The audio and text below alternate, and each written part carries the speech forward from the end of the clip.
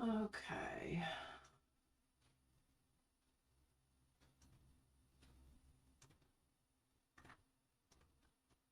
Let me see here.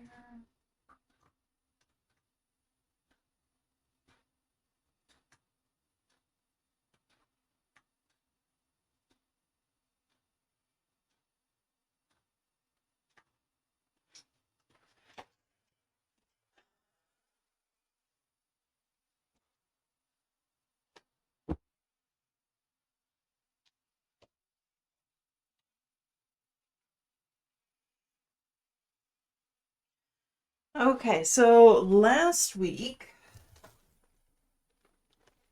I started my frog pattern.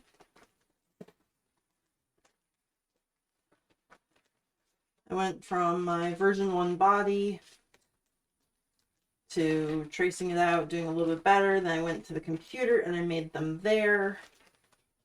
Oops, little paper guys. My originals.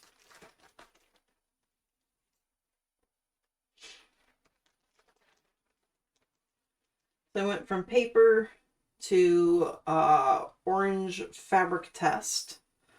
And I did the 2 of those, just top and bottom, to see if like a sandwich look would work. It didn't. So I did do the top as the 2 pieces. And then I took them to my computer and actually drew them out on Inkscape to make sure that the lines were good. And they're basically about the same shape. The only thing that really changed is my seam allowance was a little off. So I went through and actually gave it the proper seam allowance. I was off by, that's about 1/8 of an inch in places. But in general, they, oops, but is there. So they kept about the same shape overall. So I was just off a little bit on my seam allowances on that actual pattern there. So I did like that, and that turned out nicely. I did add a couple of alignment marks onto the pattern there. So I've got my midline for the belly, and I put the alignment marks for the center of the back. Hi Panda, how are you doing? I'm good. I am going to be working on a bunch of frogs today. The pattern is finalized. I'm feeling confident enough in the pattern that I actually went through and glued 2 pieces of cardstock together for it. So this will be very durable. It's going to last a while. If I'm not confident about a pattern, I'll usually print it out on just a piece of scrap paper first and then test that out and modify from there. But everything went really well with this frog, so I just went straight to the final pattern pieces. Kind of got them good to go. I did forget to put the alignment marks on there, and I did cut out pieces for the feet just in case. But I'm gonna have my embroidery machine make the feet. So what I did over the weekend is I made a couple of embroidery files. I tried to make one on stream on Thursday, but that didn't really work out in terms of my computer was trying to die. Does not like streaming and doing embroidery all at once. So over the weekend, while just sitting around watching television shows, I did make a couple of designs, and then I printed them out. I made them very nice and small with a couple of instructions for myself on how to actually stitch them out. So this will be my plan for today. I'm going to actually try and make some of these frogs. So the original frog that I was making, the one that I was doing on Thursday, was just a plain old frog. But I then went and made some kind of funky patterns and everything. So I think I'm going to make some poison dart frogs as well, just out of some crazy colors. So the very first one I'm going to do just to test is that frog toad with some of these colors here. And so that will just be a regular normal frog or toad, and then from there I'll make some funky colored ones. And I know this one here is probably closest to like toad color, but I'm kind of liking these two, and I might want to do this. I'm thinking maybe an all green body, but then there's going to be like this wiggly shape on the back of it. And I think I'm going to do a dark green wiggly shape there. So I'm probably going to start with those two. And if I don't like them, I'll move on and I'll use this like muted, I don't even know what this is, like camo type green. Yeah, I don't actually know what the name of this one is. Never got that one. And then I think this bright lime, which is actually called Dark Lime. That is the name of it from Shannon Minky, Dark Lime. I think I'm going to use this for one of my poison dart frogs. I spent a really long time over the weekend looking up pictures of poison dart frogs and just being like, these are all gorgeous. I want to make them all. But I did try and pick some that had slightly easier to make designs. So this one here, which is almost invisible when it printed out for whatever reason, that one is green and black, where it's going to have like green spots with black in between them all. So I think I'm going to do this one with this lime green and black just to make it really, really stand out. So that'll be interesting there. But I'm going to start with these two. And I'm going to do the top half of the embroidery first. The feet, I actually have that set up rather than doing just the feet for one frog. I have that set up for doing 3 frogs at once. It doesn't waste as much fabric that way because I was able to squish them all together. So I'm going to do the body, and if the body works out, I'm very confident with the feet, so I'm just going to make the full body, then I'll make a whole bunch of feet, and I'll have some extra feet to make more copies of that frog. So I'll make like 3 of that frog there. So these greens are going to go away for now, and I'm going to work with my emerald and my Kelly green there.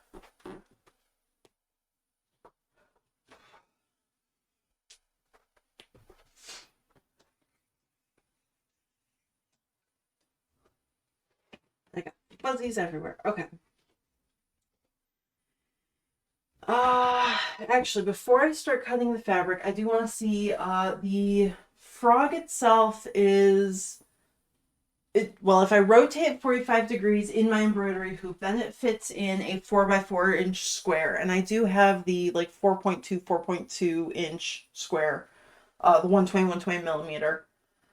So I don't really want to rotate the bodies. I didn't design the file that way. So I think I'm going to have to use my 240-150 hoop, which is just slightly bigger. That one is 6x8 or thereabouts. So I'm going to check and see if that's the hoop that it needs.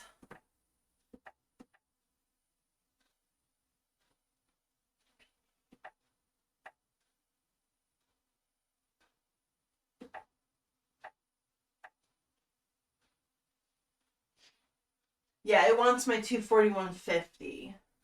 So I think what I'm going to do, this my hoop here,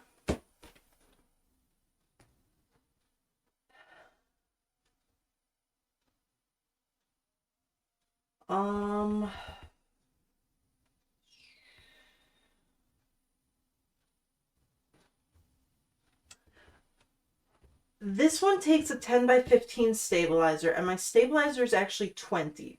So what I do normally is, instead of cutting like 10 inches by 20 and then I only need the 15, I actually turn it this way. I cut it 15 and then in half, so I get the 10x15 twice out of each piece. But the frog is only a little bit bigger than this 4-inch square here, so he's not going to take up much of the hoop. It's slightly over half of the hoop, I think.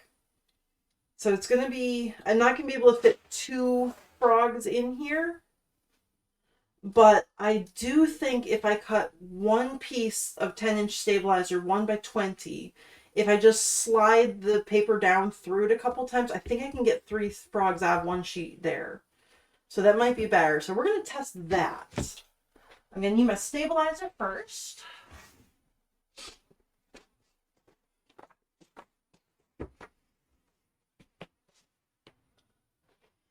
And I'm going to just cut it 10 this way rather, 10 this way rather than going 15 this way and 10 across.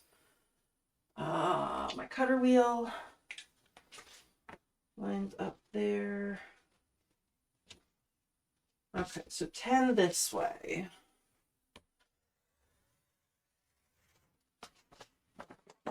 There's my stabilizer. Oh, I'm really hoping that the frog is cute.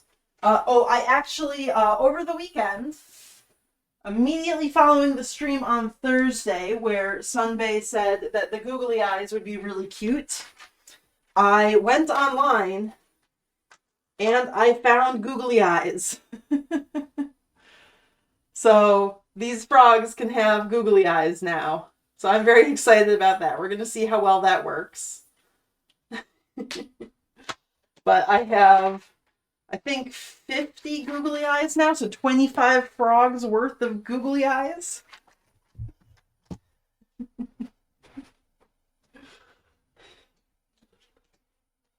So hopefully that all works. Yeah, they are huge eyes. I think they're either 15 or 18 millimeters, which 25 is an inch, so just slightly under an inch big. I was aiming for 18, but I couldn't find, I think the eyes that I had here originally were 15. So when I was testing them, I put the 15s in, but I wanted them slightly bigger, so those were the 18s. Okay.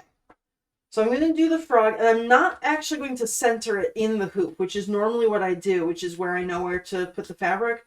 So the first thing I actually have to do is stitch out just a square in the hoop to let me know where the fabric goes. So I'm going to set up my embroidery machine to do that.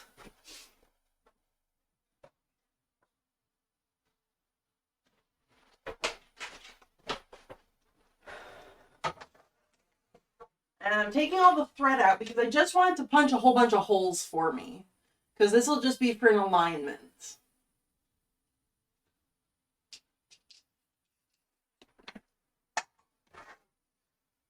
And I want to move him down to the bottom of the hoop.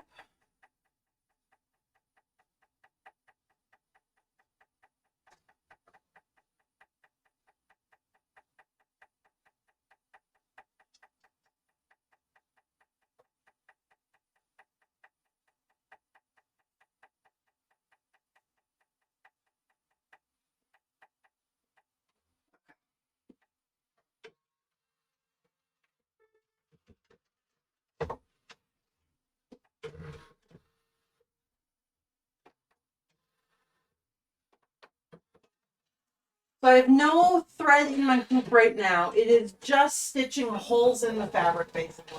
Or in the paper there.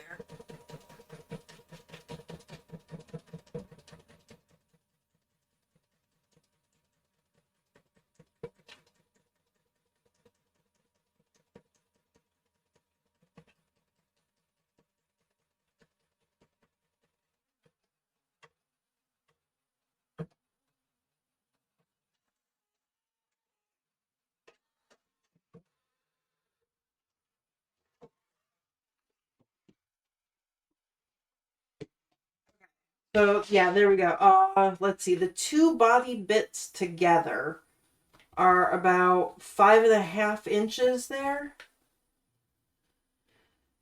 So yeah, I might be able to do this one here, move the paper down, do the second frog here, move the paper down, do the third frog there. It's gonna be close though, so we'll see. We'll see how well that works out. But now I have, I'm not sure if it's visible, but there are a whole bunch of little holes punched into the paper there. Those are the alignment marks so that I know where to put my fabric. Instead of lining it up in the hoop, I'm going to line it up to cover all those little dots. So this one I need 6x6 in green. So I'm going to do my body, the base of this little guy is going to be my Kelly green.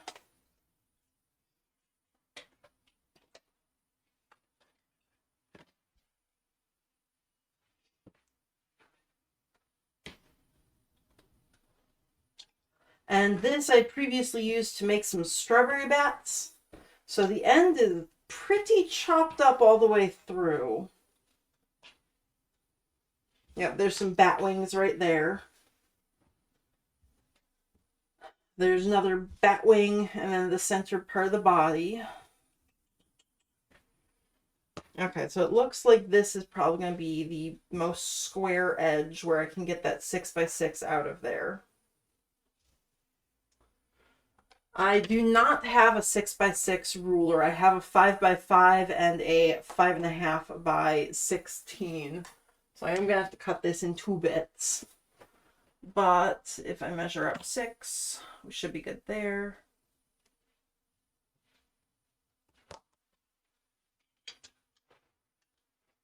Slicey right there. And then move this guy temporarily out of the way. I again don't want to use this last little bit here on the fabric because that is the selvage edge that is gross and just kind of chopped up and chunked up there. So I'm measuring my 6 is actually right here off of there. And then when I line up the fabric, I'll just make sure that I'm not lining it up on that edge. I'll line up this edge first. There we go.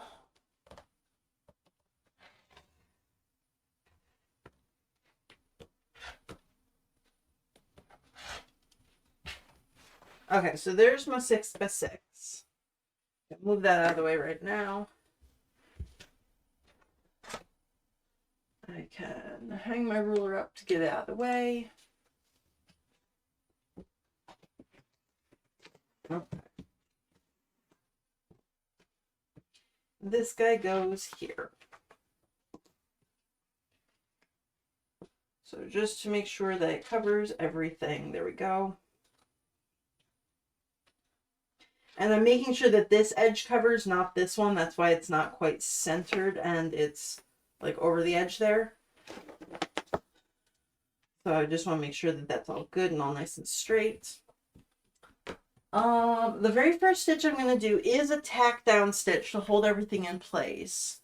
But I think I want a little bit of tape anyways, just to hold everybody down. So I am going to do that. Just got my blue painter's tape, also from a hardware store. And I'm going to just hold down a couple of these edges.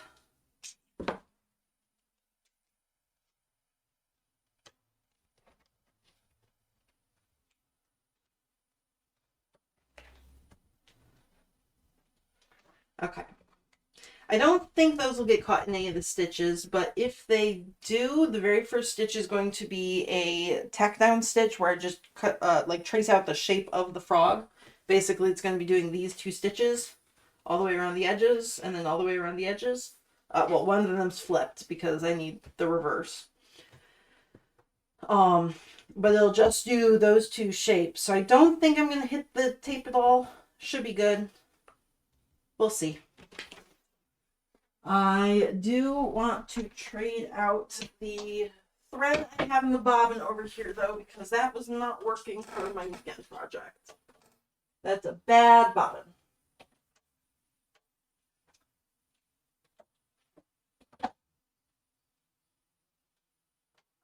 That one was giving me problems, too, so I'm not going to use that one. That one I need to refill onto a new one. Oof. No good filled bobbins. I'm going to have to fill some new bobbins. But we'll see how this one goes.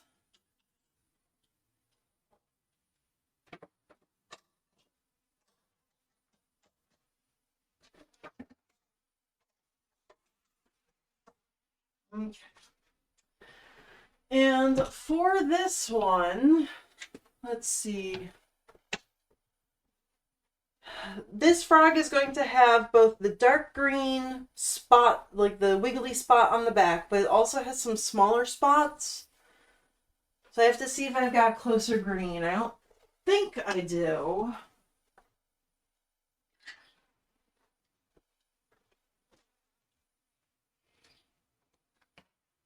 Ooh, that one's my best one. That's one I have the least amount of as well, of course. Let me see. Nothing in the new haul. Nope. I did buy a bunch of thread this past weekend. These are all for other upcoming projects. The stitch that I'll be making off camera, and then the little robot. Got some colors in there for him. So those are all new ones that need to go onto my fabric tree.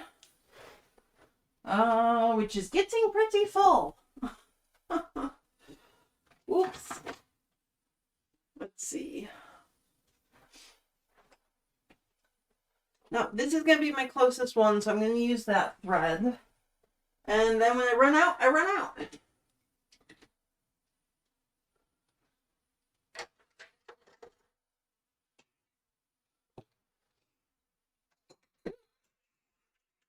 Throwing the thread cap around.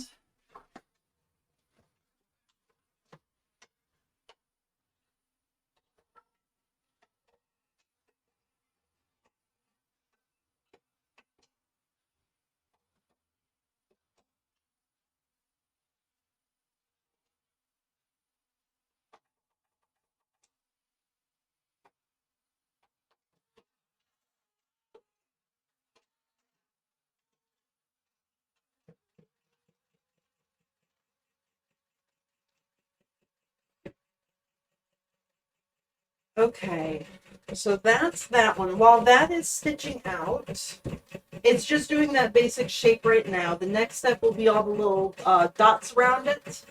So I'll be doing the dots.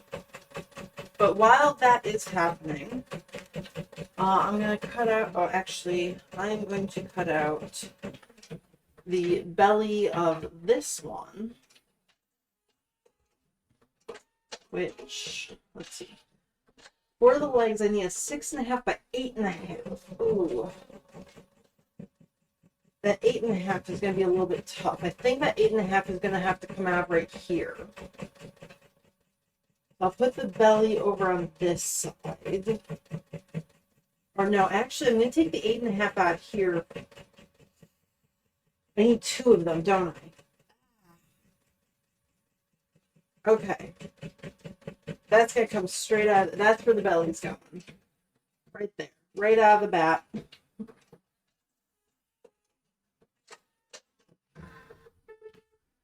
And then I'm going to cut this guy out.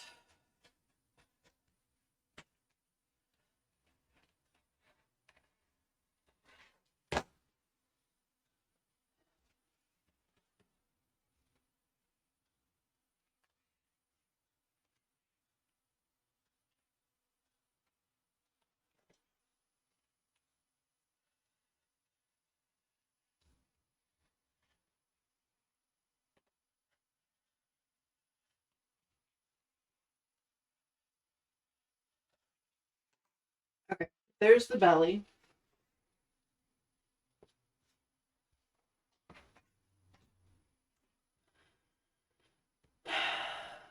I need to put down some stabilizer now and do all the little dots on the embroidery machine. I do have a leftover bit of stabilizer from a different project, so I'm just using that one.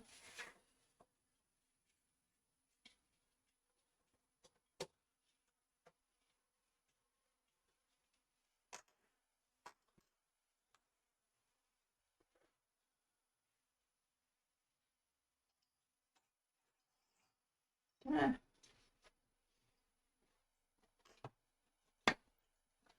So I am taping up the top corners of this just to keep it all in place so it doesn't go sliding around. And then the bottom, I'm going to flip. There we go. So now I've got my stabilizer, my water-soluble stabilizer up on top. So now those stitches will stay on top of the fabric, and my thread's being a pain.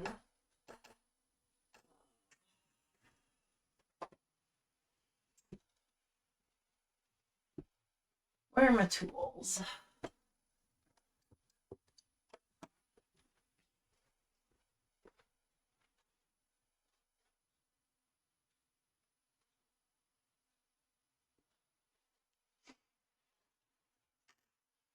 So these thread spools, the Coats and Clark ones, they have this little green thing on the top, which I'm not really sure the purpose. It rotates. So it might be that you can set it on there and it rotates there, or it might be that you can take the thread and actually like wind it in there to keep it from unraveling. What I've found though is that the thread just tends to get stuck on them once the spools get down lower. So I've just been going through and peeling these green things back out. Like just removing them entirely. So half of my Coats and Clark thread still has the little green tops on them. Half of it does not. There we go. Yeah, so it doesn't look as nice, but the thread doesn't get trapped in it. So that's the better thing. More important. Okay. Got your tail there. Oh.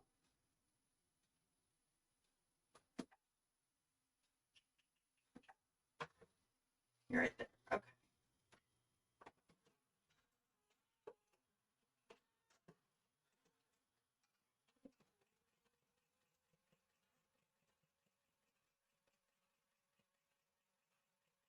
And now that is going to put a whole bunch of dots down while I try and figure out where I should cut the fabric from.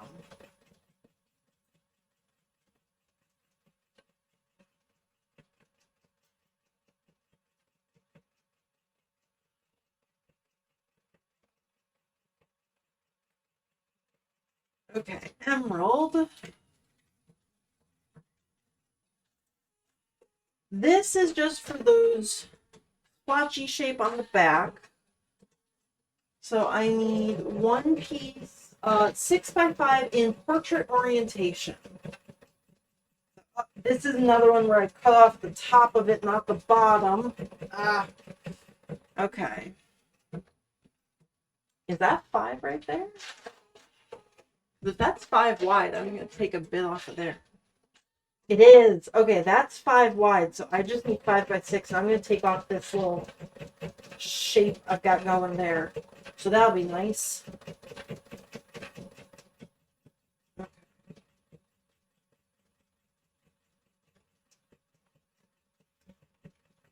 Can't save those bits. Those are too small.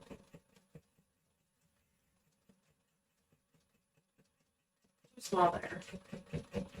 And this one is long enough, so I'm going to swap out my rulers now. Get this. 6 tall, 5 wide.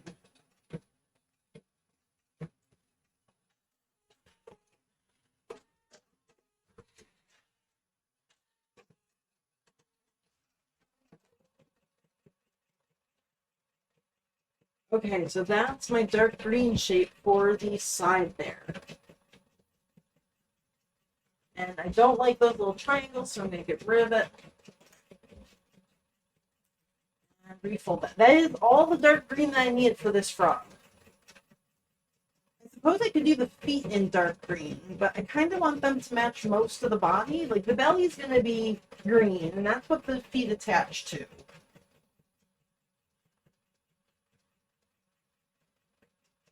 So it's a possibility. Some of the frogs I'm thinking of making, the poison dart frogs I'm thinking of making, those ones have different colored feet and legs and bodies. I think my favorite frog that I found over the weekend is the strawberry poison dart frog. It is just a bright red body with little blue legs. So, love that one. Not super intense though. I do want to try all my embroidery designs first, and then if the embroidery designs work, then I'll make some that don't require the embroidery, like the strawberry frog. Although I was contemplating putting like little seeds on him, like making him into an actual strawberry. That will be, I think, my next generation of frogs. Okay, emerald. Still have about a half yard. That didn't reduce me down below a half yard, so I'm going to just say size is still the same, and I'm going to put this away.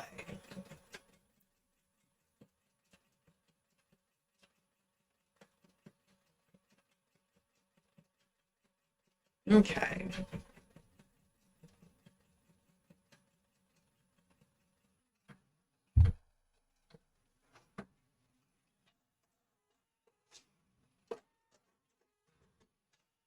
Now I need the feet. And this is going to be enough for 3 frogs. Yeah, because the original, like a single frog would only take up about that much fabric times 2, top and bottom. So I'm going to do triple that. Let's see, it needs to be 6.5 tall, 8.5 wide. So 8.5, measuring off of the edge there, brings me to right about there. So, oop, I don't want to cut the top. That would have been too short. Oop, oop, oop, oop.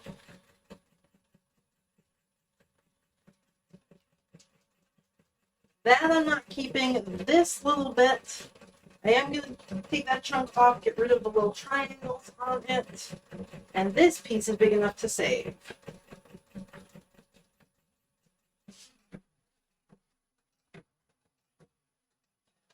Okay, and it needs to be 6.5 tall. So that'll be to there.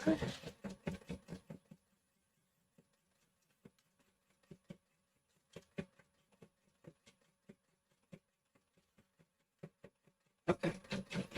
So that's enough for the fronts of 3. Why is my machine sounding weird? Don't be weird. Okay.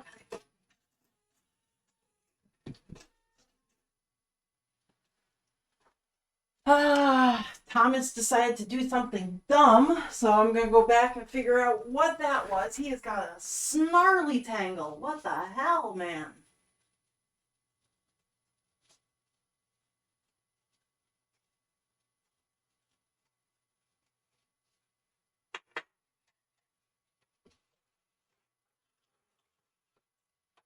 Trim your lower thread there. Let's get you out.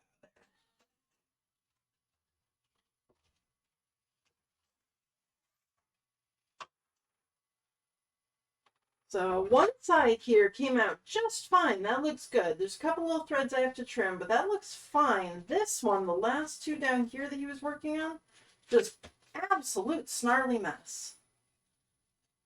So we're going to get rid of those entirely. Like, what the hell were you doing?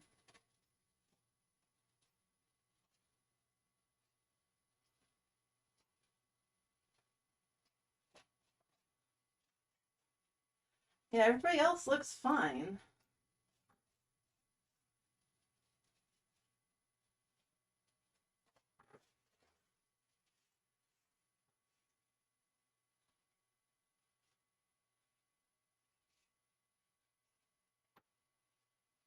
Those 2, nasty, nasty stitching.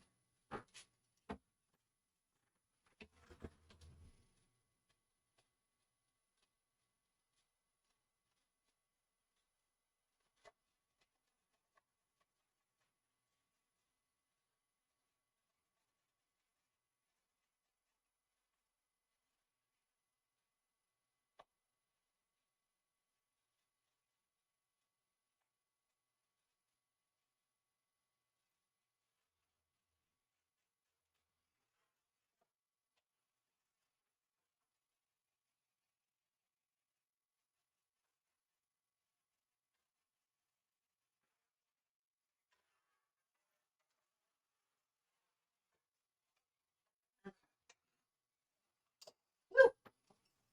But, but,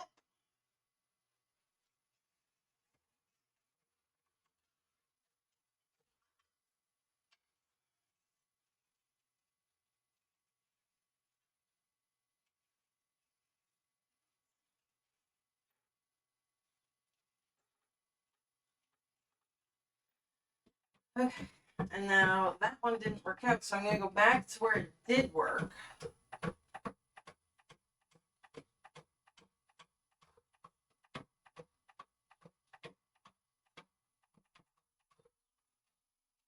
We're going to just redo those 2 that messed up entirely over again.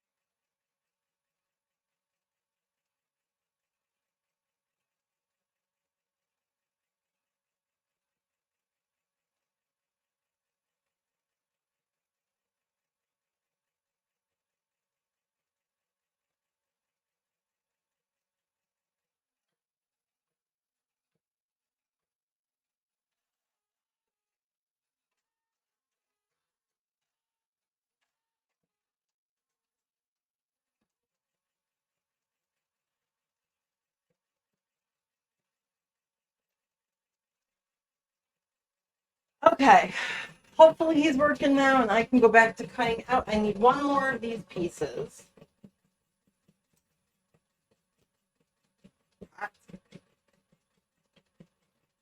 And I don't really want to cut it out of right here because that will basically make that part completely useless. So I do want to go around to somewhere else that's fairly flat. Let me see.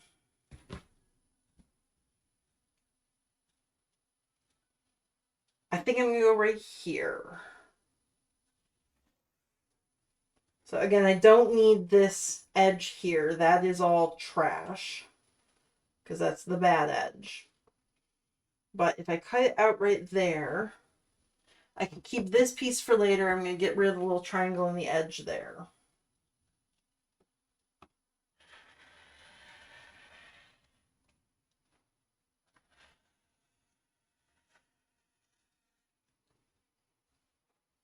Yeah, getting rid of that little guy. That's not big enough to keep.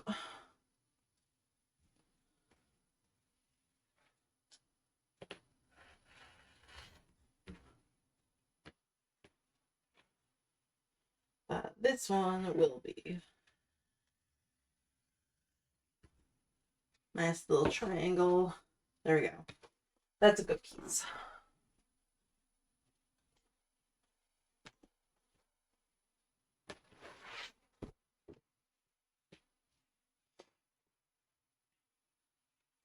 So those will be my feet. There's my belly. And now the spots are done. So the next thing on Froggo's list is the dark green applique. So that'll just go right in the center of him. Oh, enjoy your dinner!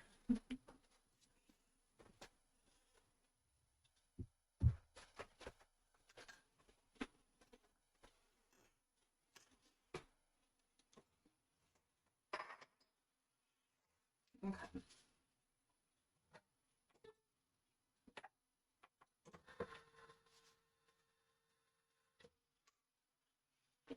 Okay.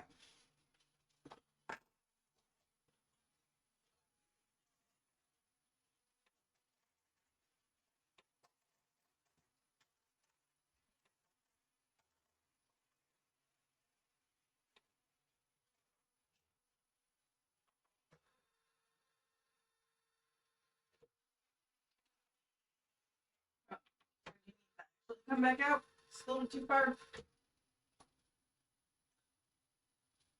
There we go. And I'm going to steal my blue tape off of the edges there because that one is now held down. It's not going anywhere. I'm going to steal my blue tape and put it on my dark green fabric. Just to kind of hold that guy down in place a bit.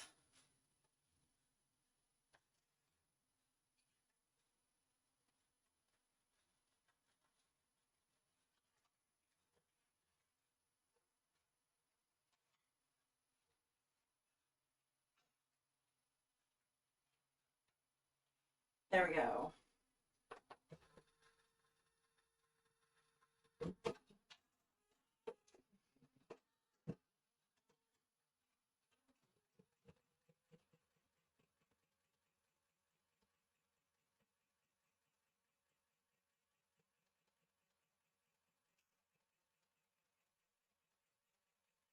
Okay, now I'm going to refold up my green fabric. Even if this guy works out, and I made enough feet for 3 different frogs, I'm only going to make one of him today because I do want to test out all my embroidery files, and I think I made like 6 different designs. Let's see. 1, 2, 3, 4. I made 6 different designs, so I want to make 6 different frogs before I make any duplicates there. And then I do have plans for 3 more frogs that do not actually have any embroidery. So I can just cut those fabrics out while some of these are going to take a while to embroider. So while that is happening, I can cut out the fabric for the 3 with no embroidery on them.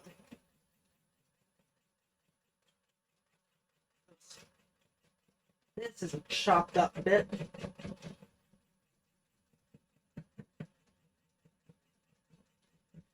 my best wrapping there.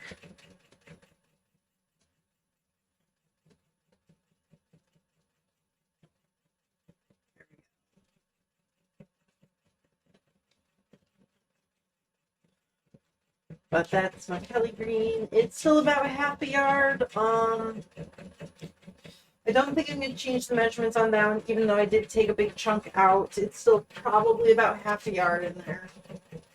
That can go away.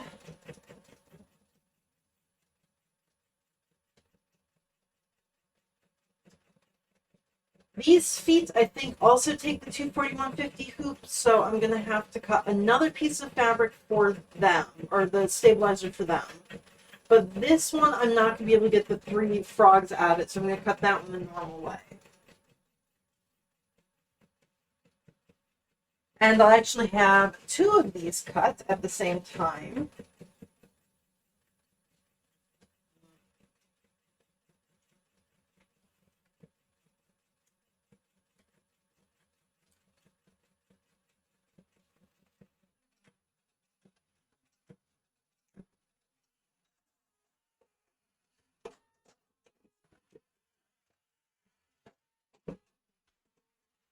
Yep, so that is cut 15, and I'm going to cut in half to get my 2 10s.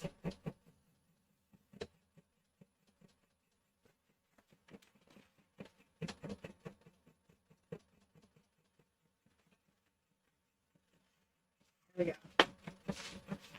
So that'll be for the feet.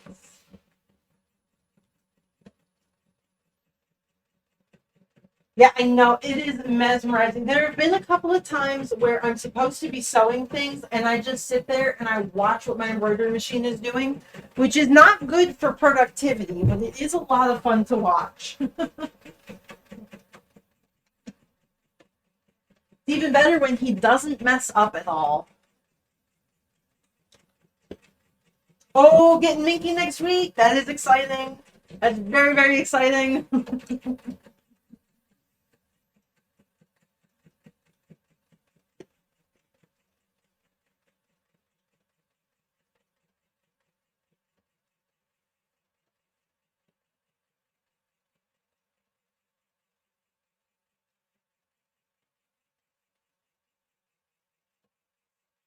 Okay. That was my frog and toad. I think I'm going to go across to the yellow splotchy frog. No, actually, I'm going to go to the spotted jack frog, this one here.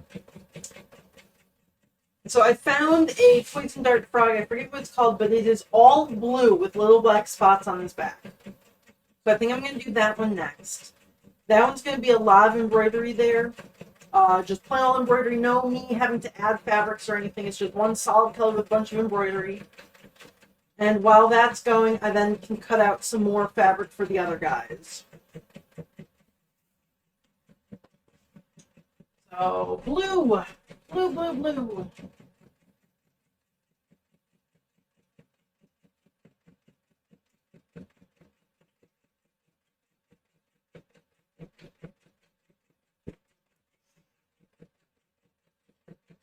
Let me... Over to my computer, I have to find my frog file. Frog pictures. Finish the Froggo pictures. Okay. Yeah, I like that color for him. And then his belly and legs are actually a darker blue. So maybe I'll do those colors there. Really dark navy and my royal blue there. I could also do the azure blue with the royal blue. Is that royal? Yeah, royal blue on top for his legs. Actually, I do have a couple of these guys, these frogs already. I'm gonna have dark blue, I think, dark navy feet on this guy.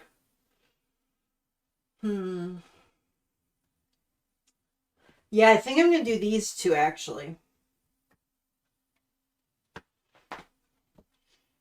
So his body will be this color, and then his belly and his feet will be this color. I'm just looking over at my little frog picture on my screen, and there's a bunch of different ones. Like they had, there's no consensus on their color. They're all different, slightly shades of different blues. But I think I want to do these two together. Yeah, so this midnight goes away. Or navy, that's navy. I don't have a midnight blue. I've got ink and navy. Put that one and that one there. That'll be my blue frog. But this guy is done. Oh, you didn't cut your thread.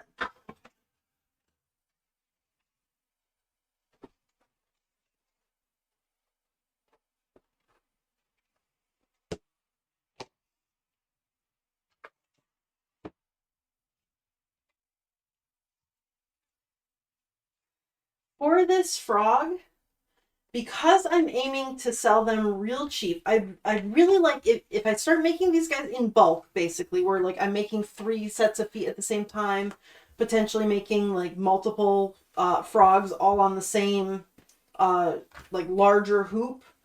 I want each of these frogs to take me less than an hour each. So it's going to be slower because I'm on stream and like talking through my process rather than just doing it.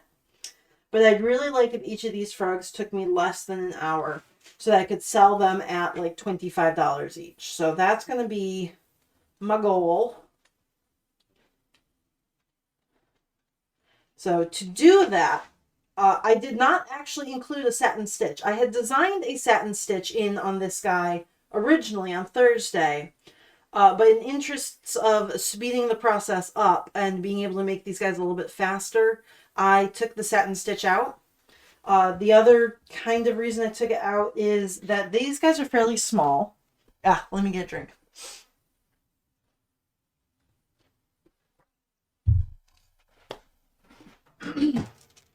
Okay. So these frogs are really small, and adding in that satin stitch really like kind of bulks them up. It makes it a lot more stiff and sturdy. So they didn't have like, they won't have quite as much of a bend to them anymore. And I do want them to be very nice and little round guys. So I'm going to try this out, and I think this is going to work. I made a very, very tiny stitch. It's slightly less than 1 millimeter each stitch. So very, very close together. And a triple stitch. So every stitch actually has 3 needle points down in the same location. So I think that's going to be enough to hold this guy together.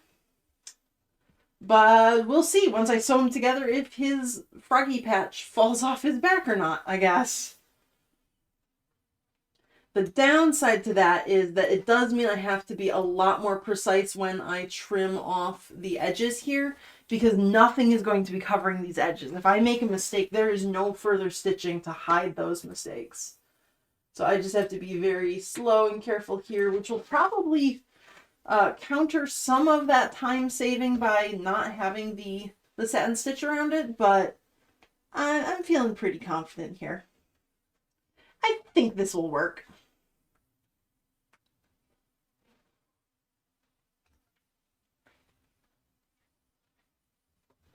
Let's see, yeah, that's not very clean in there. That's fine, now I'm going to clean that up a little bit later. So I'm cutting him out in the hoop. This other side, I'm actually going to take the fabric out and then trim around it because I just want to see which one's easier. Normally, because I'm doing that satin stitch on top of things, I have to leave it in the hoop because I'm going to put it back in my machine afterwards. I don't know if it would be easier to remove it or not. So I'm going to do one of each and just test.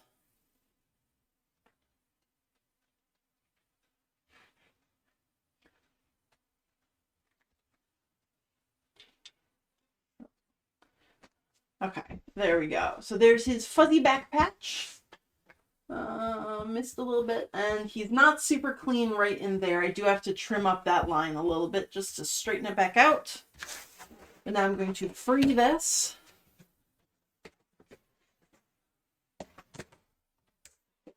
back together. Bring him out here. And let's see. Whoop, whoop, whoop, whoop, whoop, whoop.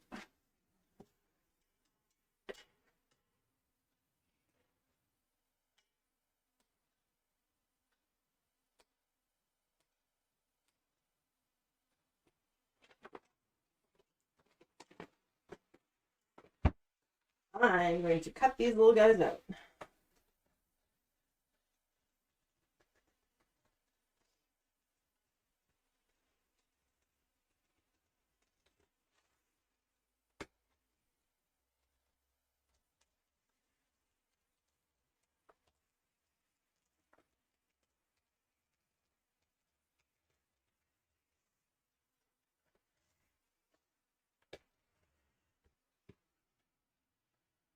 Okay, there we go. So doing it this way in the embroidery hoop does waste a bit more fabric than if I just cut them out myself. You do need to have the edge on that fabric all the way around, otherwise it kind of gets caught up and doesn't quite stay in place all that well. So it's a little bit more wasteful to put them through the embroidery machine, but I also couldn't do like these spots by hand very easily at all. I could do a very close zigzag to try and get a shape like that, but it would not be the same. That kind of embroidery is just not really sewing machine doable. It's got to be on an embroidery machine.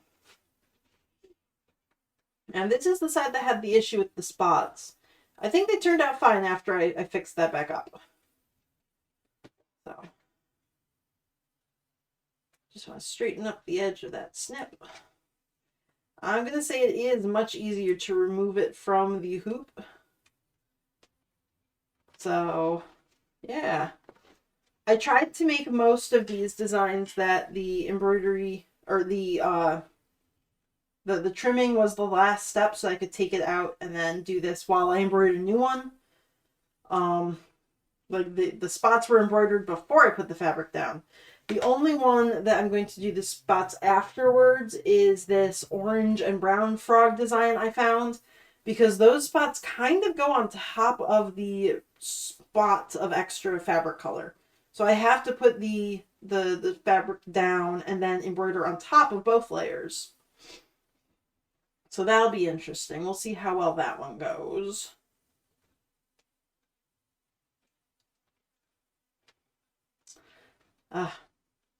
Not left-handed. Can't cut out this way, but that's really the way I want to go because that's the direction the fabric lays down. Right now I'm going against the fabric, and I really don't want to cut that green underneath again because like I'm not putting another fabric. I'm not putting any more thread down to hold it in place afterwards. If I make a mistake, it will be visible. Yeah, the sewing machine does some really nice magic for me. Until he messes up. And that's I actually got a question from somebody who wants to commission me where I said like, oh, this is mostly done on the embroidery machine, and they were like, well, then why are you charging me for it, like if your machine does all the work? And it's because I had to design the thing that goes into the machine, and then I can't just walk away from the machine like this time where those two spots messed up and I could hear the machine making errors behind my back. You have to kind of stay and babysit them and fix up issues there. So it is something that I'm still working, and I can't always do something else while that machine is running.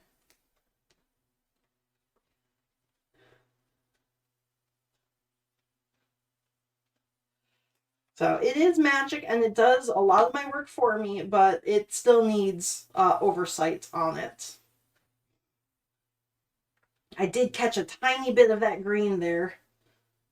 She's got a tiny bald spot now there, but I don't think it's super visible. Yeah, it'll be fine. It'll all be fine. Frogs aren't fuzzy anyways, it's fine.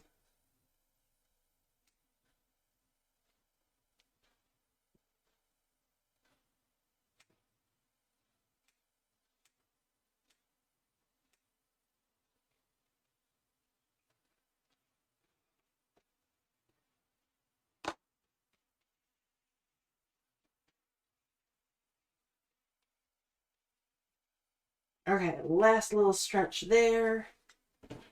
Oh.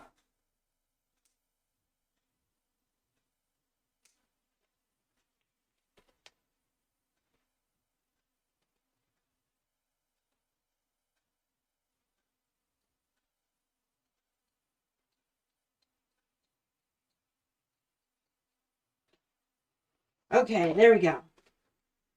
Whew.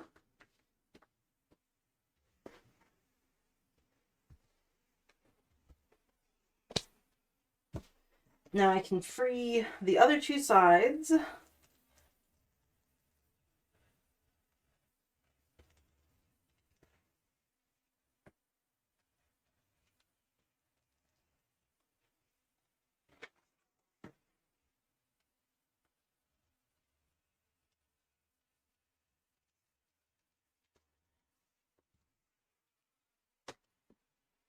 Okay.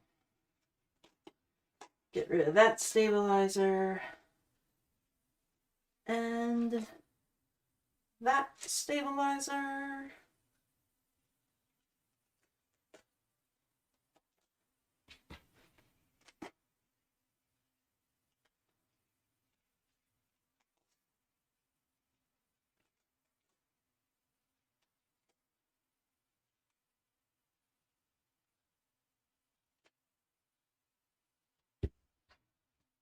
Okay.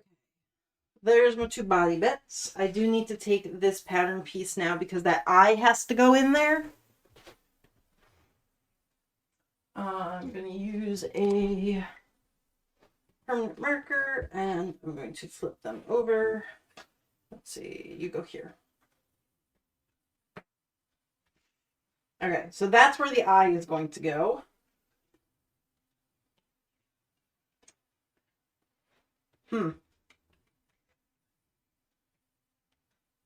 Yes, like that. Like that. Okay.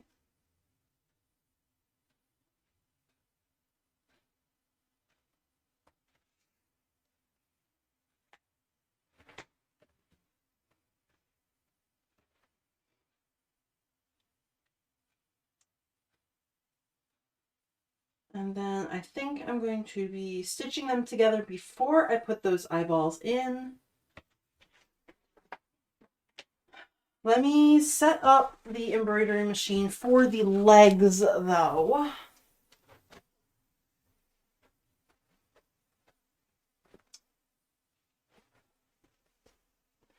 Move the sides out of the way, move that out of the way. Everything else there, the bottom for the belly. Hang up my tools.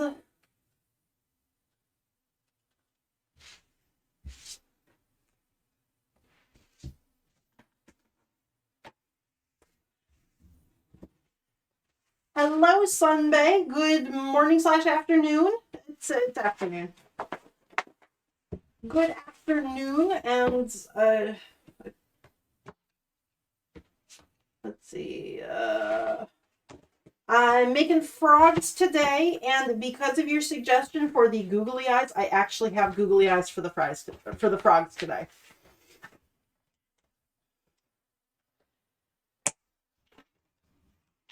Ooh, you paint, Killer Panda? That's amazing. I have tried to paint a couple of times. I'm good at like digital art because it has Control Z. I don't have the patience or the perfection to do actual paint. I make a mistake and I get frustrated. I can't undo it, and I can't wait to fix it, kind of thing. I don't have the patience required for painting.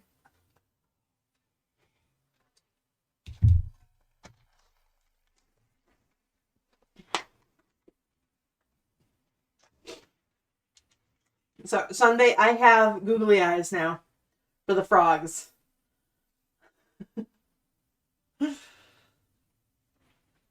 So this frog here is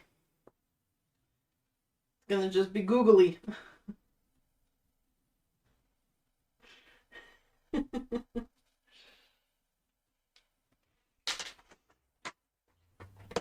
Sunday, you made the emotes.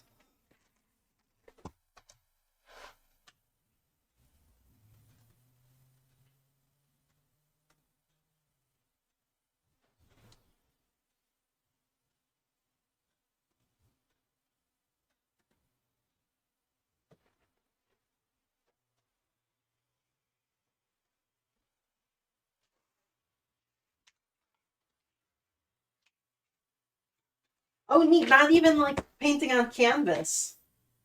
That's really cool. I definitely do not have the patience for paint though. This needs to go out of the way. This is going to temporarily go out of the way.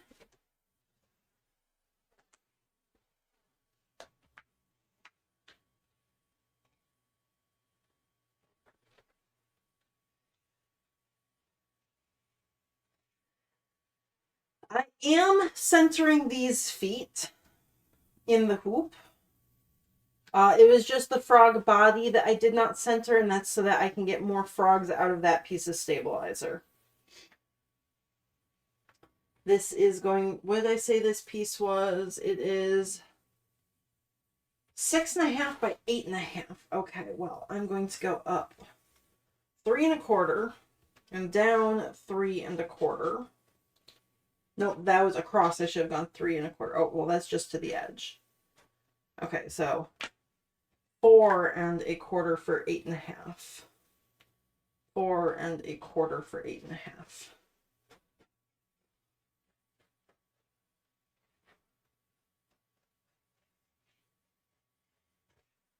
There we go. And the toes are all going that way, so the fabric brushes that way.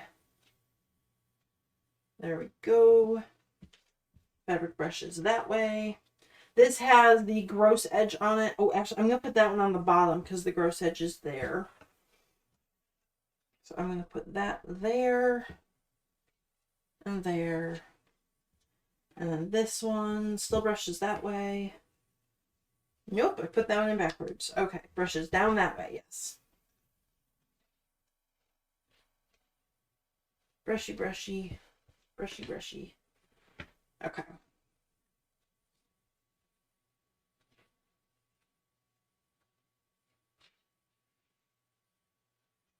There we go.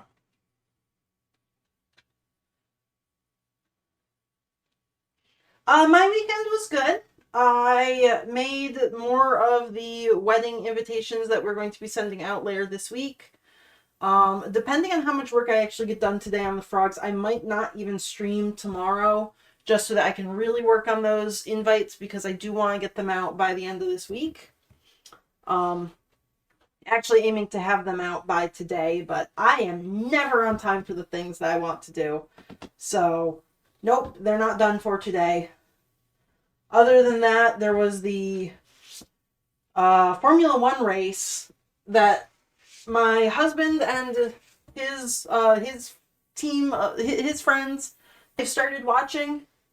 So I kind of watched that one as well. So I watched Speedy Cars. That was fun.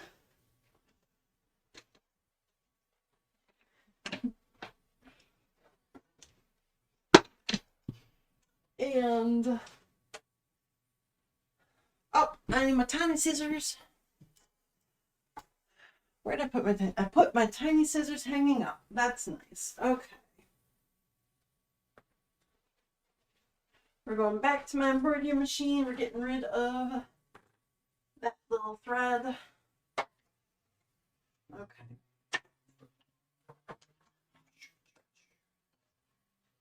Oh, actually, can't attach that quite yet because I need to go back and get the other file. So, feet. Tiny feet. Centered go.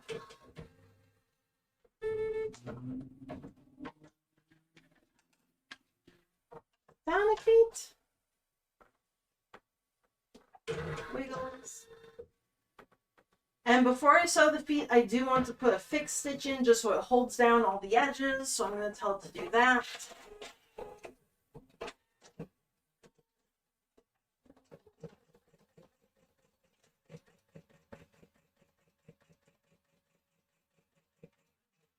Pause for a minute there.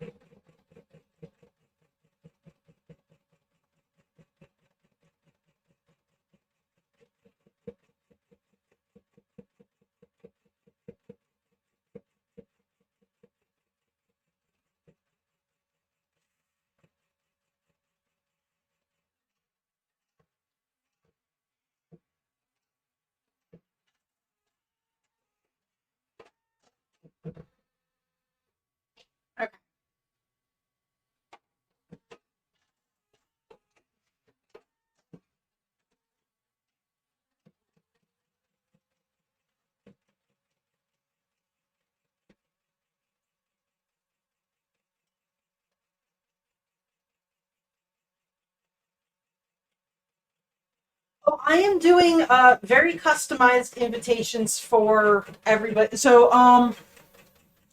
I like creating things.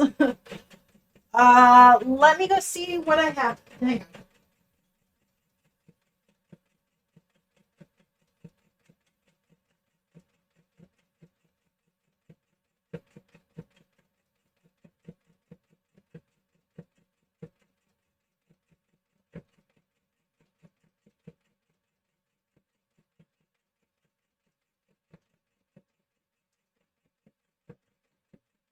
So without doxing myself, because all my information is on these things, for my wedding invites, what we are doing is I have basically information on this sheet, which I'm not flipping over because that has actual information on it, and then like a red card. And so we're just centering and taping those in place there. So it's kind of that multi-layered look there. And then our actual invite is kind of movie themed. Me and my husband met because of movies, so it's kind of our thing. We watch a lot of movies. So all of the information, like you're invited to the wedding, is there, and then on the back is further information. So I cut all of these out on a Cricut cutting machine, had to cut all of these guys, and then we are custom printing everything here, and it's kind of like going to be, it's yeah, each invitation is somewhat unique to like how many people you're going to be inviting and what family is coming with you. And then I'm writing in names and everything. So we've gotten all of these pieces made. Now we just have to do all the taping and putting together and writing people's names out. And I think we're sending out about 80 of these.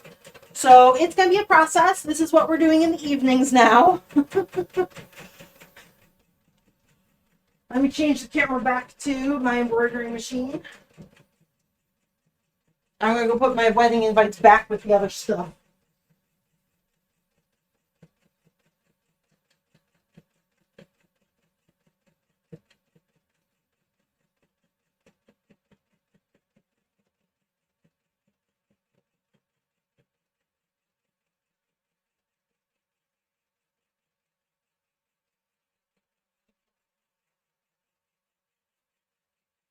Yeah, those were the only blank things I had left, and because we used up basically all of our supplies. I cut exactly how many we needed.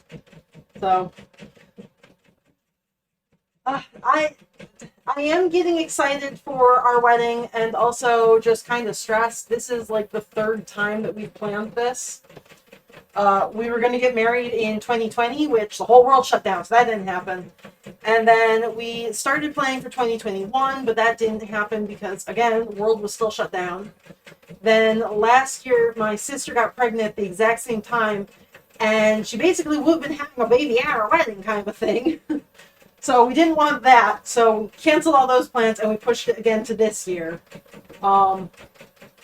So it's stressful in planning the same thing 3 times. But I am very excited that it's actually happening now. So I will be streaming. Well, so I'm also making my own wedding dress because that's something I want to do. And I made a dress for 2020.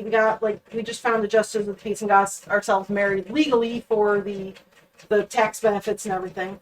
But we didn't have like an actual wedding where all the family gets together. So I'm remaking my dress because I got a little bit chunky over COVID. So I'm gonna make a new dress, and we're making all of our wedding invites. So I am really like I like all of this stuff, but I will probably this month, because I'm gonna be working on my dress now. I might have to rethink how many days I stream.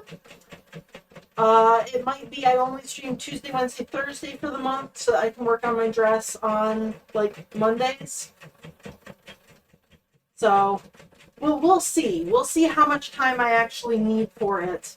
But I do want to make it this month so that I'm not rushing right at the end. Okay, this is going to be... I'm going to cut this fabric while all those little toes are being made over there. Or down there. Or up there. Wherever. I don't know where my cameras are right now.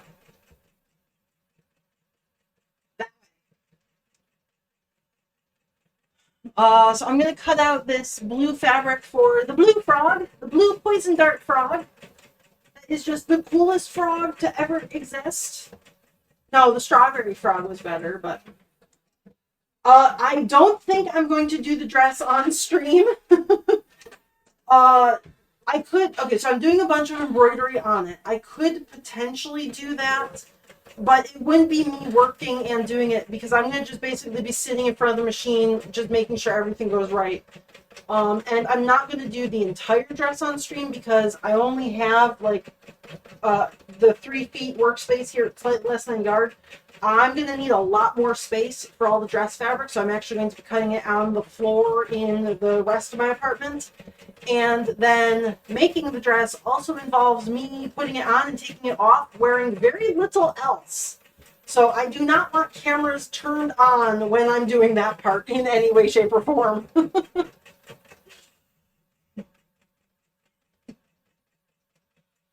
The embroidery for it, I could probably do that, though. It's going to just have like a spirally scroll work kind of design all the way down the back to the train. It's one embroidery piece that takes like 16 different hoops and lining it up and everything. So it takes a lot of concentration. I probably won't be doing a lot of chatting or like looking over a chat at all. If I do that on stream, just because I really don't want to mess up like my wedding dress. But that would be a part that I could do. Not so much the rest of the construction, though. For the body, this is just the top part. This, it's covered over. Spotted Black Frog 6x6. So I'm going to do that this way. Whoop, flip it. There we go. 6x6. Again, I'm ignoring the icky side. Oops, I think I just ran out of thread.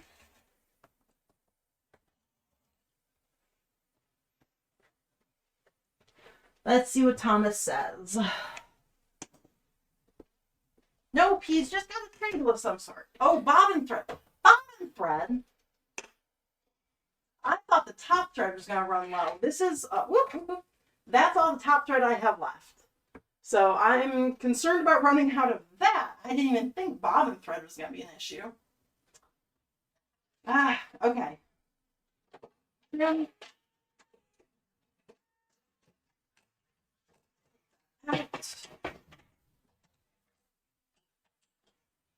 Well, he's not wrong. It's gone. Okay. I had that much. Let's see. That much bobbin thread left. He was not wrong about it being very low. But the only bobbin thread I have left right now is this one, and that one bent my bobbin. So I need to put that one on a different bobbin. The purple one that's on is just broken. So let me rewind that real fast. Try that again.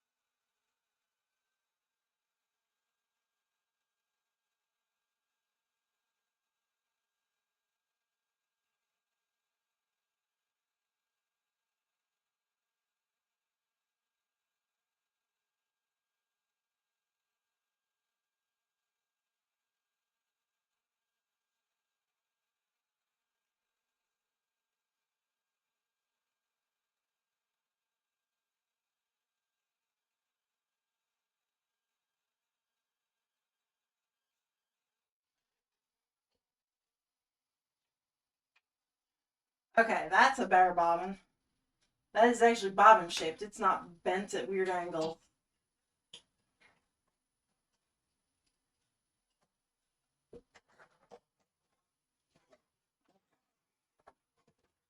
Now, because he ended in the middle of a line, I do want to go back and kind of go over that line again, just to make sure that nothing falls apart. So we are not going to move. We are going to go back a couple stitches.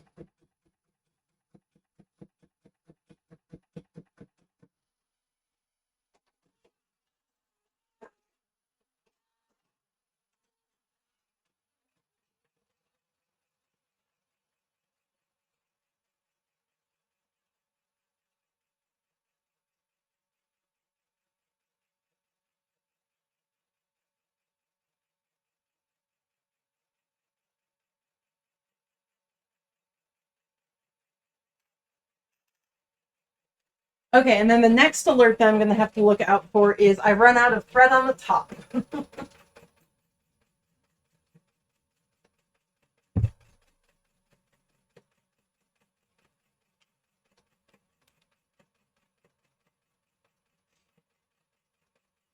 I did get some feedback on the custom plushies. So I haven't started working on them. I do want to get these frogs done just so that I have something more to put in my in-person shop. My local in-person shop down where I live. So I'm going to be focusing on frogs until I get some frogs made. So hopefully I'm aiming for a total of 10 frogs. So that's what I'm doing today.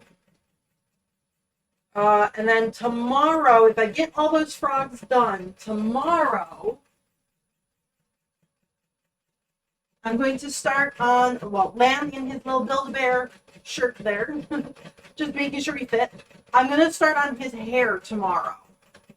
So I will have hair for this guy as my next big custom guys project. And then for the robot, which is currently buried right now, so I'm not going to pull him out. But I took some of my purple fabric and I gave it a really quick dip in the same blue dye that I was using for the Lamb's gradient for his hair. So it's slightly more blue. It's a little bit closer to the colors that it's supposed to be. So I actually have the right fabric for the robot now. The next step for the robot is going to be I have to make the cords to attach the antenna and the legs. So I will be doing that next. That may or may not be on stream just because you'll be watching me hold this little disc and just like flip thread back and forth for a couple of hours. Yeah, it's mostly on the machine because that's the more interesting thing right now. So down in the corner here, I'm just cutting out little squares of fabric. And then once that is done, I'll put that back. Once the machine's no longer doing anything interesting, then I'll be big again.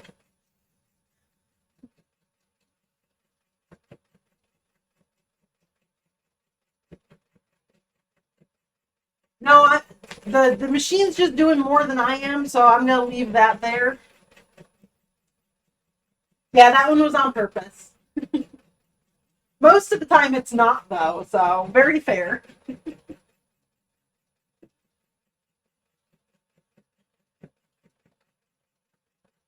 But right now, all I'm doing is cutting squares out of fabric, which is much less interesting.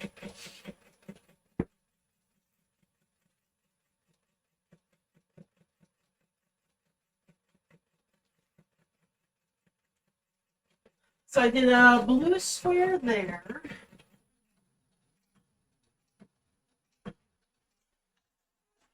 I'm going to do, let's see, 2 rectangles out of this blue. And then the belly out of this blue. I don't think I've cut anything out of here before. Let's see. I have. Ooh, what did I use this for? Interesting. What did I make that was dark blue? Actually, just unravel the whole thing. This is the 8.5 by 6.5 landscape view, so 8.5. Ah. Eh.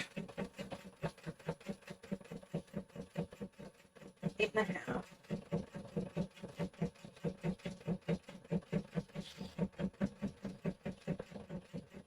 And 6.5.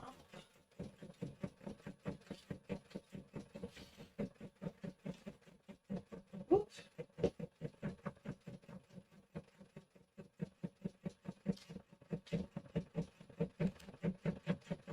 Oh, I am running very low on thread on that embroidery machine right now.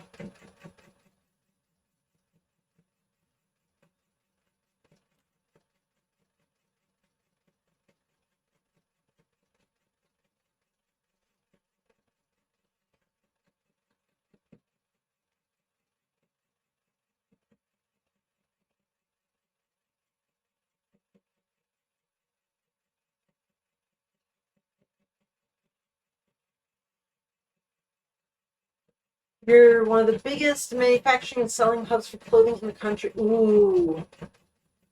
Yeah, I would love to live somewhere where there was a little bit more fabric, especially like the choices. I used to live just like a few hours away from New York City, which had some great places to buy fabric. But like you have to know where to go and shop for them.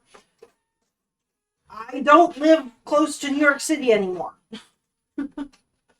And we do not have, like where I am now, we don't have a lot of fabric stores. The most that we really have are like the quilting fabric stores. So if I want to make blankets, I'm all set.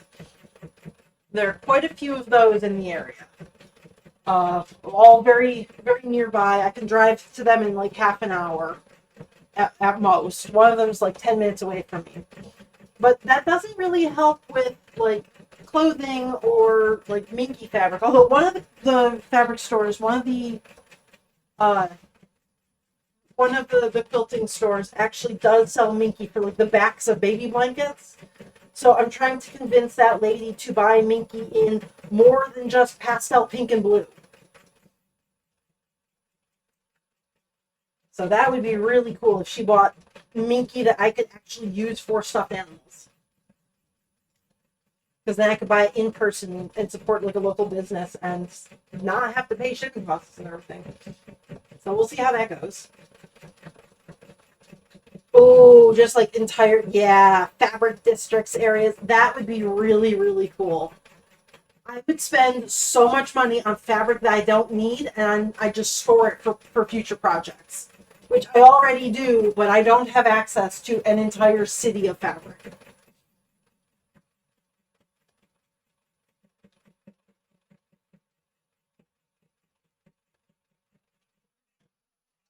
Oh, you know what? I folded this whole fabric up, but I didn't cut out the belly fabric.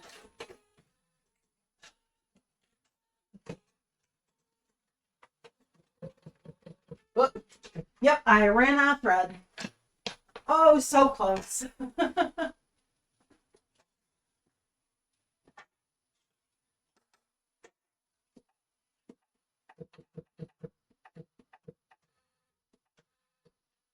Okay, so there we go there. I'm going to just use the next nearest fabric or next nearest thread I have, which is a little bit darker, but it's fine. It'll work. Hopefully you'll never even see this again. This one still does have the green top on it. I haven't taken that one off yet. It's not low enough to really cause a problem. If it causes a problem, though, that green little cap is coming out immediately.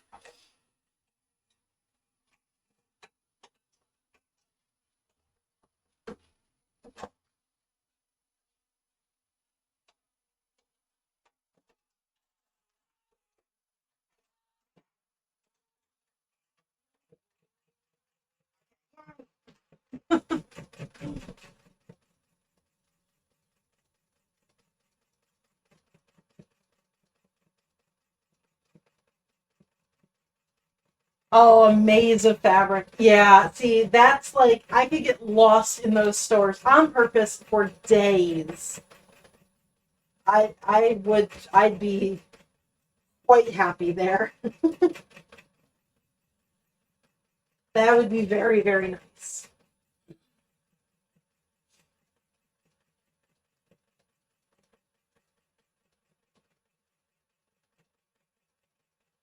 But nope, I've got very little. Most of my stuff I have to buy online, and then I hope that it feels right when I get it. Because I can't touch things online, and that makes me really sad.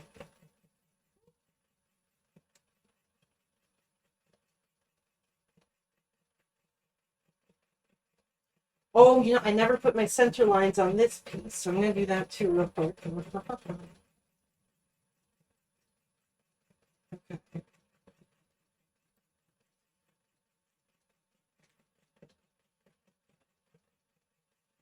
Saw one fabric and your boyfriend made you walk away. Yeah.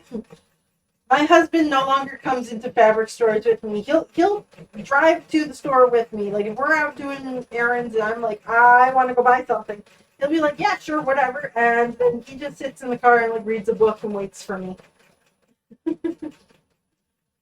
Otherwise, it's just him following me around as I touch literally everything in the store. And it does not matter if I touched it last week, I will touch it again.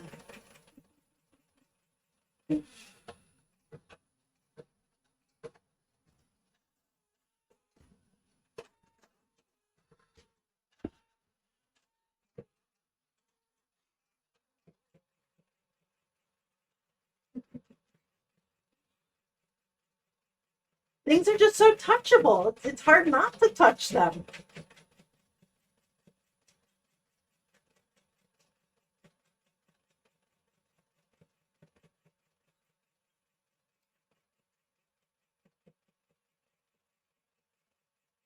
Yeah, I would very much like to live near a big enough city to have like a fabric district like that.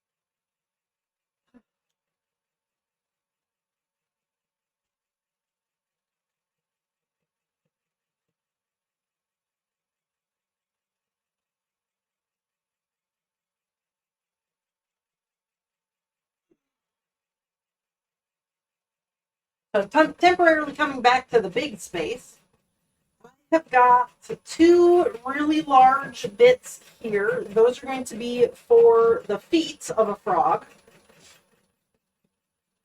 I got the belly that will match, and then the top part of the frog is going to be in this light blue. And let me move those guys out of the way. Maybe this works. That's going to be the design I'm using right there with all the tiny little spots along the back. So it's pretty much going to be, I'm just setting up my embroidery machine and letting it do its thing. I did design that file yesterday, and I did leave a little string in between each of the dots. So it's going to sew a dot and then jump to the next one without cutting the string. So hopefully that doesn't cause any issues. I think on the green frog here, where we had that issue with the two dots, it's because it tried to cut the thread and then jump. So hopefully by not cutting the thread, we avoid that issue entirely. There we go. There's the two sides. And pins. Because I'm going to pin this guy together. So, and I want to make sure that the bits line up.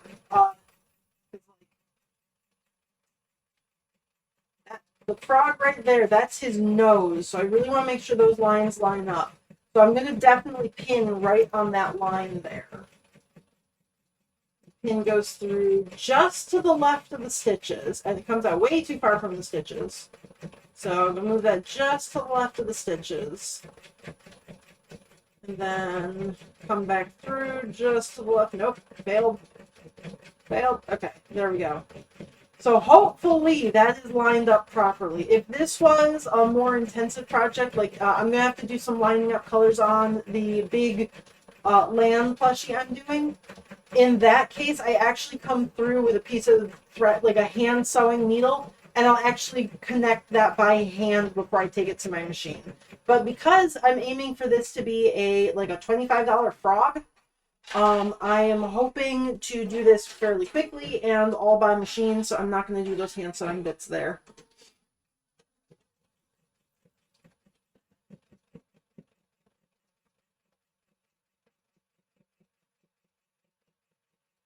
Craft stores without making your, do they have other fabric? Because that's like, wow. I know there's some craft stores that just don't do fabric at all. Because they do more like the decor rather than the making fabric things. But if they have some fabric without like making felt, especially, that one's a big one. Felt is like your all-purpose craft. Okay, he is all sewn up.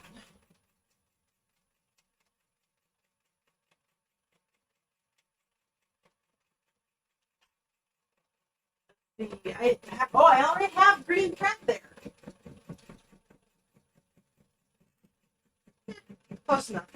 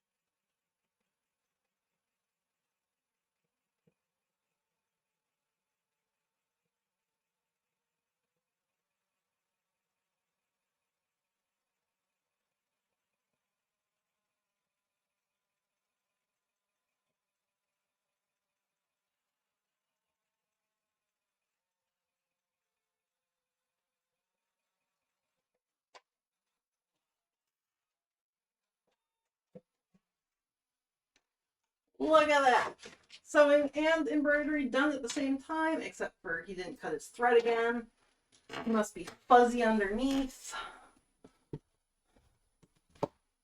Okay. And again, do not sew over your pins on a sewing machine. Do not do what I just did. That is very bad. No one should ever do that. But that lined up nicely. Whew. Okay. Yeah. That's looking pretty lined up, pretty nice there. So he's got his big splotchy shape on his back there. He's got little spots to the side. He's going to have little green feet, little green belly. Very cool. Okay, I am going to set up the blue frog to embroider. And then after that, I will come back and it is time for the googly eyes.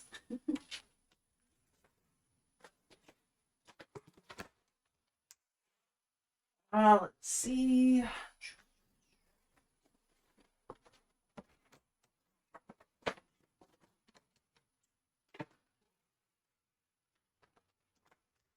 I may only be able to get 2 frogs out of this. Ah, darn. Let me see.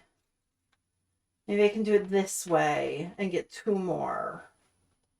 Well, we're going to see. This is another thing you should never do.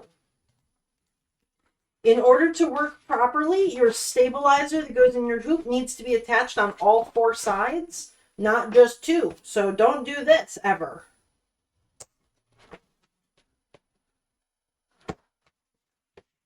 That is not stable enough to actually embroider on. Don't do this.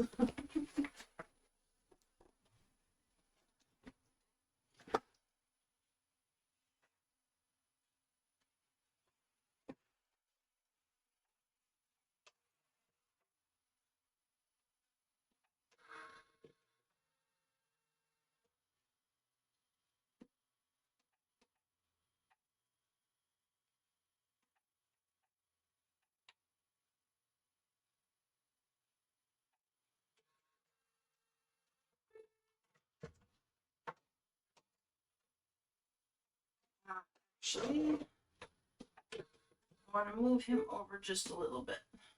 Go back. Go back. Go back.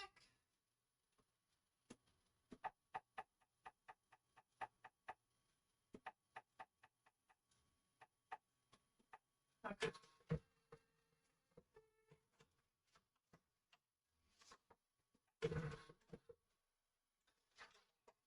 And these will be black spots.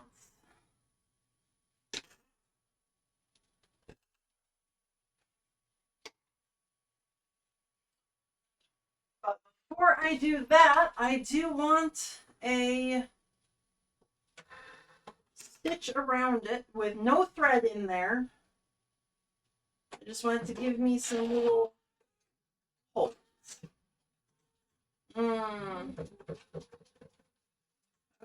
Actually, yeah, I'm not going to have enough space here for another frog regardless.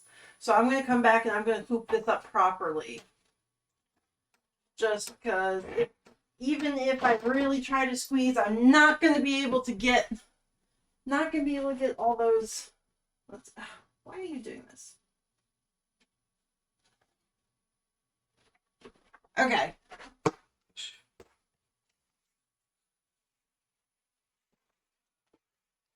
Yeah, I'm not going to be able to get more than the 2 frogs out of this piece of stabilizer, unfortunately. So that's not going to be great. Let me just do that then. Okay. So I can go back and that should be good for it. That picture, Google Maps, one of the biggest stores here without doxing yourself. Okay, I will check that. Right now, my phone is being used as a camera, so I will check that out after stream today.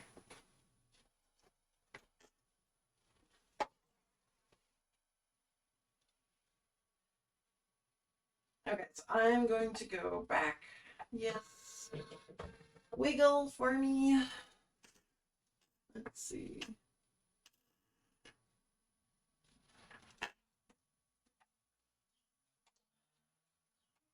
Go.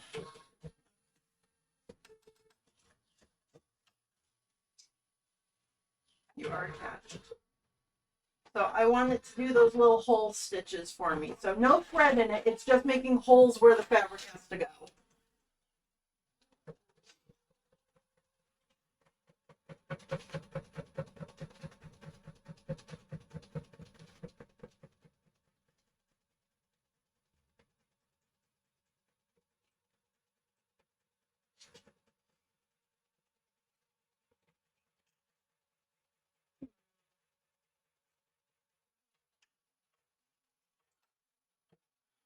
I might have to cut a new piece of stabilizer as well. The one that I'm currently using has got a little bit too many holes in it.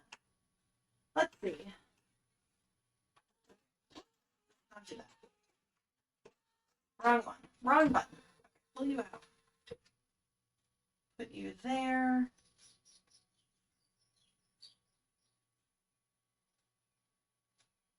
That looks good.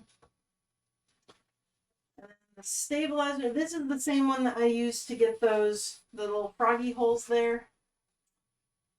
Huh. That might work. It's got a couple of holes still appearing in there, but I think those are actually a little bit farther away because the center inside spot's going to have the black spots on it. So I think the holes being on the edges should be fine. Let me flip that over. And I'm going to tape it down in place.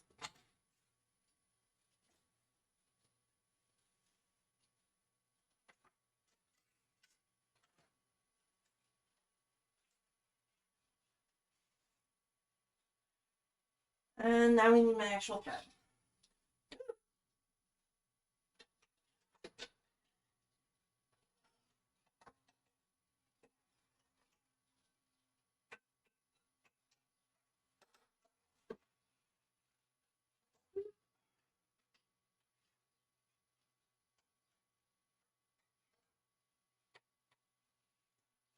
Okay.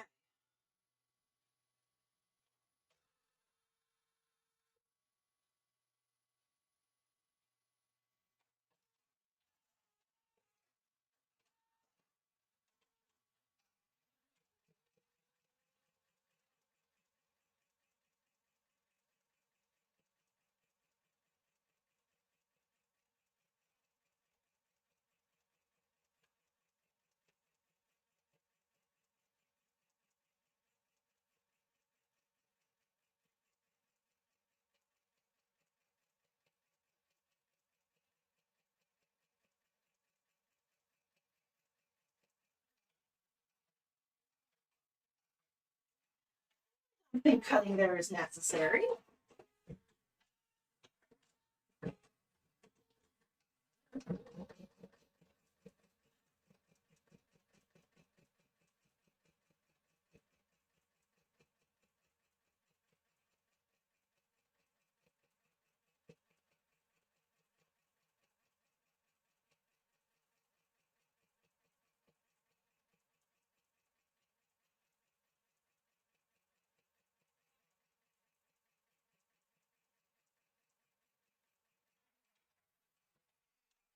Okay. Oof.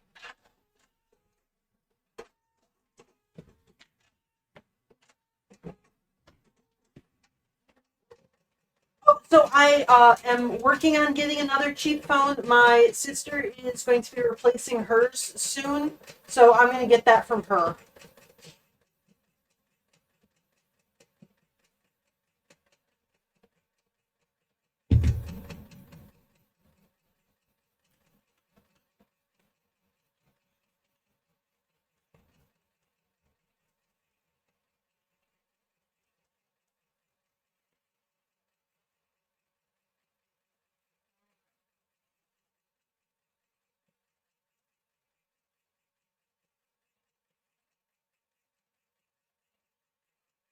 So I do have a little note to leave for myself.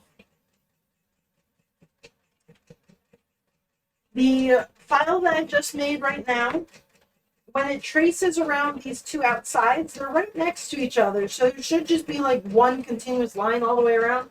It did cut the thread and then try to start sewing in the exact same spot, which I don't want. So I'm going to edit that file to change that later on.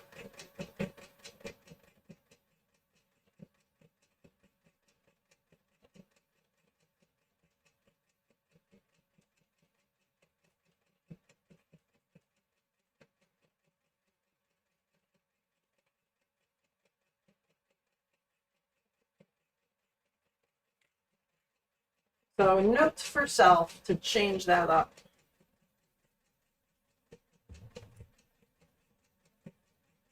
Okay, it is googly eye time.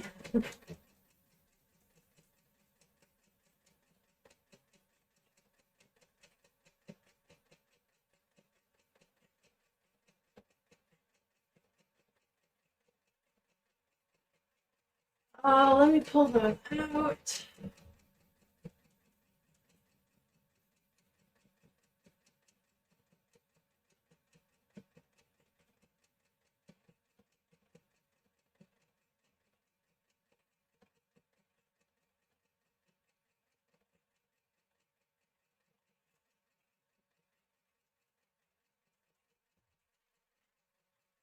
Where's my sharp stick gotten to? Okay. It is Googling time!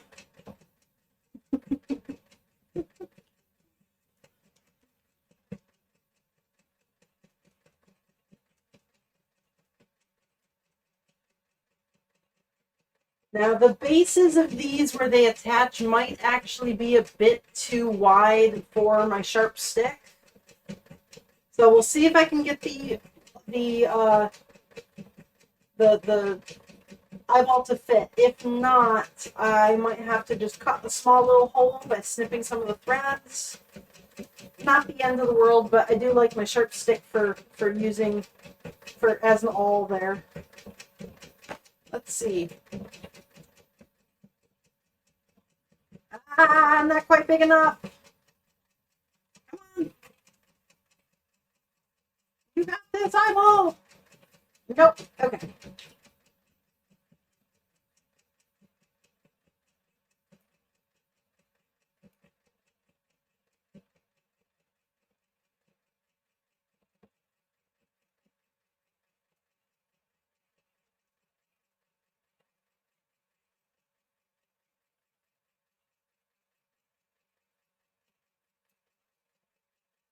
Okay, let's see if that was big enough.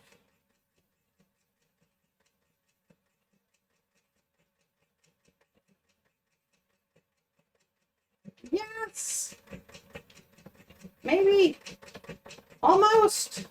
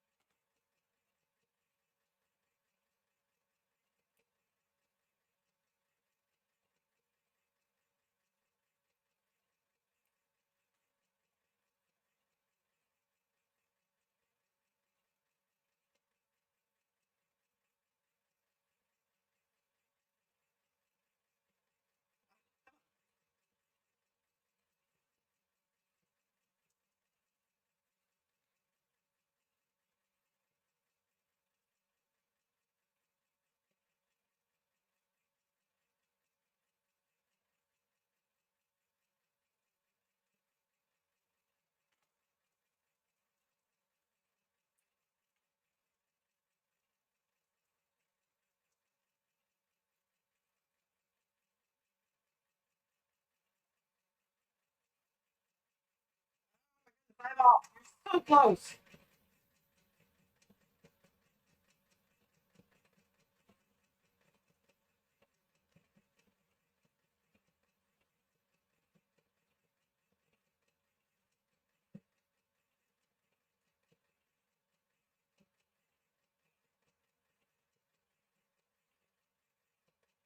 Okay. There we go.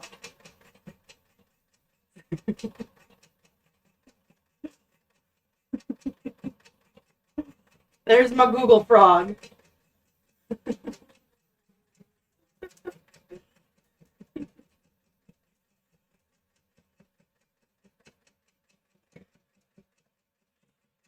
Okay, so now I'm going to put his belly on him. We'll see what he looks like all completely stuffed up with his Google eyes.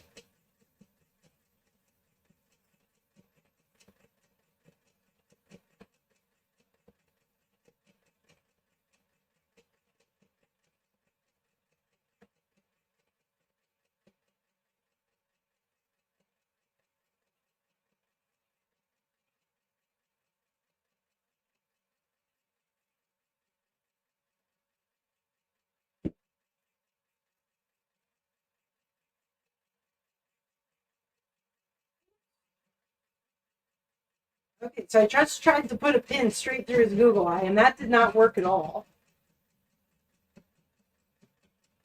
There we go.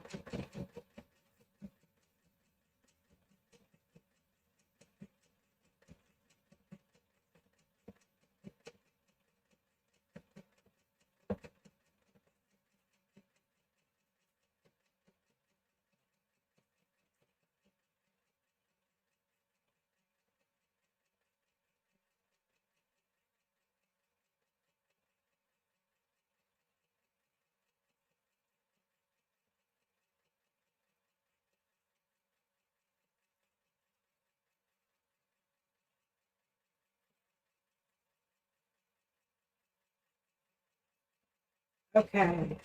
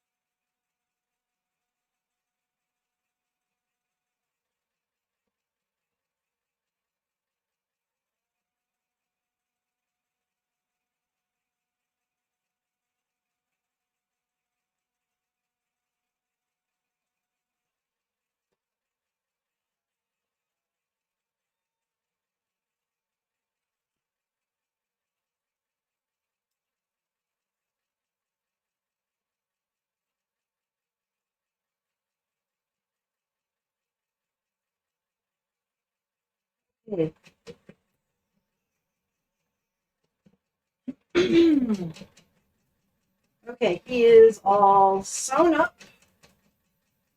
flipped.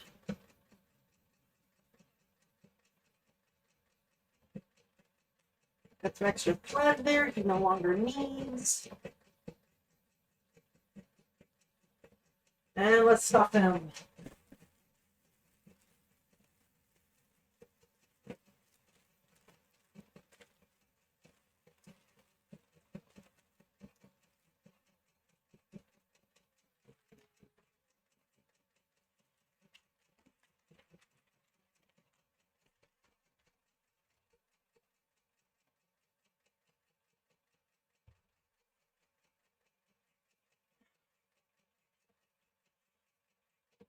I'm using my extra soft polyfill for this stuff, my Mochi Minky stuffing.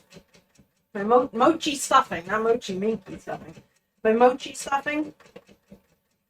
Just because I am going to be packing it into a small area and I don't want it to clump up or like not fill him entirely.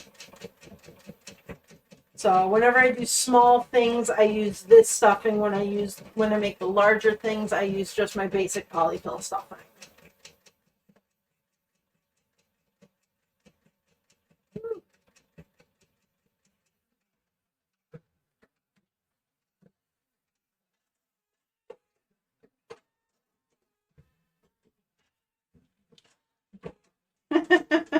Those Google eyes are great.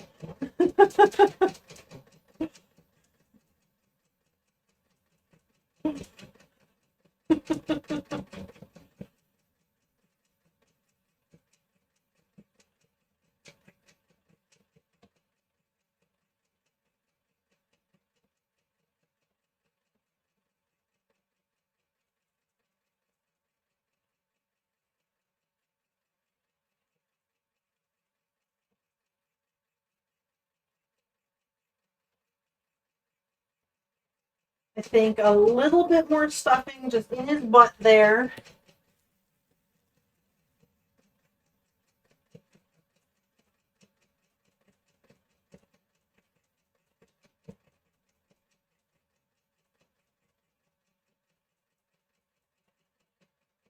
There he is. Okay. Why do you have a thread underneath your eye? You don't need that.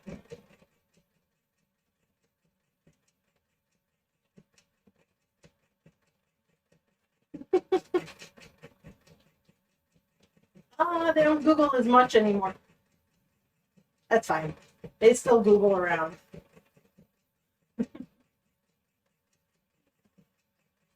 Googly frog. Okay, let me sew up that hole. Sew up his butt there.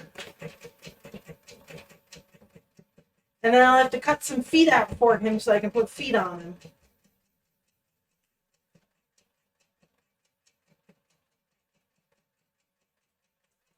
Let's see. That might be enough thread. We'll see.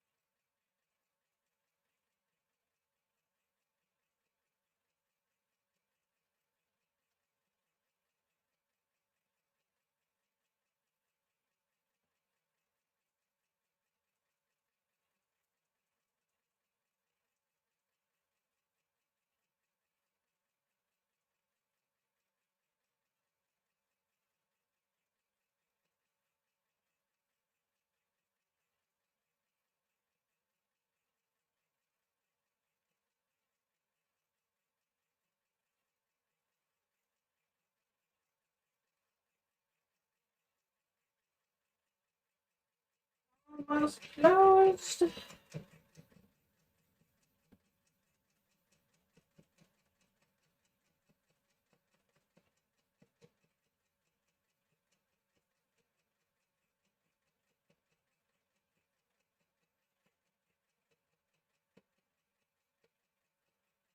Okay.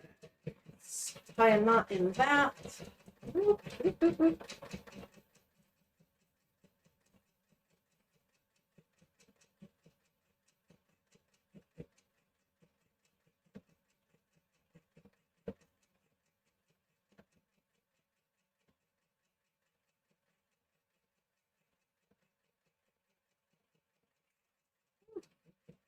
There we go. He's so googly.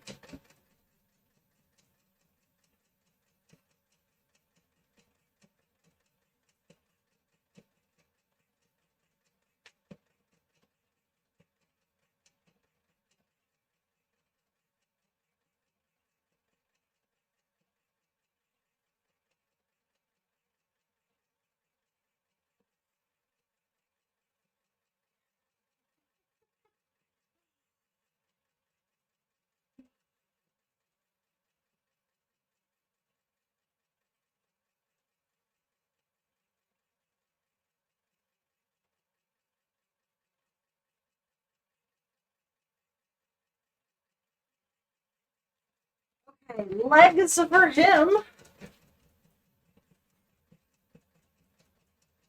Let's see.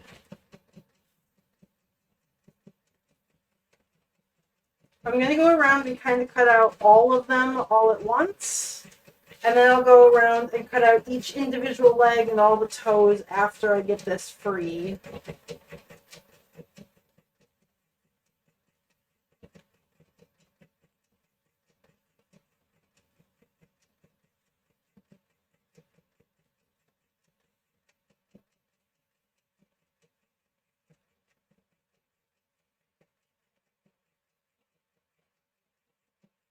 Okay.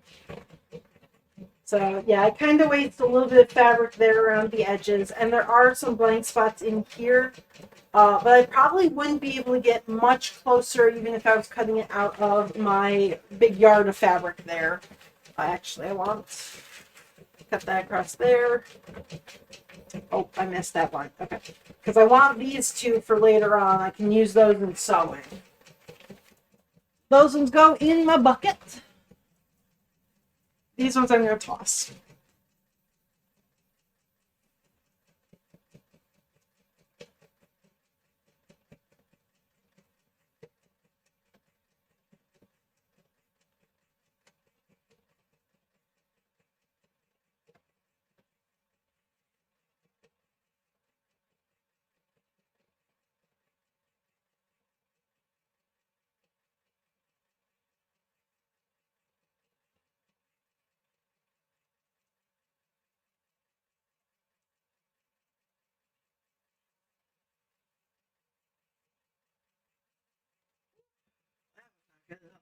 That entire edge.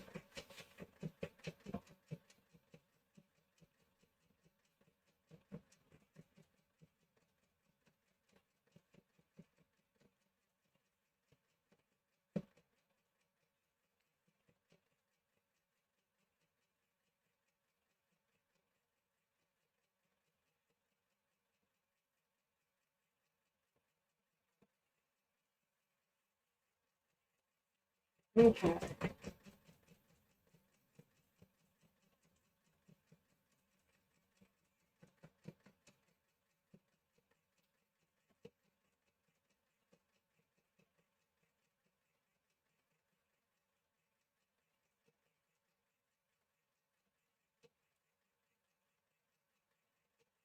This is the part where I'm going to be cutting all these little tiny fuzzies off, and it's just going to make a mess everywhere.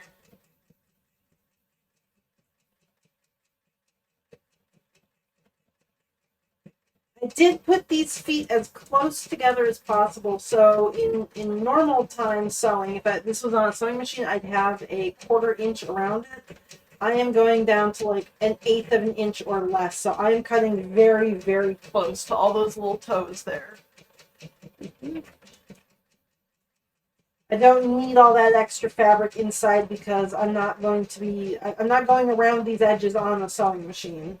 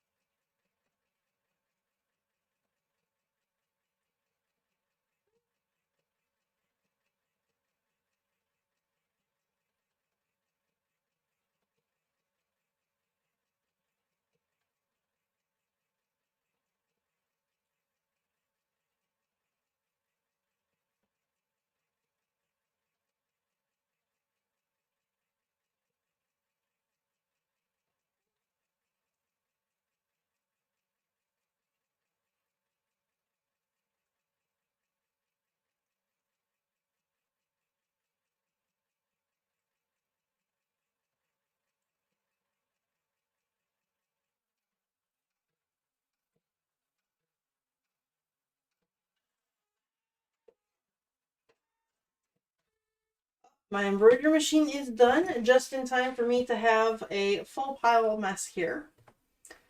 Let's see. I do need to cut down the toes still, make some extra space. Let's see. I'm going to have to flip each of these little guys inside out as well. I will have to time myself off stream to see how long these little guys actually take, like how much work I'm putting into them. But if I am going to be streaming, maybe I should be adjusting my time, like how much time I spend on things to be how much time on stream as well. But then I have to charge more if I'm taking more time. I don't know. I'm going to have to think about that.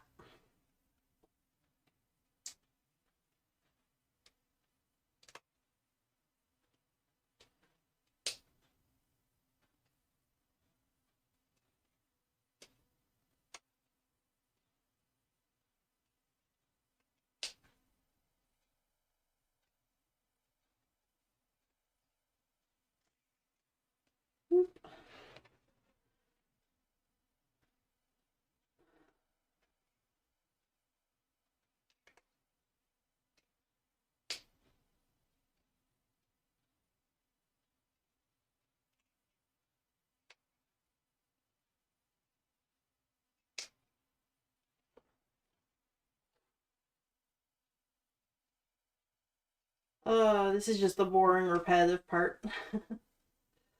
So down into the toes, I'm actually cutting very close to the threads because I want to be able to flip it on the thread. And if there's extra fabric in here, this fabric has to go into the two toes. If I don't cut it in half, it's not going to be able to go into both toes. It's going to be able to go into just one of them, and it's going to suck that other toe up into the first one. And I'm just getting, like, I'm cutting a little V at the top just to get rid of some of the extra, because again, all of this edge fabric has to go into the toes.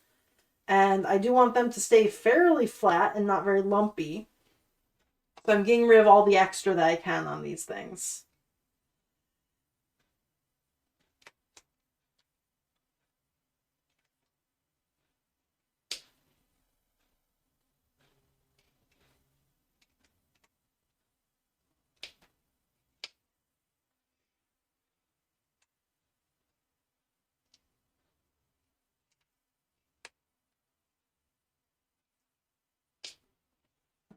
Hang on just a minute. Oof.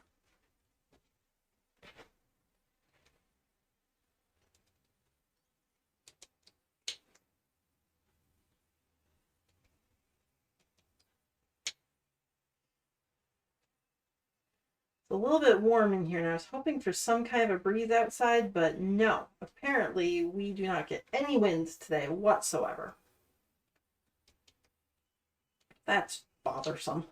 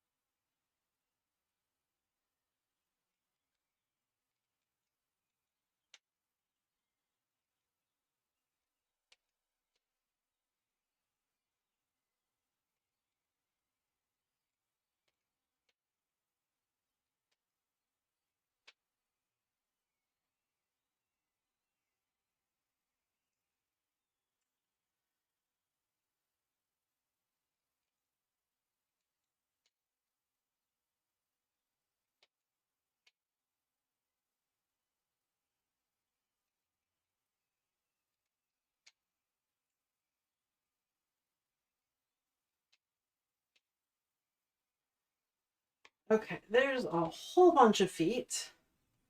I pull the paper off of them. This will be enough for 3 frogs, so I won't have to make more green legs for a bit. And I don't know if I have a empty baggie or not. These might just go in with the pattern bits because I know I've got them in the bag. So all the frog bits will just go in one bag for now. And then the next time I make a green frog that needs green feet, I will have them ready and good to go.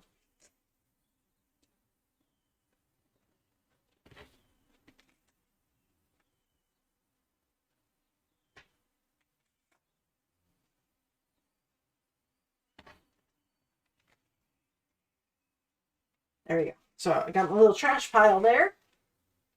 That's not a lot of waste around them. That's pretty good. That would be little bits that I'd have to cut off anyways. So there we go.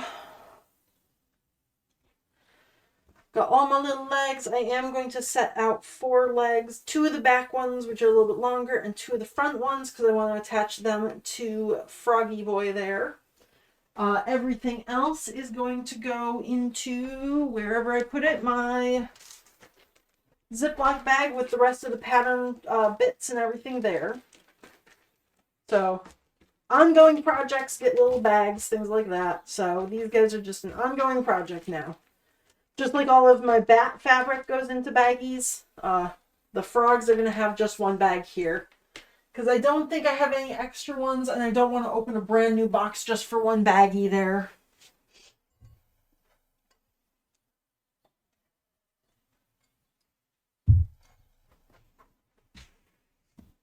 Okay. Let me pull out the blue one.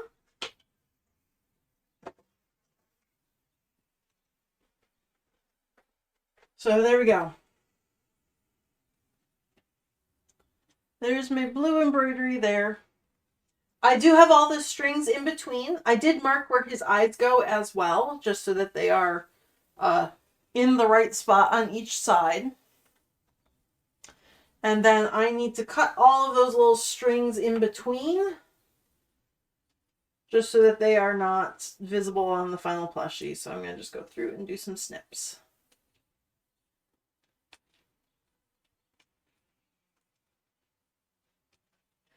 But doing this, even though I have to then snip by hand, the number of times that my machine would have to stop and snip the thread itself, it would just take a lot longer. And each time it snips that thread and then moves a tiny distance, that's a location where my machine can mess up.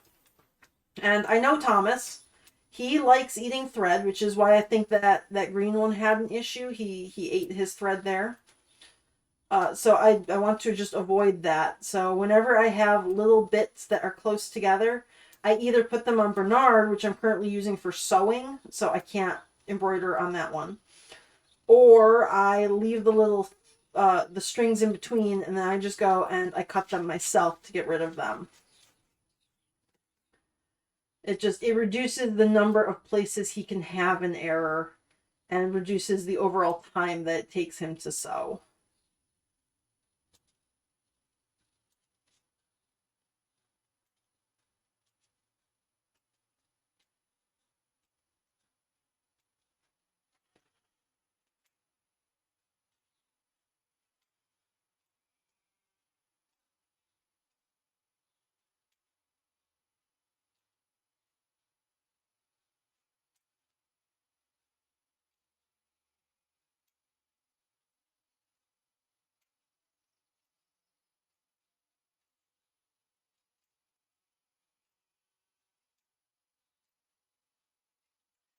The way I designed these spots as well, they are not symmetrical.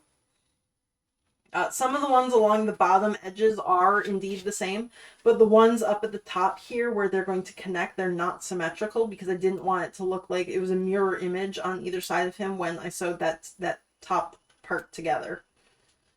So hopefully nothing lines up awkwardly. But I did spend a little bit of time just making sure that that wasn't going to happen. What will end up happening actually is because these spots are so close to where his eye goes in, and his eye is fairly large, his eye is going to be over some of the spots.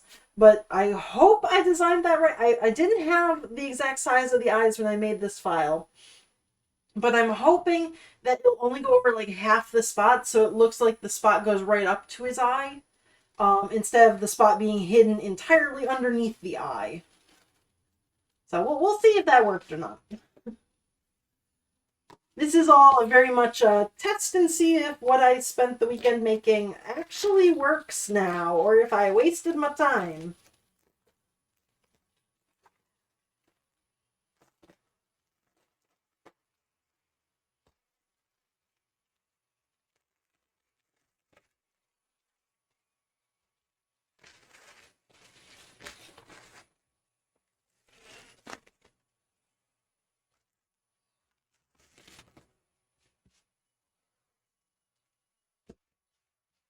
I mean, that's a very nice blue. I like that blue a lot, so that's good already. I wish that I had been able to get more than 2 out of this stabilizer, but that's how it goes.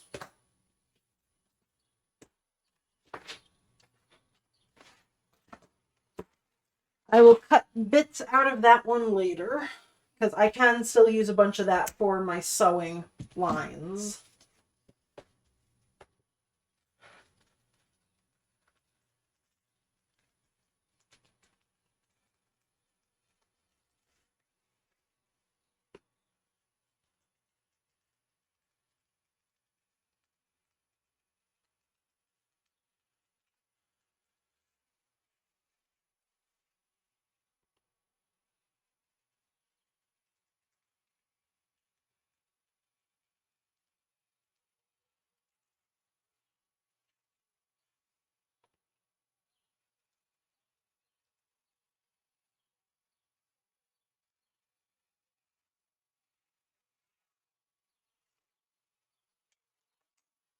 Okay, there's the sides of him. I'm going to set that aside for now, because I do want to put the legs on this guy. Ooh, or should I set up another embroidery?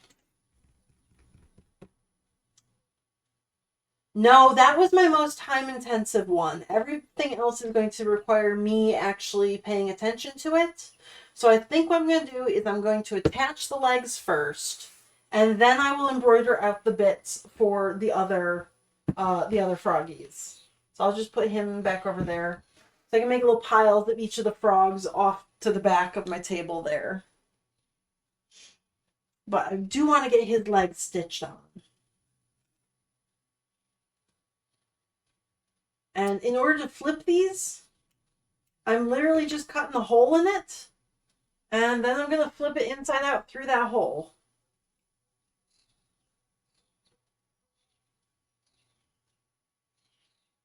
There's a little toe.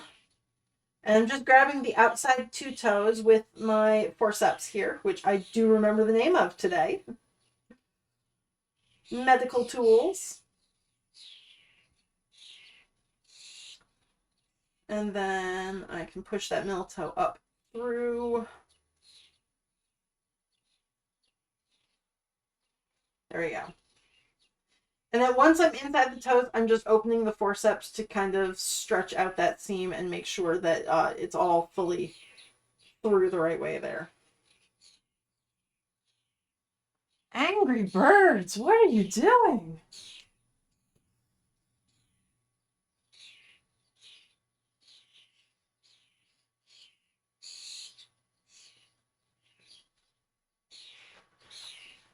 There are 3 birds out in the lawn who are having a very spirited conversation with each other while they look for bugs.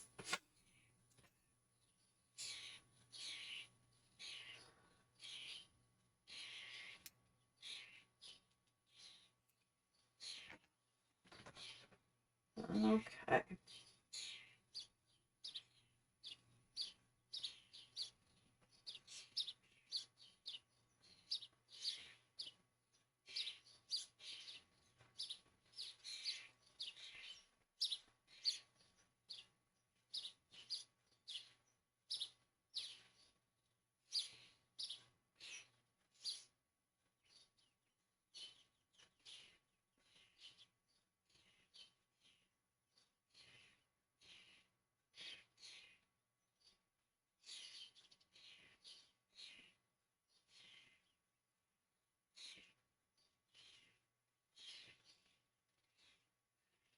2 little feet. Lots of fuzzies.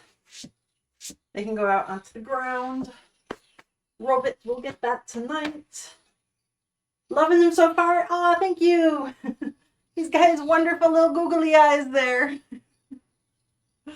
I'm hoping he turns out well. So again, I have not actually tested these feet on him yet. In theory, they are going to attach just underneath him like this. But I've never actually attached the feet to a frog yet. When I did the test pattern on Thursday, I made the body and then I drew out the legs. I did not actually sew legs onto the body at any point. So I'm hoping this works out very well. If not, it might be that his legs just kind of stick up. But he'll look cute regardless. That's the wrong tool. I need scissors. Tiny scissors. There we go.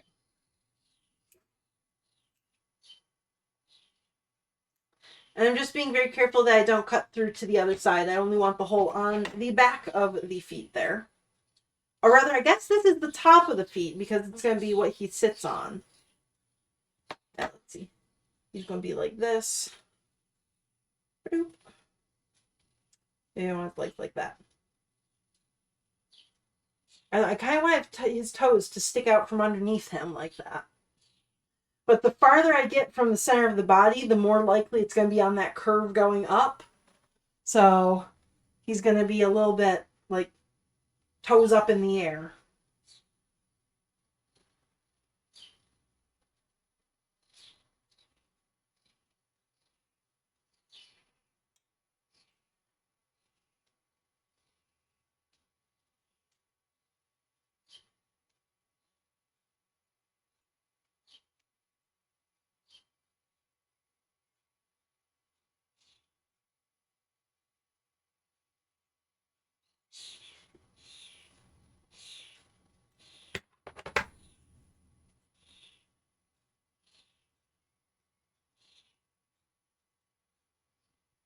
Okay, there we go. Get rid of those fuzzies. And put his toes underneath. Oh, that looks cute. Okay, I like that. His little toes sticking out. And one more leg.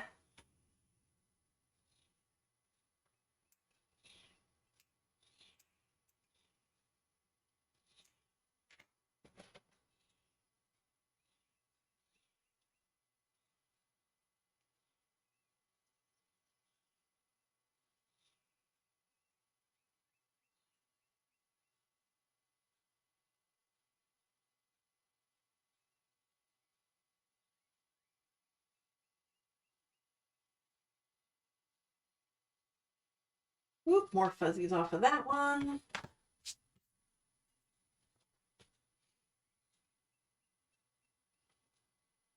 Okay, so he's gonna look like that. That'll be where all of his little legs attach. So he's got his little feet sticking out on every direction. I like that. Okay. Whoops. And I immediately move it. Just like that. Okay, now I need to stitch them down in place without moving them at all. So let me see if I can pin them up.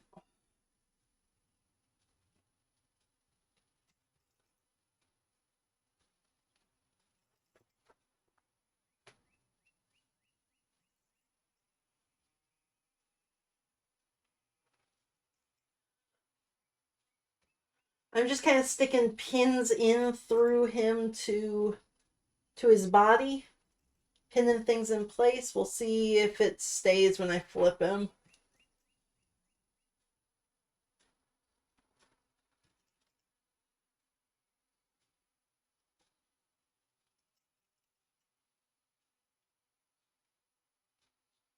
Okay, so that's where his feet need to be, more or less.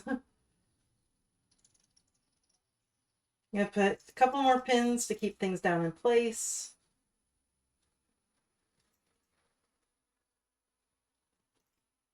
Let me put them actually right here and right here.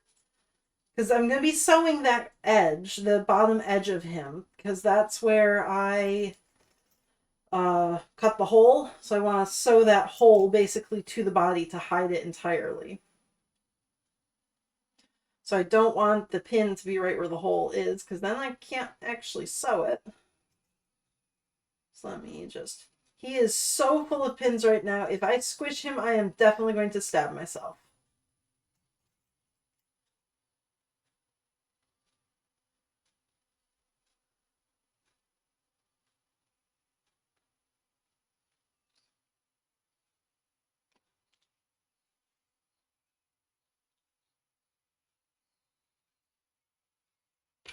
Okay, let me get needle and thread.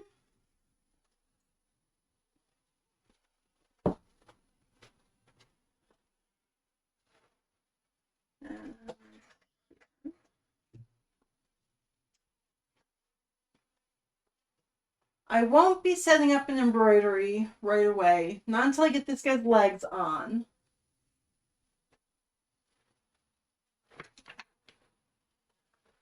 So, full table view.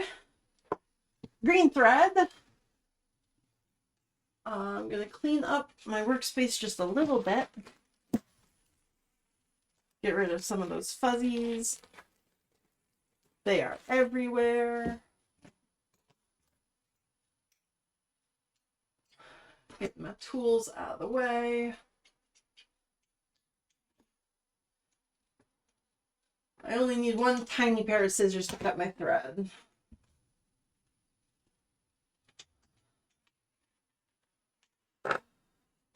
There we go.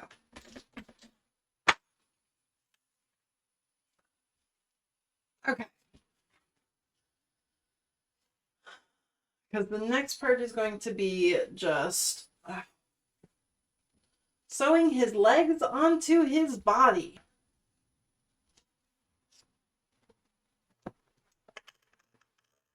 And eating a piece of celery while I do it.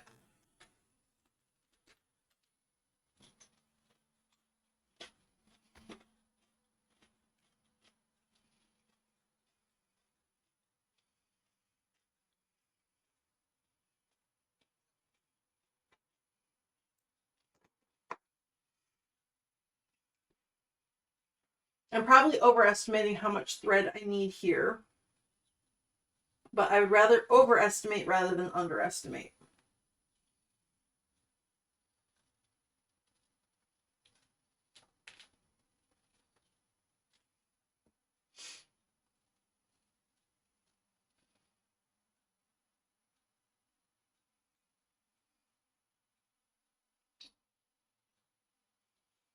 Okay.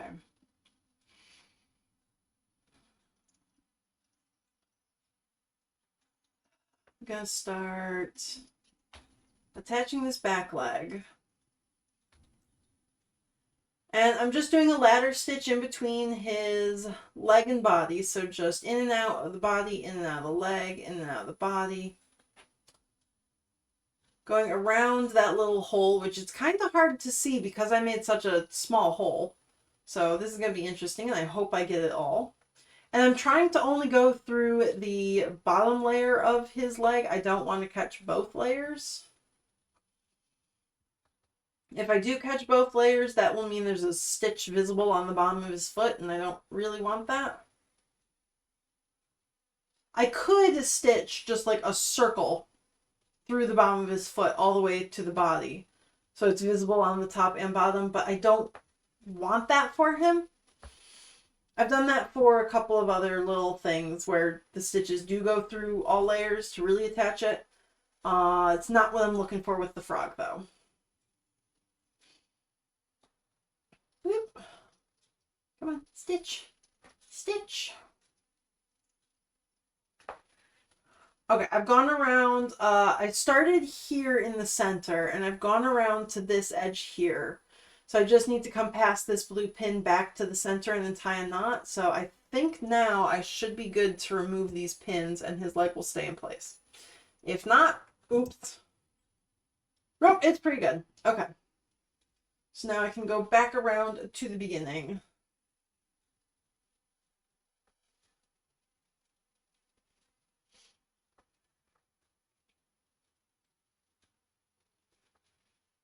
And I want to just hide that knot inside, so I'm going to do one more stitch around it on the outside there so that the fabric gets pulled right over top of the knot.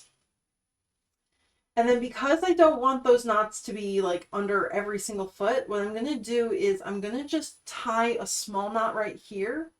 And then I'm going to pass the needle through to the next foot. And I'm going to start sewing with that same piece of thread.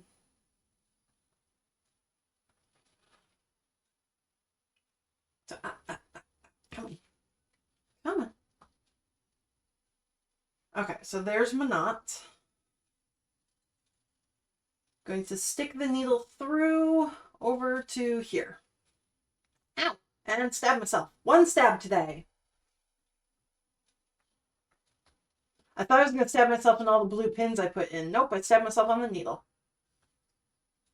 And then I'm starting off with a tiny knot here. Ah, there. Second stab. That one was a pin. 2 stabs. 1 frog. And then I'm going to go around here.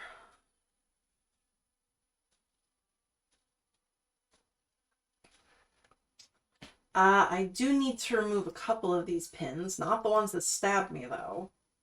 But I do have to go underneath his foot just a tiny bit. I hope his foot stays in place.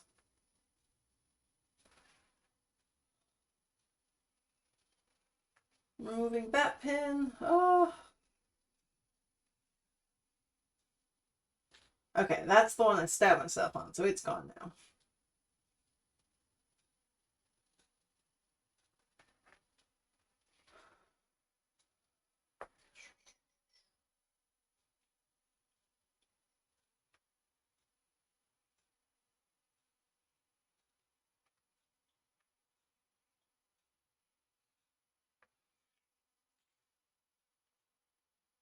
Okay, so I'm back to where I began with that tiny knot.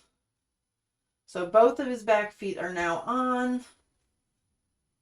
He doesn't sit flat completely on the table, so his feet kind of tend to go up around his curve, so in order to sit flat, he does need his feet a little bit squashed out, but that's okay. I like the idea of his little toes sticking out from underneath him, more so than him sitting flat. He can just sit on his belly with his toes up in the air. That's fine. He's good. He's allowed to sit like that. He's a good frog.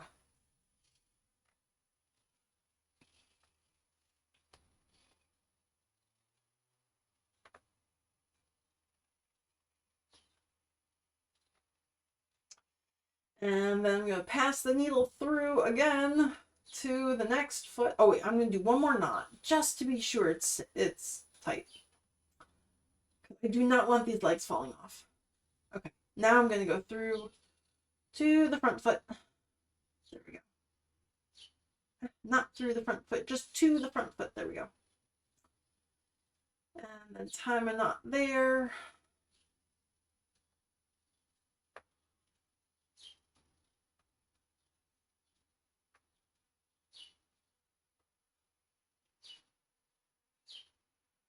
And then go around the base of the front foot.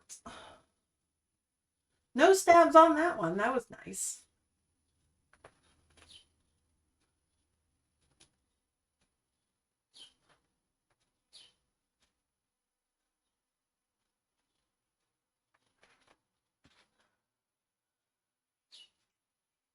Okay, I'm removing those pins just so I can get around to his, I guess, armpit area.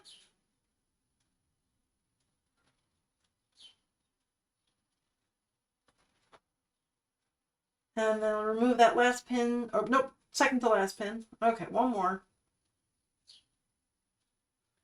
Going around the top.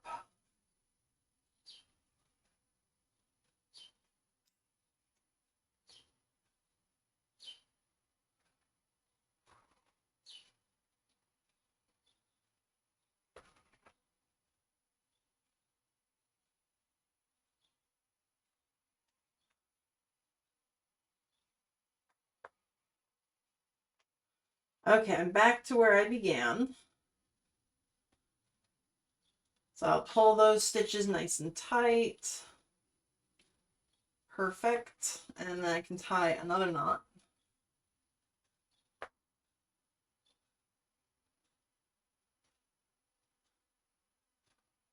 No? Okay, I'm going to just pull that one tight and then tie a knot after that. Okay, there we go. There's a knot. And one more to really make sure it's secure. And then on to the next leg.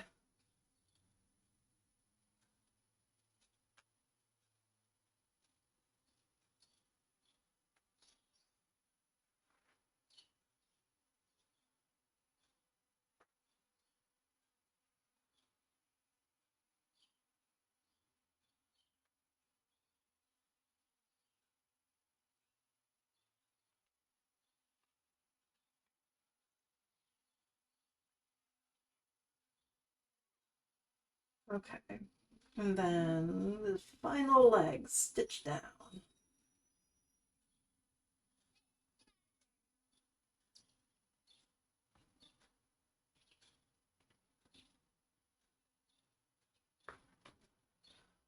Ooh.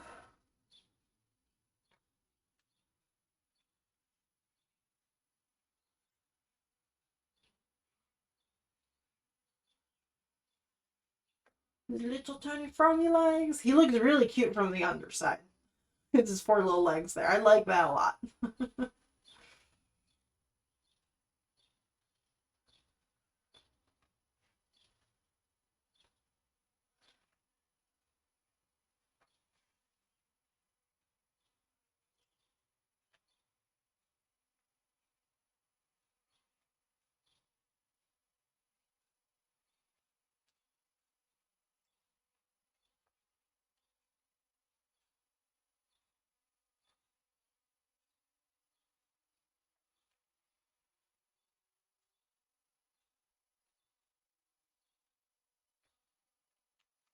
Okay, that is back to the beginning there as well. I'm going to make sure that this knot is really extra secure because this is where the end of the thread is. When I was going around the other legs, I was basically just tying a knot so that the thread in between doesn't get pulled tight because I don't want them to like have 2 legs pinched together and then wrinkly tummies. This is where the thread ends though, so I really want to make sure that nothing unravels from here.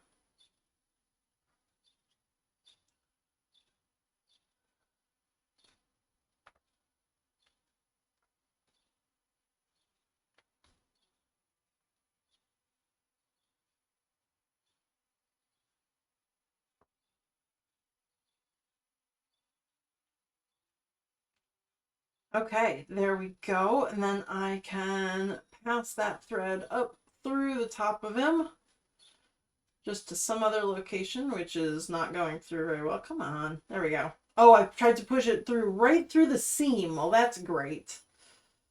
I picked the most difficult place to push the thread through.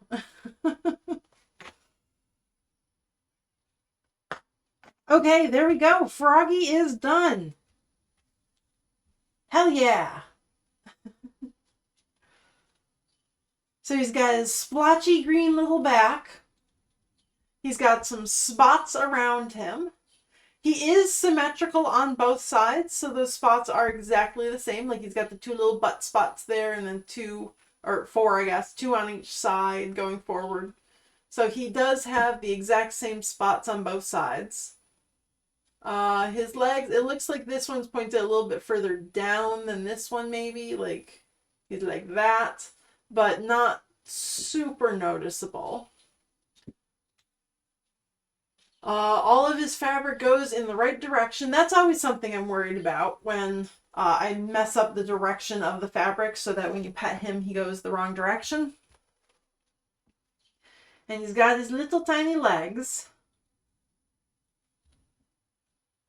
His back toes are up in the air. Like his heels are not actually on the ground at all. But his toes do stick out and I like that nicely. So just from the top view, he very much has like those frog toe bits there.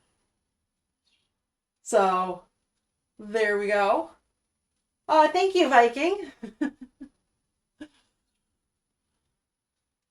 Now I have to come up with a name for this little guy.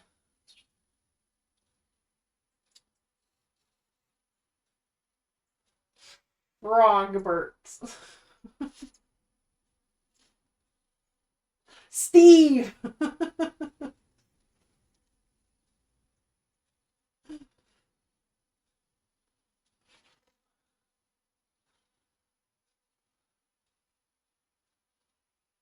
Okay, so that's my green frog.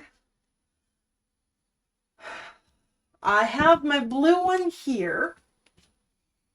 And I don't think I'm going to give this one the googly eyes. I think what I'm going to do with the frogs is the little like green and brown ones, the frogs and toads that I make, they're going to get googly eyes.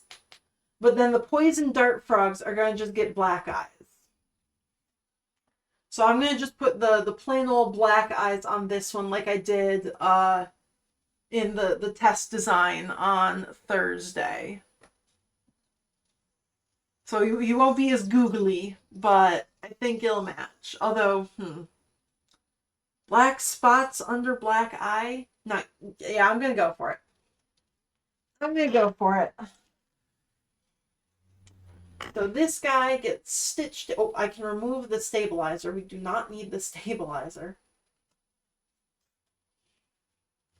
If I sewed him together with the stabilizer, as soon as I started stuffing him, it would rip and start coming off anyway. So this is not the kind of stabilizer that you leave in a plushie. I do have stabilizer that you can leave in. It's called Cutaway or a couple of other types, but Cutaway is the main one, where it doesn't rip away, so it stays behind. When you're doing embroideries on like stretchy clothing, that's usually what you use, so that the clothing underneath the embroidery design doesn't stretch. Like if you were doing a name on a pocket or a design on the front of a shirt, something like that, a logo, you would have some cutaway stabilizer behind it to keep it the right shape instead of stretching when somebody puts on like the t-shirt.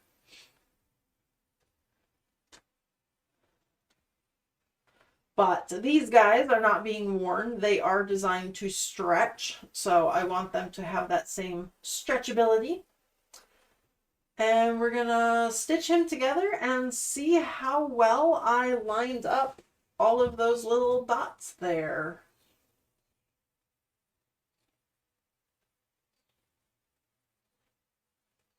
And I've got all these little outline threads from the embroidery machine, just pulling them out of the way there.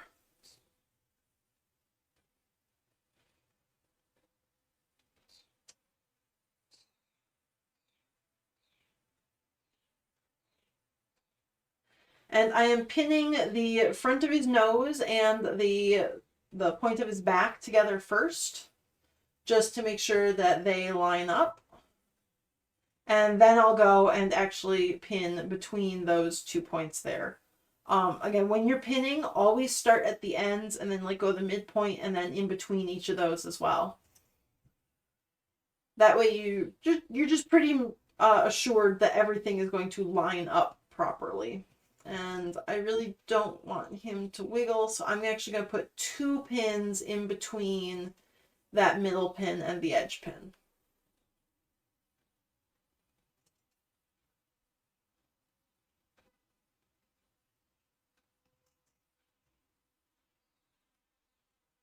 There we go. Move those guys out of the way. I can get rid of some of my garbage and all of the fuzzies. So many fuzzies.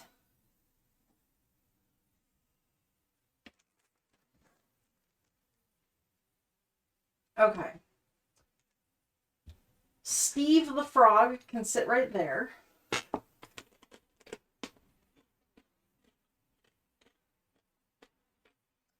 And I'm going to go sew together Blue Steve.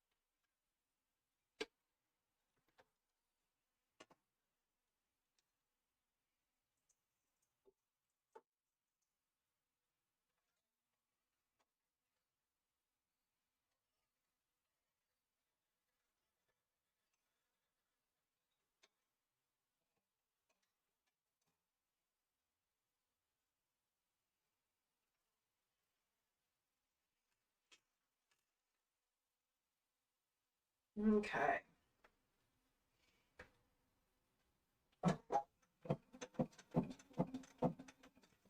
And again, do not sew over your pins.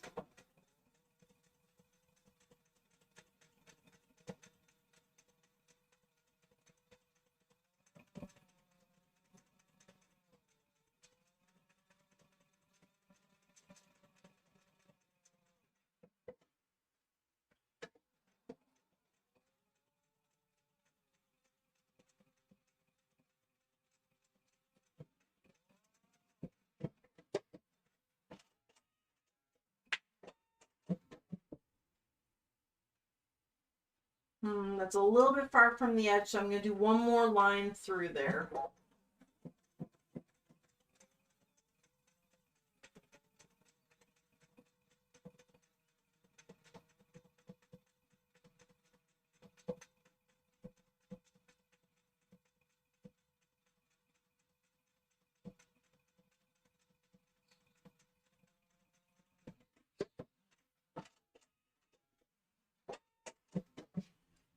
Okay. Yeah, I didn't like my original line, so I stitched a second one that's just a little bit closer there. Or, I guess, farther away from the edge. Rango! Okay. Blue Steve is going to be Rango now.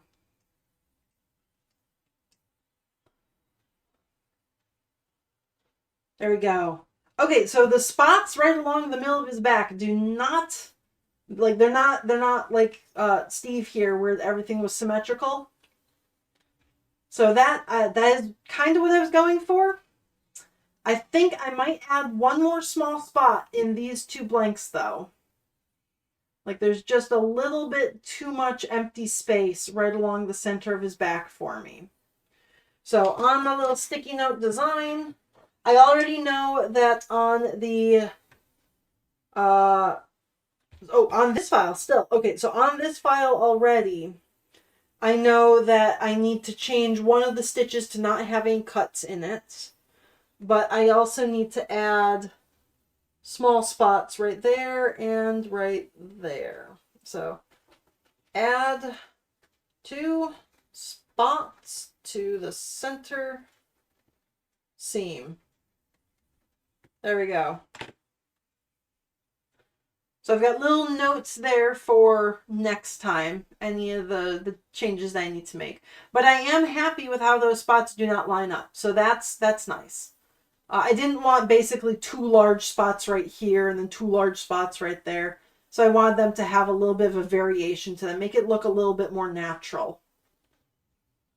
So that's pretty good. Now let me go get the black eyes for him so that we can test and see how they look.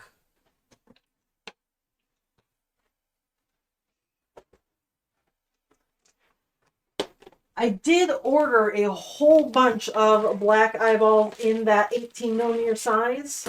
That way, if I do lots and lots of frogs, or if I do any other large animals, I can use these eyeballs there. So, because most of the bats that I do that have the eyes, that's the little 10mm ones, those itty bitty little guys. And they didn't quite look right on the frog when I made that design. They were a little bit too small. Okay, those are all clear.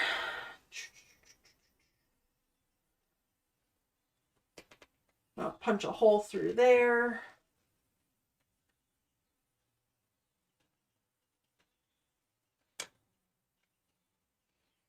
And let's see. Will the black eyeball fit through?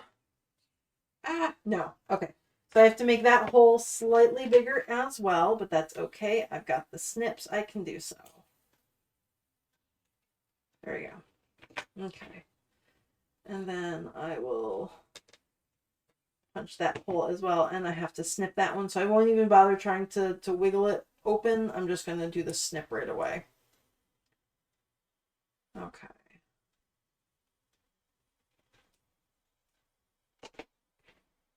So let's see if the eyeball fits through there now. Ah, it does. Okay.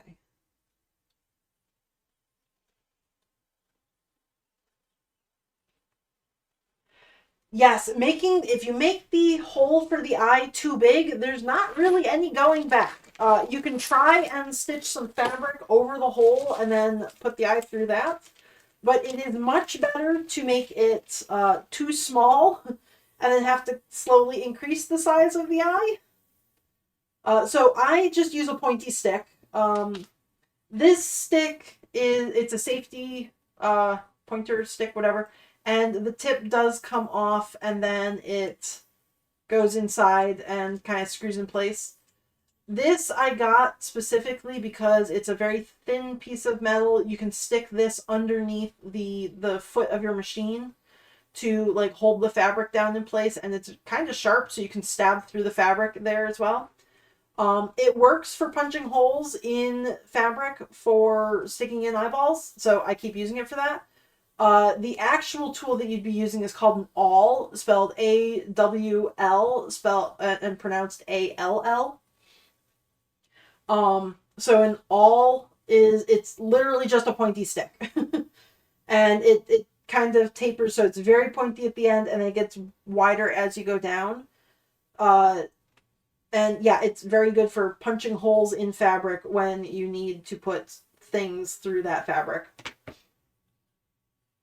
So it's always very disappointing when the hole is too big, though.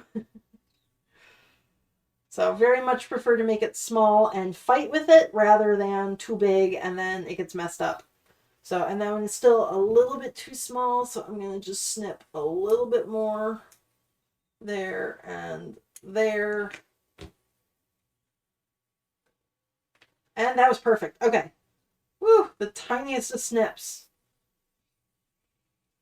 There we go. And I need a backing for it. Ah.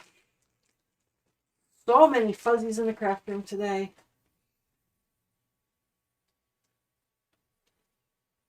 And the back clicks on. Ah, 3. Okay, they go down 3. Okay, so I got them. Oh, that's cute. Okay,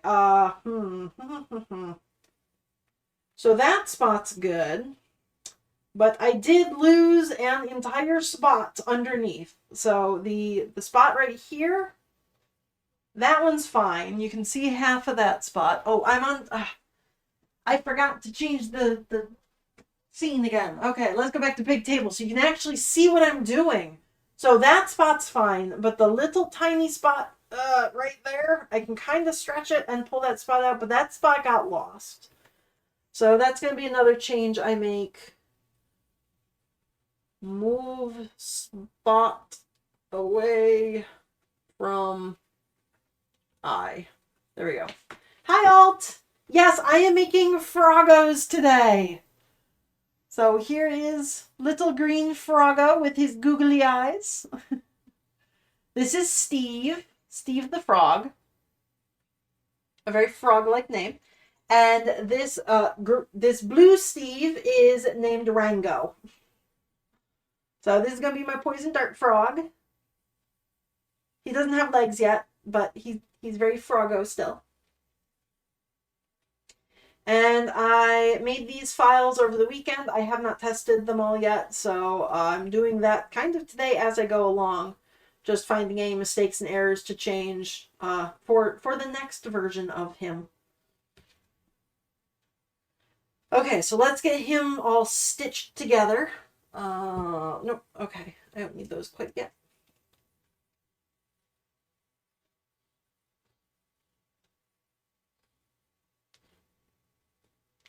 Whoop. Here we go. Once I get his body sewn up, I can stuff him, but he doesn't have legs yet. That is this fabric back here that I haven't sewn up yet. I think I will get that fabric. I'll start that embroidering, and then I will cut out the fabric while those legs are embroidering. I will cut out the fabric for the next couple of frogs, so I just have them all good to go. Let's see. On my little checklist here, I made the frog and toad over here. kind of hard to see. It's for whatever reason, the lines on my little design sheet here came out very, very thin, and then my printer didn't like printing them very well. So it's kind of hard to see even in person. I don't even know if it's going to be visible on screen or not. But that one there is Frog and Toad. That's Steve here. I'm making the blue one, the second one down here. I have a yellow and brown one that I can make. I have a red spot, brown with a red spot on it. I have yellow, orange, and black, which I'm really interested to see how that one comes out. And I've got my green and black one here that I'm going to use that lime green for. So I think what I might try to do is I'm going to do the green and black, then the orange, yellow, black, and that might be the only ones I do today. I might skip those two, and I'll try and cut out some colors for the red, yellow, and strawberry ones as well. So, but I do want to sew up Rango's body first. I probably won't sew his legs onto him today on stream because I've already... So this is very much a testing to see if I've gotten things right stream. I haven't tested the designs yet, and I do want to test them before I'm just like, yeah, good to go. So I do, like, I've already tested the foot file. I know the feet work. So I'm going to just stitch out the feet and then toss them to the side.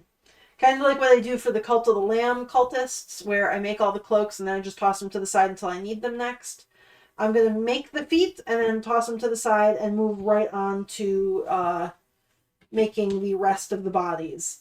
But because it's going to take me a bit to actually cut them out, I can set something embroidering. I can set the feet embroidering while I'm waiting for that.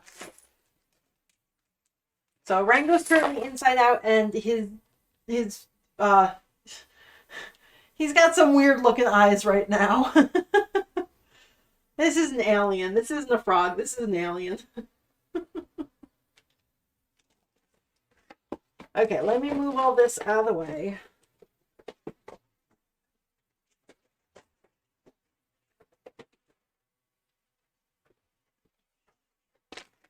I do have my bag of frog feet. Actually, I want to hang this up and get it out of the way. So where's my clips?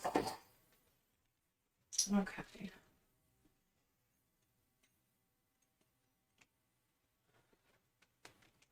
Yep, so I'm just going to clip this bag together and hang it up on the opposite side of my light frame on my table there. So it's now out of the way, but I can still find it when I need it, which means I will most definitely forget that it's hanging directly in front of my face, and I will go looking for it. Okay, getting those things out of the way, I can move him back over out of the way. Fuzzum bits there. Oh, so many fuzzums. We just vacuumed this weekend. My husband was really nice, and he brought the vacuum all the way across the apartment into my craft room, where normally it's just the robot vacuum doing that, but he vacuumed everything for me. And here I am, the floor is already completely covered in blue and green again.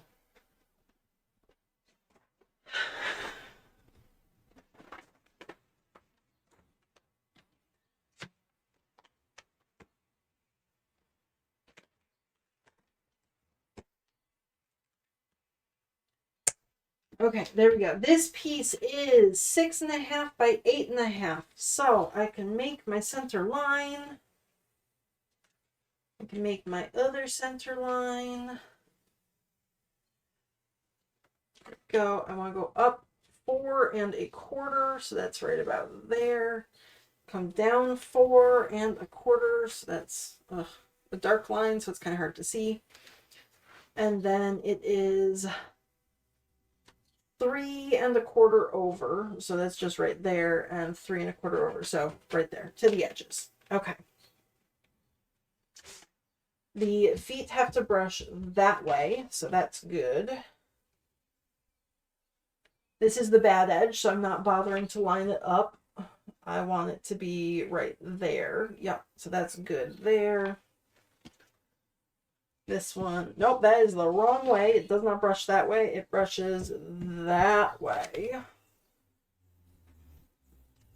So that one goes on top right there.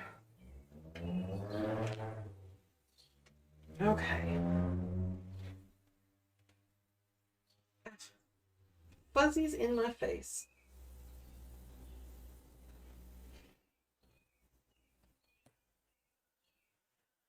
Okay. So there we go. We've got the blue. I have a black thread in my machine right now. Maybe I should. How much thread was actually visible on Rango? Oh, you can see it on the edges of his toes. Okay, so I need an actual blue thread on this because it will be visible around the edges. Okay.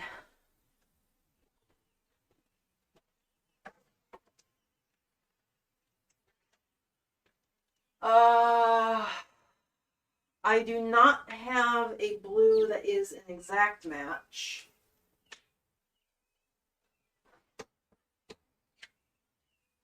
But that's pretty darn close. Okay.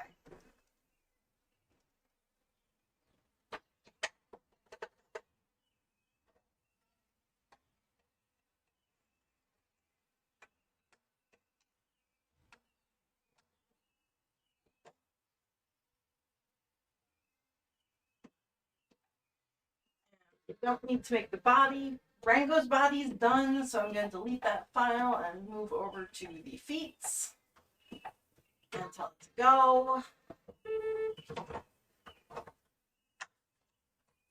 There we go. The first thing I want to do is that square around the edge.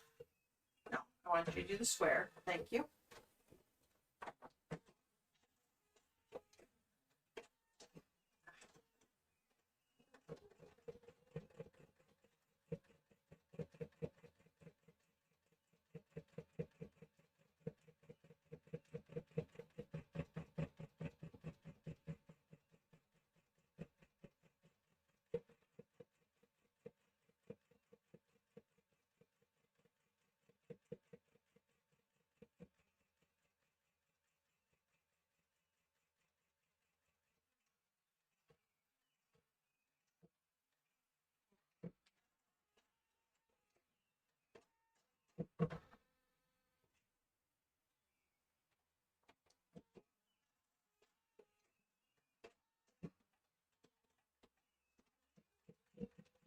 Okay. There we go. Rango's feet are being made, and I'm going to sew up Rango's body.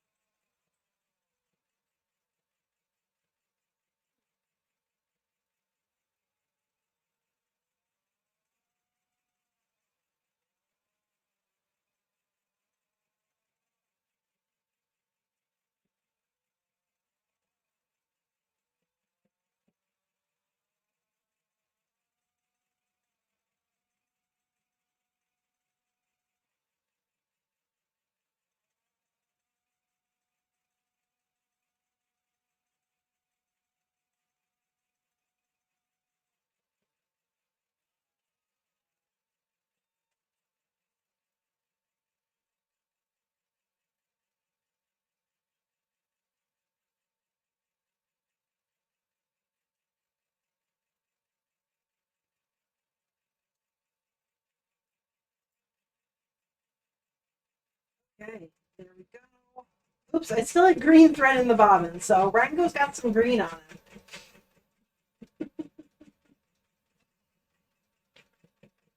Hopefully that won't be visible, though. No, that looks good. Okay. So there's Rango with his dark blue belly and his light blue top.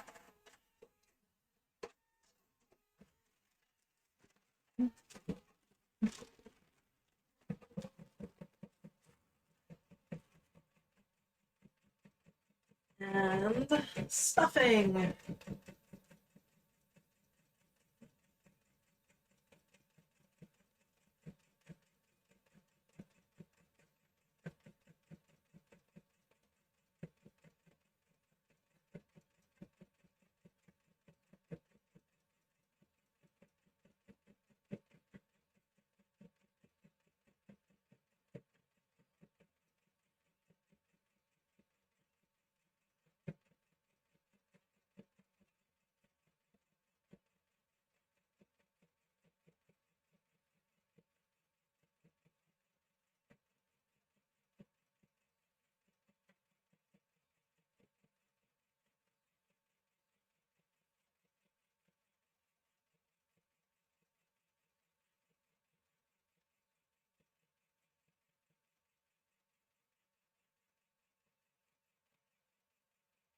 He needs a little bit more.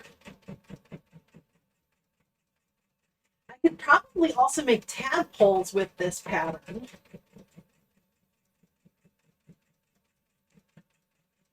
If I just didn't put the legs on them and instead I put a little tail, this would probably be a nice little tadpole as well.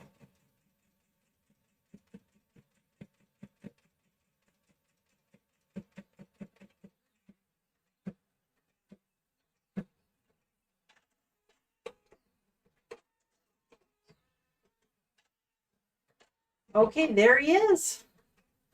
He is stuffed. Minus the legs. But there's Rango.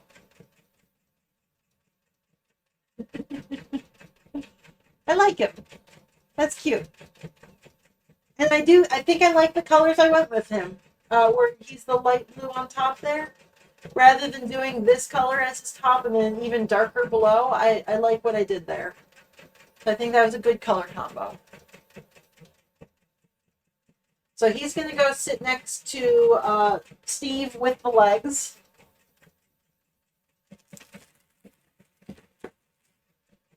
Leggy Steve and legless Rango.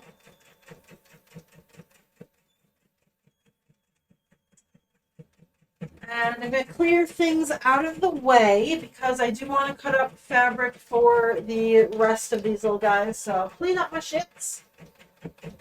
Put all my shits away.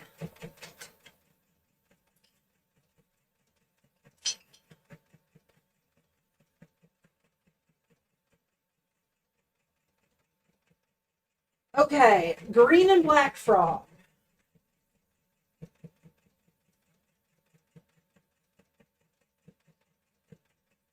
This is going to be lime green, super bright.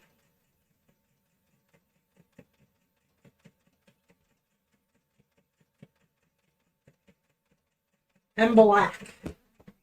This is going to be like a rave frog. This is the frog that ends up in the nightclubs. He's going to be great.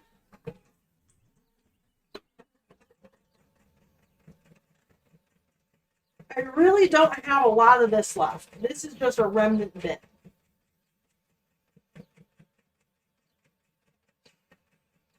Hmm.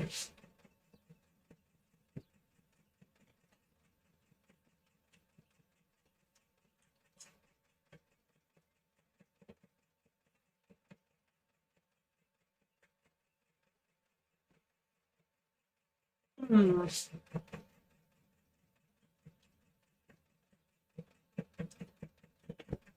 Okay. So in my notes to myself,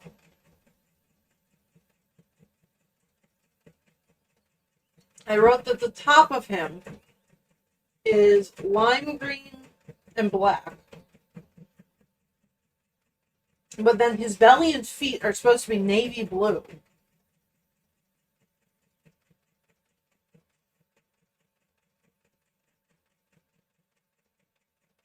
I don't know if I like that.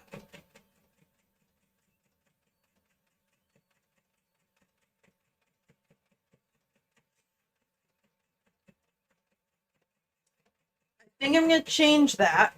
It may not be as accurate to what I found, like the pictures I found online. But I think I'm going to do a lime belly.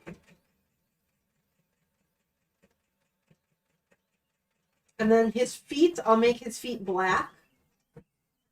Mostly because I have the red bicolor and the yellow bicolor down here, which are going to be like red on top, black underneath, and black feet, or yellow on top, red underneath, and black feet, or yellow on top, black belly, black feet.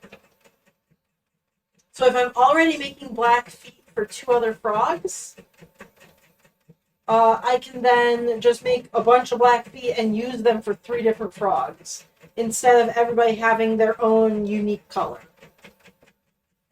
So I already have yellow feet. He's got his dark blue feet, brown feet, blue feet, which maybe I'll use the same blue for that one. We'll see. And then I'll do black feet, black feet, black feet. The strawberry one has navy feet, though.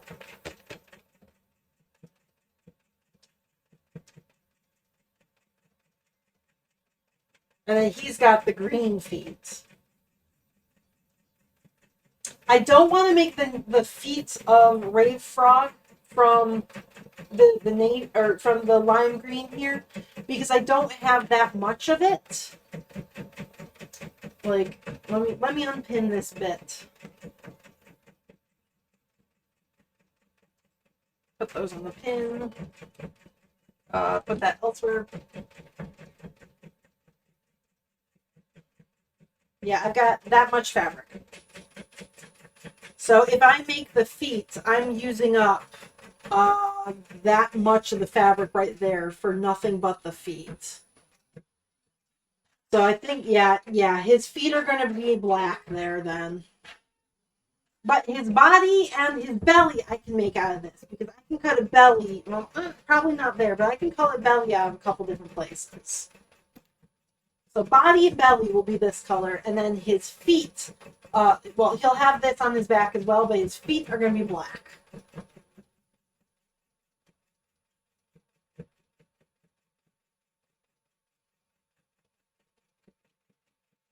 Okay, so for the Rave Frog, he needs a 6x6 square. Let's go this way.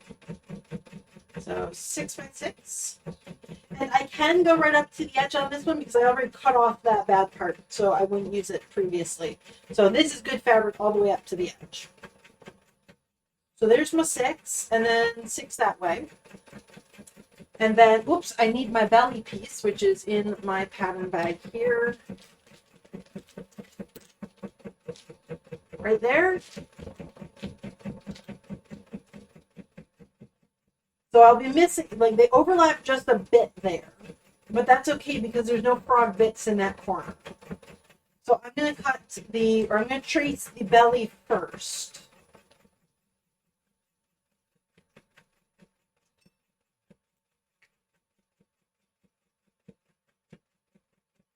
I'm going to trace that belly out.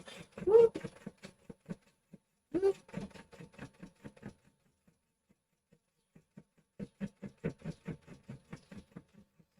There we go.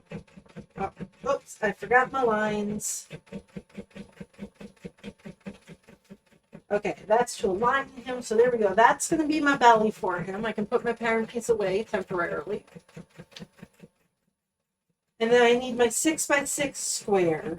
So that will be right here.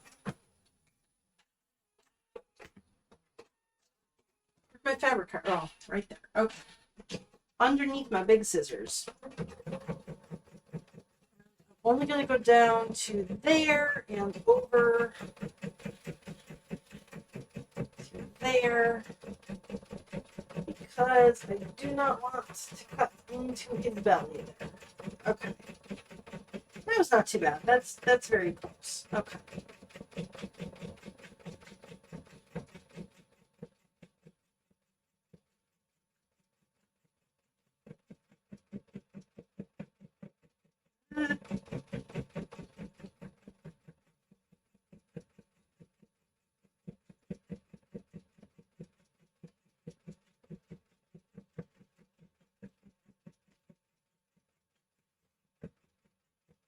And 6 up.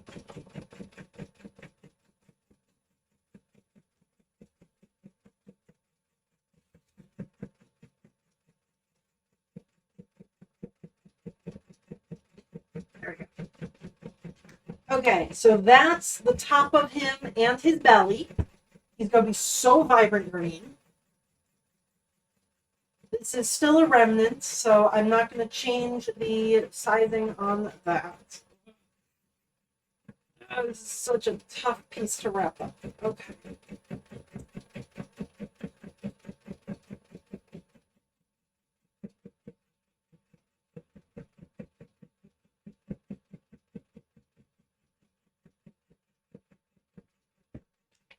Dark lime, which is the brightest lime I have.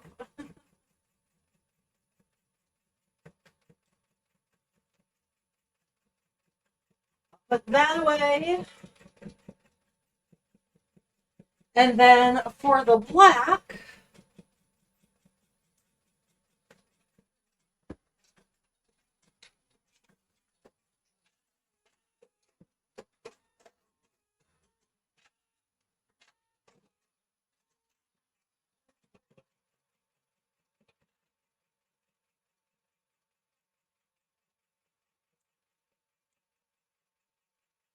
this one I don't need to trace any shapes on, thankfully.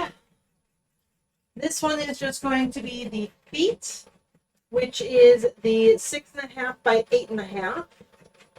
And then it's going to be the body bits, which is going to be 6 by 6. So, ooh, I've got bats cut out of there too. Okay. All of my fabric is just bats. Ooh, what's this piece?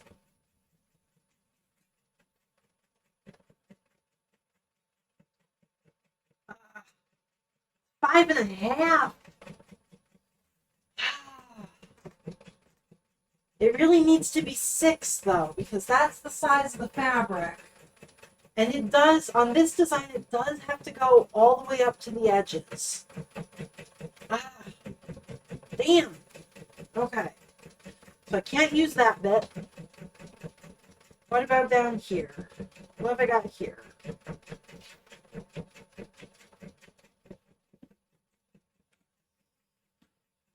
Uh, 6 would be right here. And I'd be losing. I wouldn't be able to do much with either of these pieces. This is good enough to keep, but it's such a weird shape. So really, I'd just be getting like 2, 4, 6 inches there. Ah, that's not great either. Let me see. What have we got over here? Nope, don't like that. I'm gonna come over to this side. Okay. Ah, unfortunate.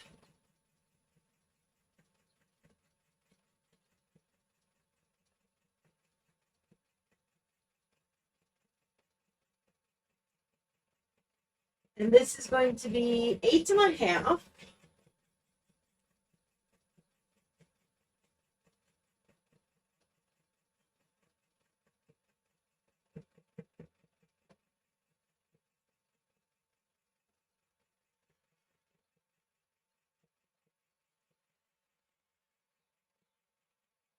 Don't need that. There. I'm not going to keep that little guy attached. So that's coming off. That is big enough. I'm going to keep that little guy.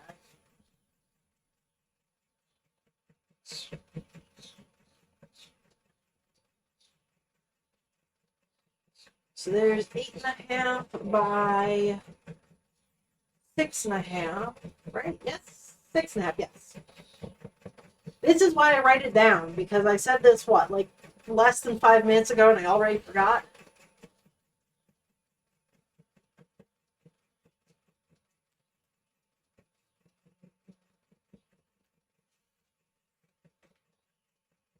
Let's see. I'm going to get rid of.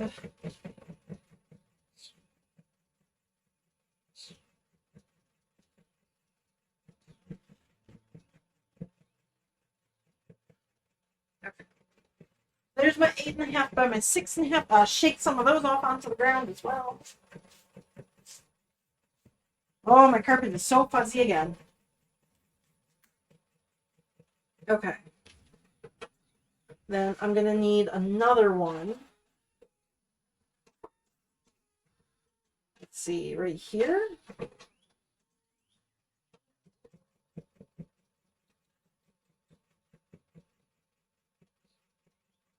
Yeah, I'm going to do that.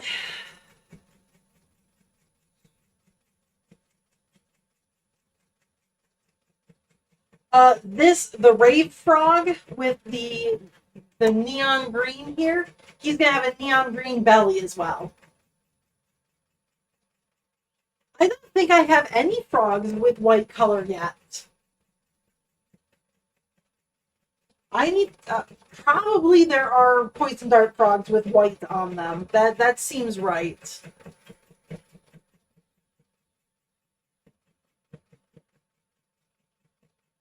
But yeah, I don't have a white design of the frog. I was trying to go for one of each color kind of a thing. So I've got green. I've got, well, green and black, but that's lime green, so that doesn't count as green. I've got the orange and yellow with black stripes on him. I've got one with like an orange spot on him, brown and orange. I've got blue. I've got yellow and brown. So I need white. Are there pink frogs? Pink and purple. Do I have pink and purple frogs? I feel like no on pink. Pink would be no, but there'd probably be red frogs. Well, there's the strawberry frog, which is very red. So I've got that one. All white, green white, yeah. Green white I'd probably do. Because I like the multiple colors on them. So let's see, I've got no pink. So I need a pink frog if a pink frog exists. I've got red, orange, yellow, green, blue, purple. I need a purple frog. Oh, there is a pink frog. Okay, so I'm going to need to make a pink frog. I need a purple frog. And I need a white frog. And a gray frog, if there's a gray frog. Probably. Gray feels right. So I've got 4 other colors that I need. Pink, purple, white, and gray.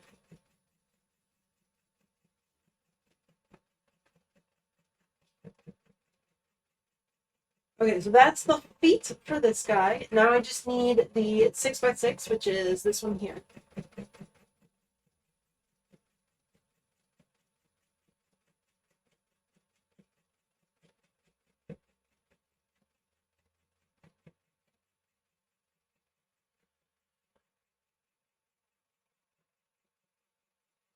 Spent the weekend looking at a lot of different poison dart frogs, and a lot of the websites were like, yes, there's like 107 frogs, different poison dart frogs. There's over 100 frogs, nearly 100 frogs, 110 poison dart frogs.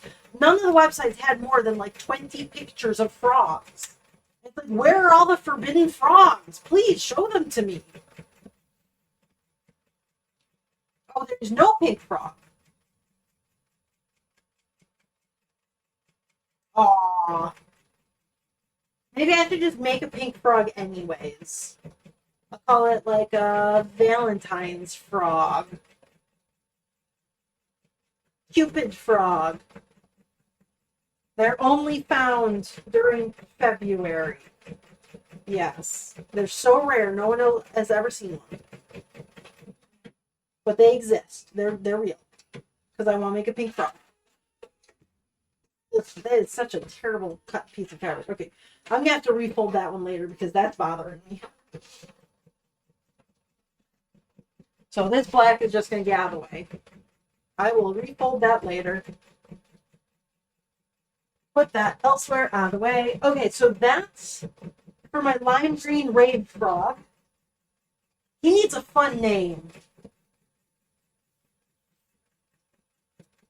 I feel like he needs to be like a club DJ or something. He needs like a DJ name. Okay, orange, yellow, and the black striped frog.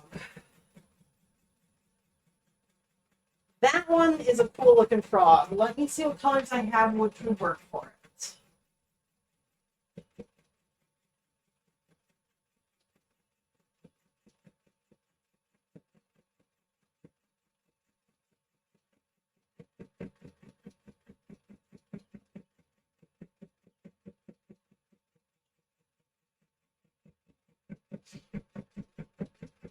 Okay, I think I'm going to go with traffic cone colors here.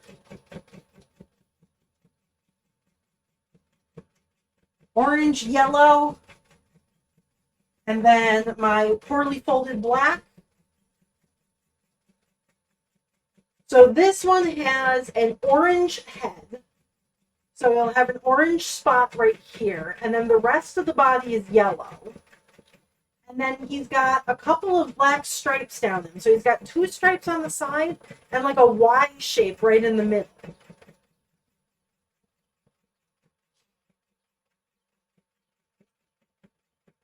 So there we go.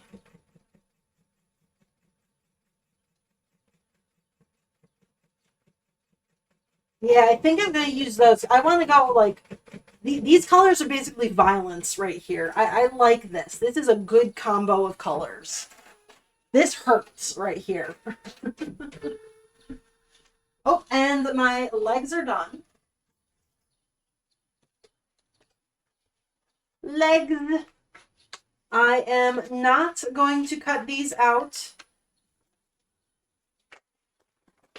So Rango's legs are just going to go off to the side. Where can I put them that they're out of the way? I'm going to balance them precariously on top of my light frame. There we go. Rango will get his legs later on. I don't want him to run away right now. Ha ha ha ha. Uh, I need more stabilizer, and I need to put DJ unnamed into the embroidery hoop.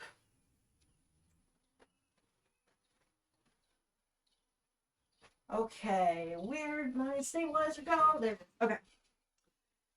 And let me move all those guys out of the way.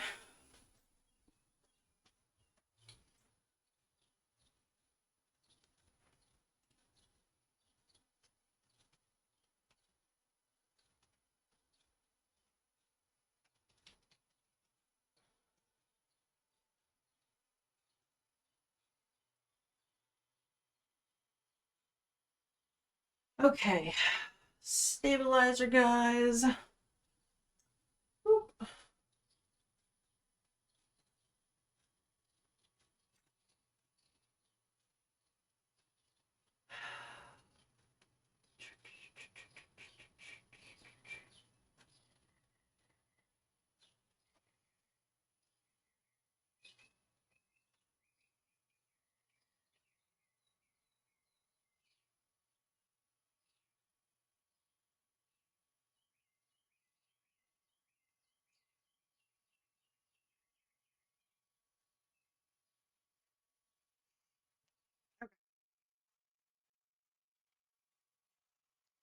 Oop.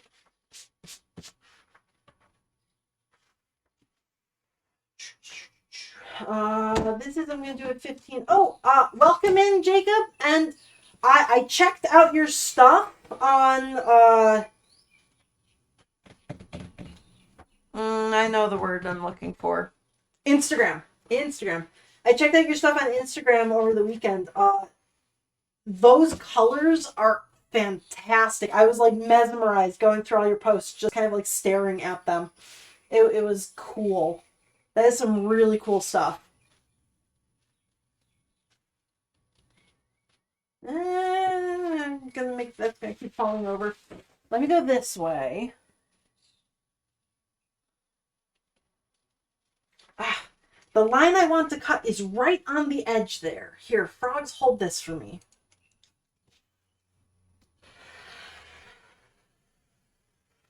There we go.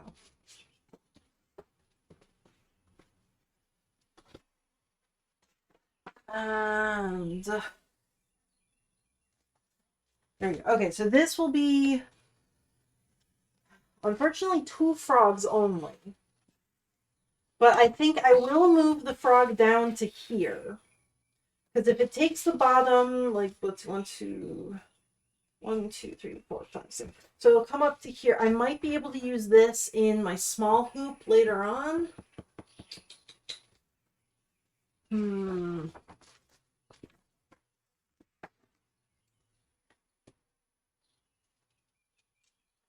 Oh yeah, it was really cool. I didn't follow you yet because I want to follow you on my personal account, not my plushie account.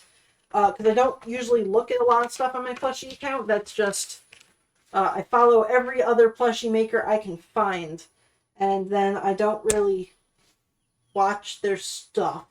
So I want to follow you on my personal account where I actually have a lot less people and I do pay attention to stuff. But Instagram was causing issues on my phone and did not want to allow me to swap accounts. So I have to log in again, I guess. And I didn't because I was busy with other stuff. And as soon as I forget to do something, it ceases to exist until I'm reminded later on.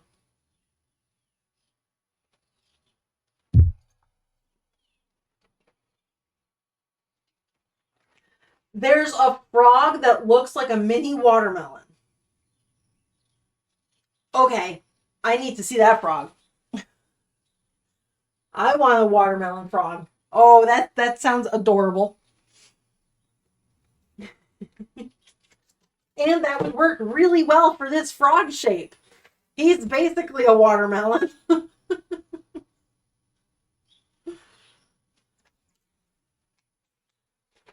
What was I doing here?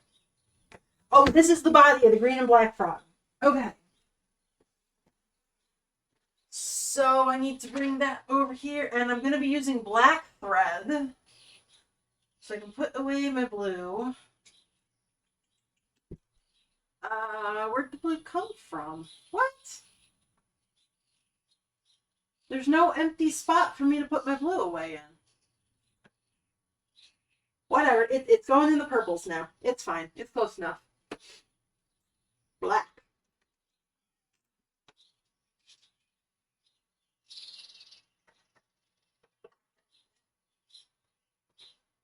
Okay, and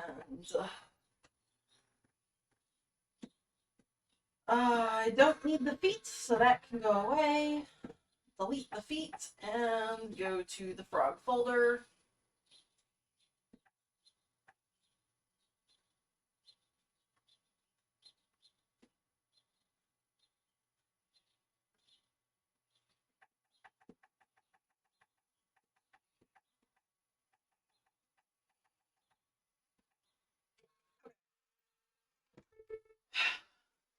So again, I am not going to be centering this one. So instead of like where I draw my crosshairs and then draw a square in there, I'm going to go and tell the machine to cut holes, just stitch down holes in the shape where I need to put my lime green DJ fabric. Hi Judo, welcome in.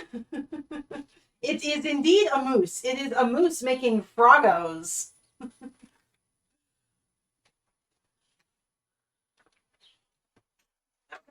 Oh.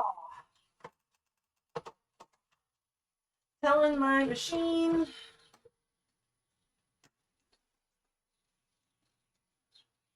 that we are going to cut a whole bunch of holes. So we're into there.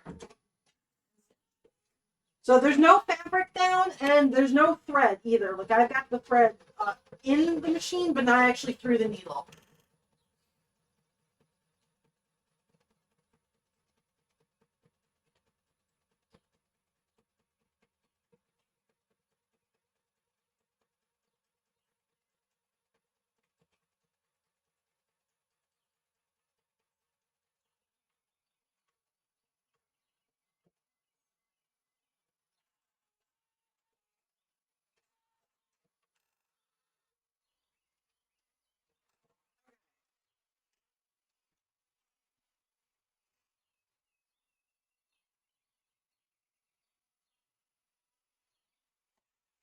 Okay, so I have no idea if that's actually visible or not, but you can see all the little holes, maybe.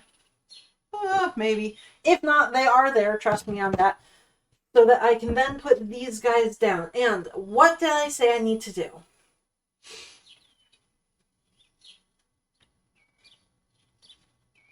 Let's see. I'm going to put one of these fabrics down. And I put the other one on top of it.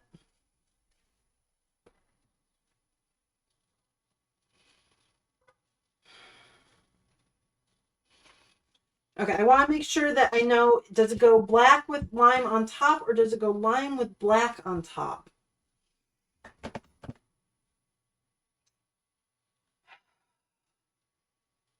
Because I have to cut away the holes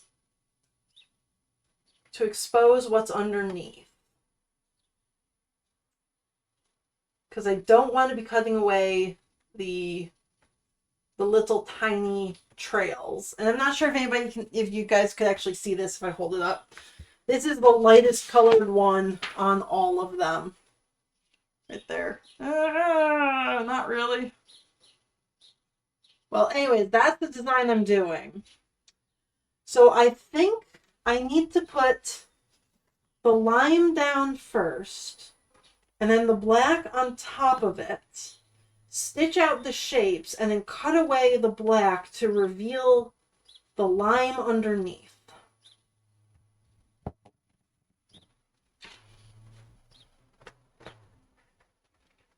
Okay, let me put this in here, and then I need to click on a Froggo link because I need to see the watermelon Froggo. Let me put that there. If this doesn't work, we'll just have a reverse DJ Froggo.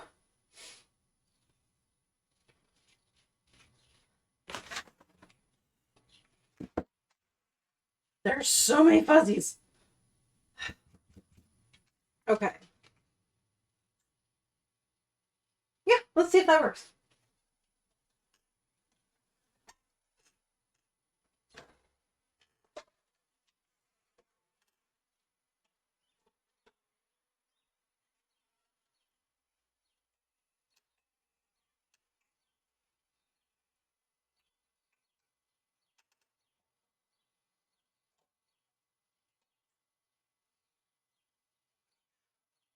Oh, I need to stitch down the edges before I put the black on. Okay, so it's going to be just lime for now.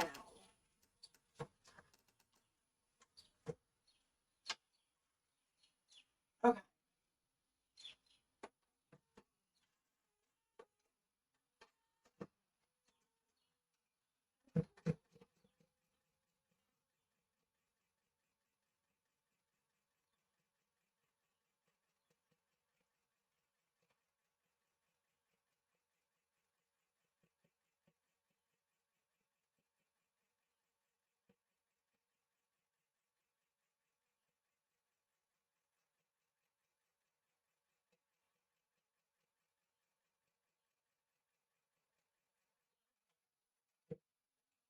Same here. Oh my gosh.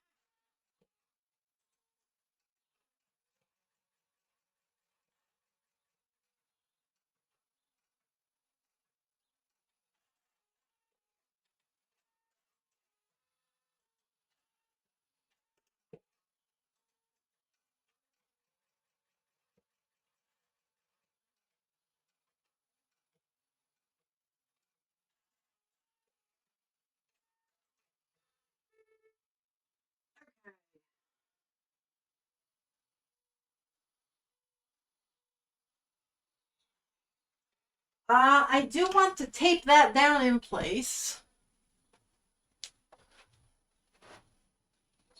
And I want to see the watermelon frog. Oh my gosh, he's so round.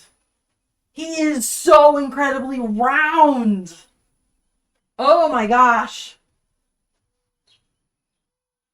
I love him. That is such a good frog. I don't think actually these guys are round enough to be that frog. Oh my goodness.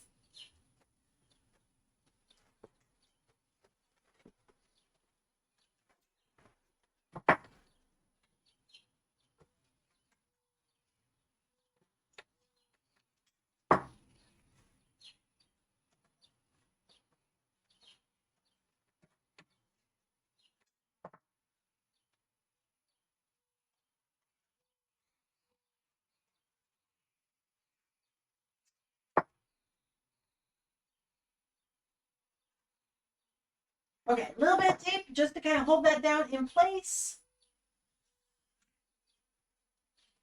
Hopefully it sticks long enough just to let those first couple of stitches grab it. And go.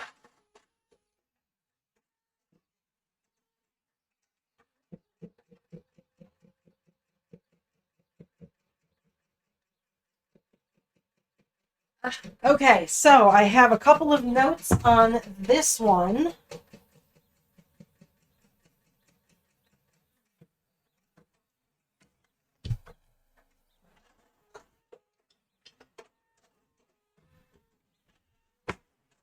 So this is the green black frog.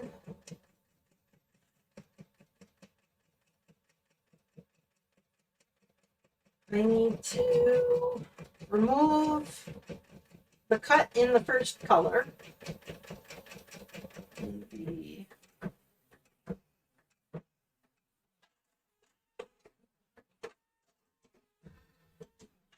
And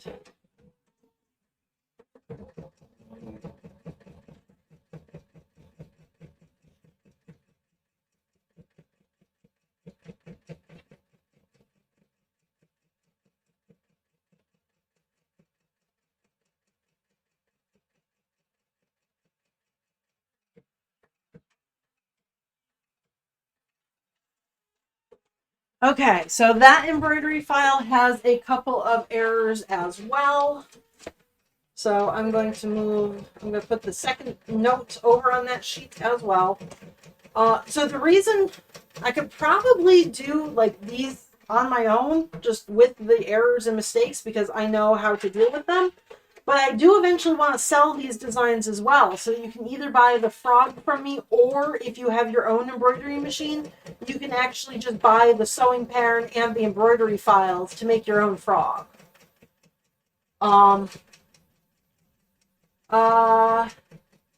Awesome. Someday I will check that after stream today.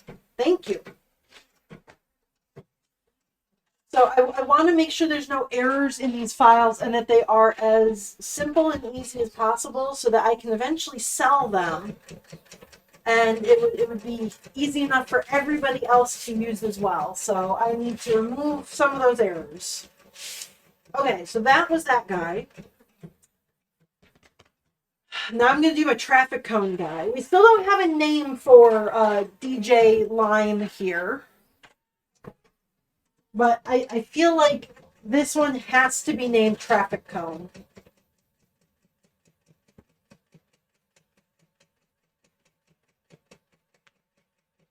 Or Men at Work the Frog.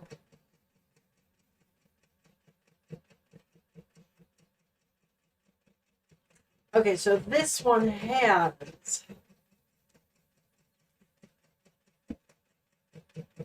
orange for the face, which has to be a 5x4, but I didn't write which direction. So I think, based on the other guys, that has to be a landscape. So I am going to add that in there.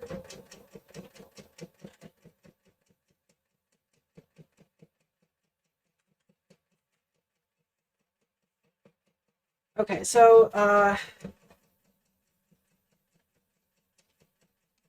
this one here is the main body canary, my super bright yellow, my canary there. I have too many pins up on my sticky note thing. Where'd all the pins come from? What didn't I pin with that? Okay, these guys are going away. So my canary yellow. Yeah, very much candy corn. This will be my holiday Halloween frog as well. This I need a 6x6, and I also need the belly shape out of. So let's see, where can I get a 6x6 out of this without wasting much? Belly pattern. And which way is this brush? Okay, brush is down this way. Ugh, so I have to put the belly there. I can't get anything in that corner. Put him there. 6x6.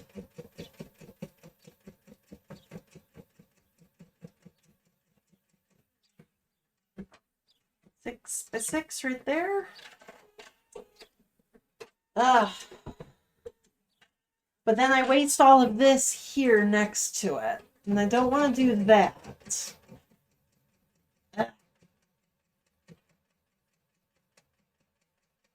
So maybe I'll just take my 6 by 6 out of the corner here.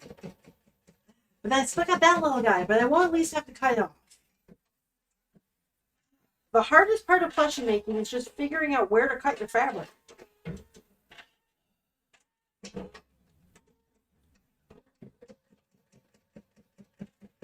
Okay, so there's my 6. I go up 6.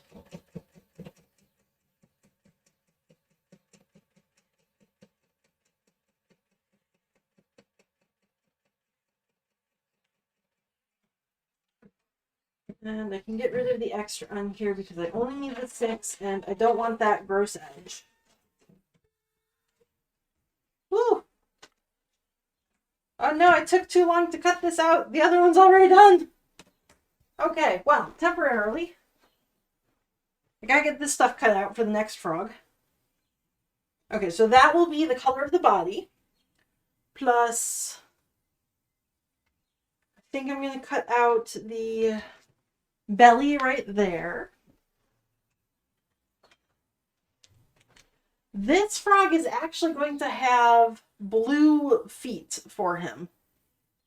So I might actually use some of Rango's feet to go with him. I don't think I have like a neon blue that really works with that one.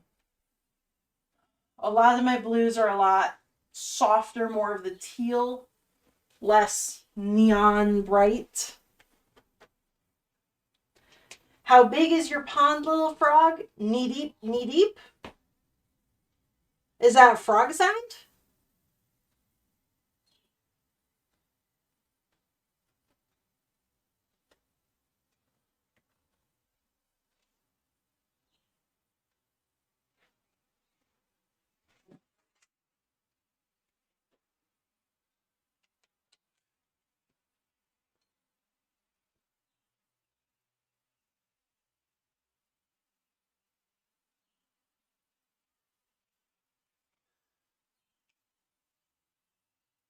I don't think I've ever heard...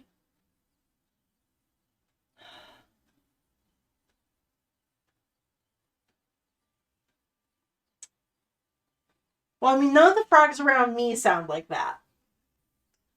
None of my local frogs.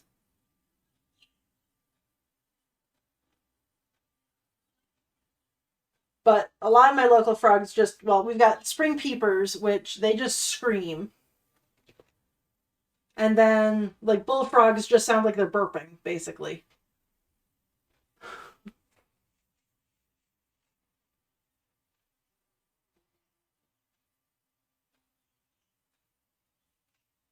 Or, like, twanging a wire. There's a lot of that, the boing kind of noises as well from frogs.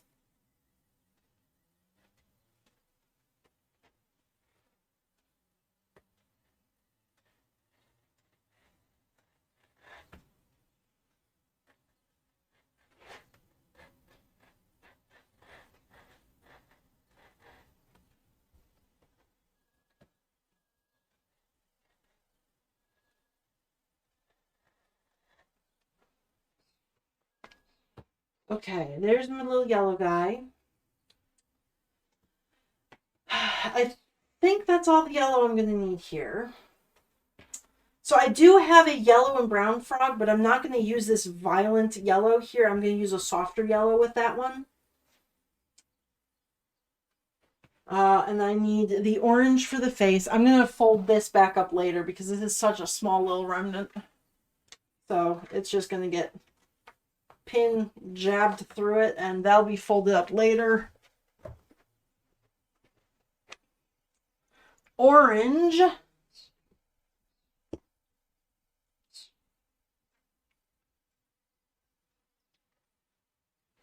This one I need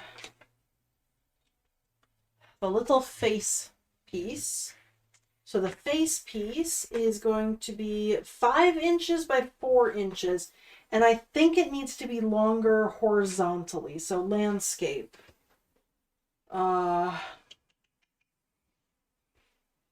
This is the bottom down here. Okay. Let me refold it this way.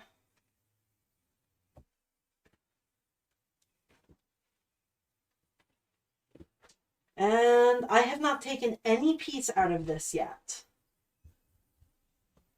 So, okay, I'm going to just cut from right here then. And this is the 5 by 4. Whoop, this way. Okay, so there's my 5. And I'm not going to use my rotary cutter for this one because I don't want to unfold it all the way. This is a huge piece of fabric to have to refold, and I'm lazy. So I'm going to just draw on here. Does orange on orange work? It does. You can see it. Okay. So 5 inches this way and 4, 2, 3, 4. Okay. And then across there. Okay, so that's my 5 by 4 in orange. That is all the orange I need for this frog. Where's my scissors? And I think I have this the right way, hopefully. I didn't actually write a note to myself which direction this was supposed to go. So I cut it out like this, and I'm going to just really hope it wasn't supposed to be cut out that way.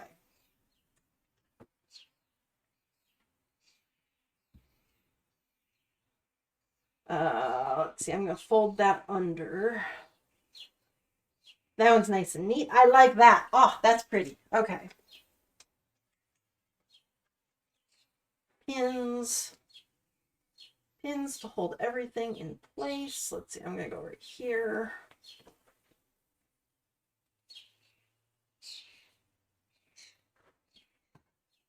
There we go.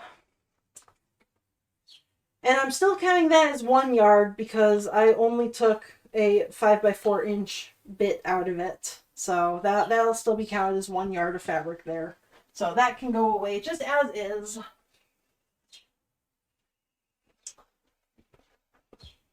And then I need my black again. This is going to be 5 by 6, and this one is the opposite direction. Oh, perfect. Okay, so that's this dumb little bit that I've got hanging down here in the middle. I think I said that one was 5 wide.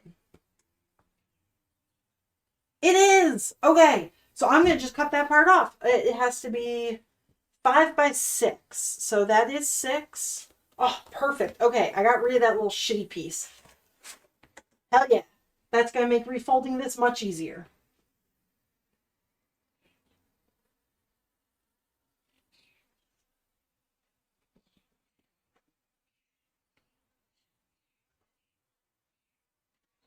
Okay, now I only have to worry about one little bit hanging off of it. Frog, stop. Okay. Pins. I still have extra pins up there. I don't know how I ended up with so many extra pins on my magnet there. The only ones that are supposed to go on that magnet are the ones I take out of the fabric that I'm unwrapping. So who knows? Okay. Those guys are all cut out. Let me get the fabric out of the sewing machine. Yeah. Slowly. Stop. Stop. Okay. Fabric does not want to stack nicely. Okay, cool, cool, cool, cool.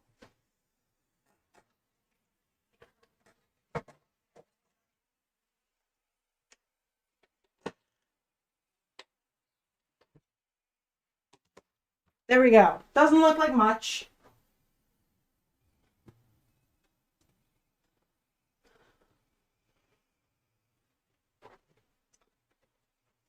But if this works out right, this is going to be a very vibrant little DJ Frog. Okay. Let me see.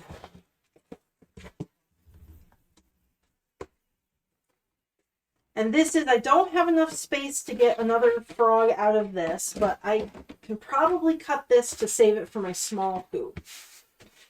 Which, my small hoop, let's see, what do you need? Yeah, so I'll be able to save that for my small hoop to use later on for small projects. So let's see here. There we go. That goes in my stabilizer bucket of bits. And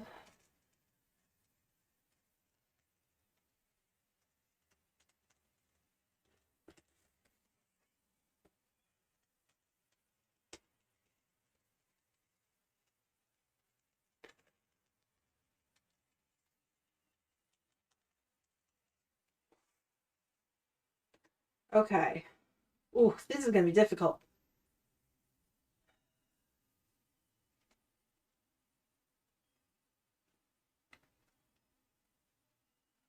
Where are my tiny little scissors? So I traced out shapes, and now I just need to remove the fabric from those shapes. But it's a black thread on black fabric. So this is going to be a little interesting.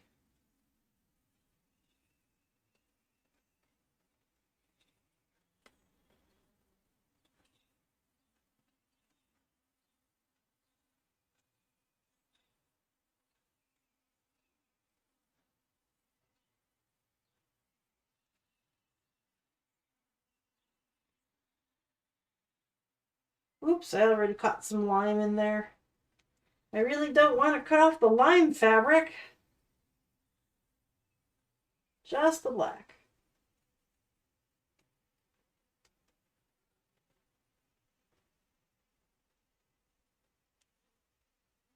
Okay, so like that. And then I've got this one as well.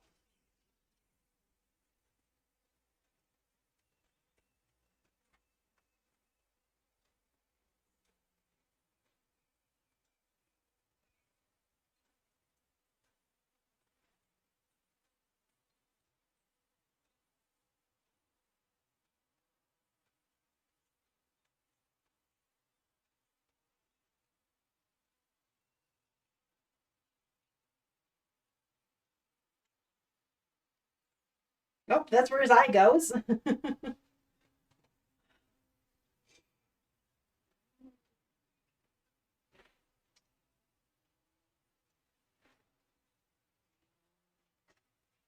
Okay.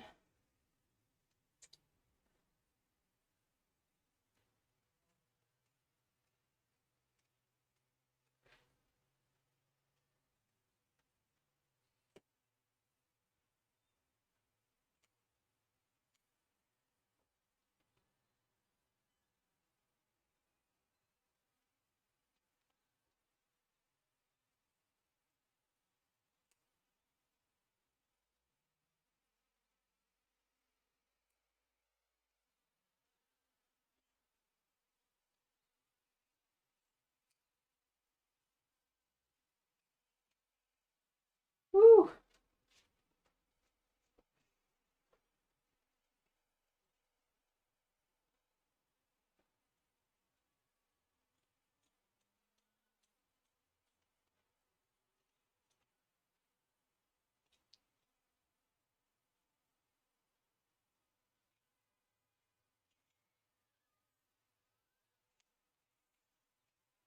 Oh, this one's going to take a while. Okay, so I definitely don't think I can make this entire frog under an hour. Uh, but maybe, like, the ones that have no embroidery, they should take me less time. So if I average them all together, maybe I can still get the frogs under an hour. I can't even see where my thread is on this guy. Oh my goodness. Should have maybe used lime green thread to really stand out.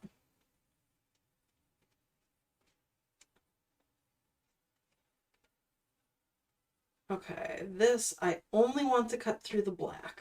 Ugh. Oh, this is stressful. Come on.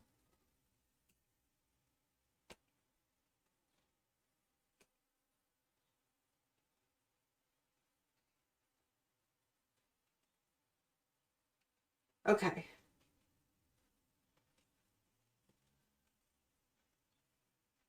Ah.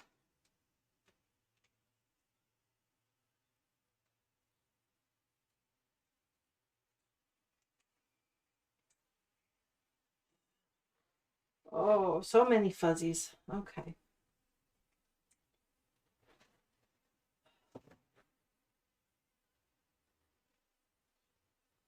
Where's the edge? Where is the edge?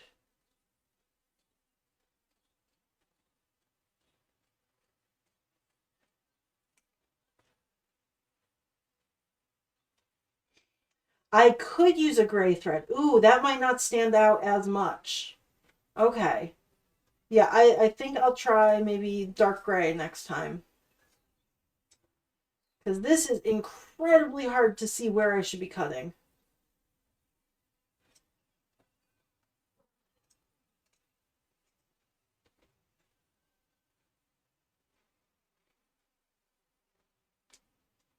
Okay.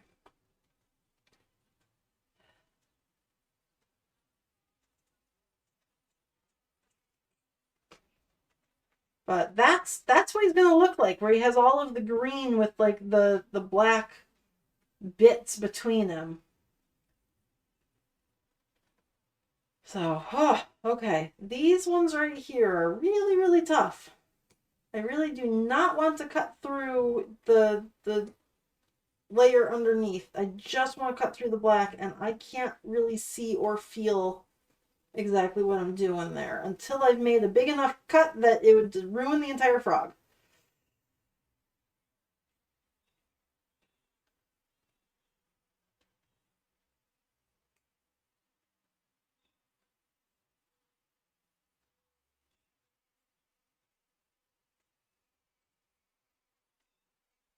Okay.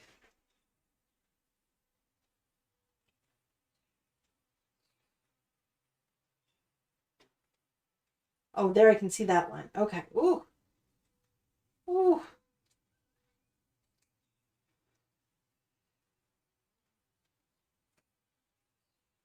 Whoops. Got some of the lime there. Shouldn't have do that. Ah.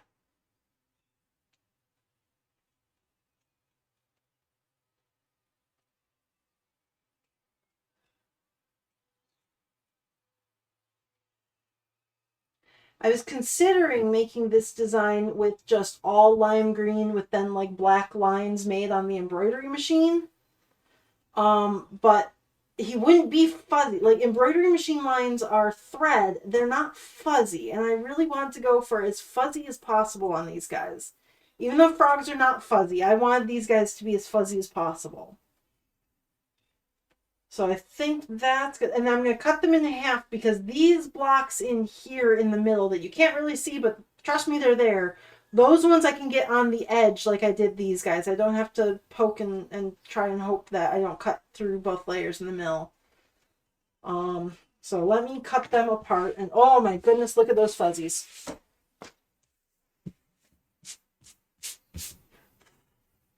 Okay.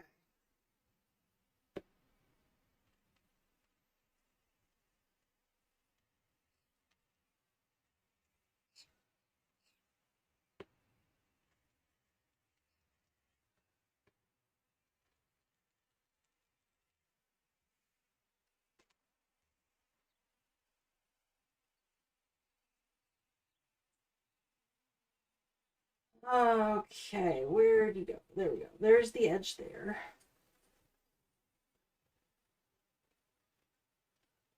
Not cut. Not cut the green there. Okay. Woo. Woo.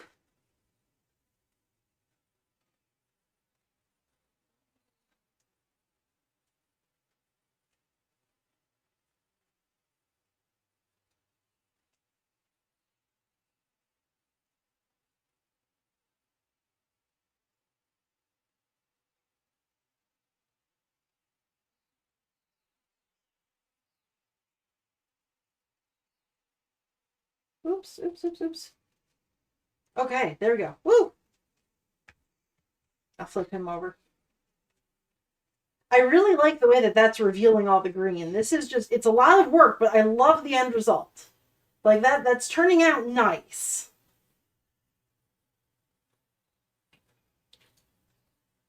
And he's going to be so fuzzy at the end of this.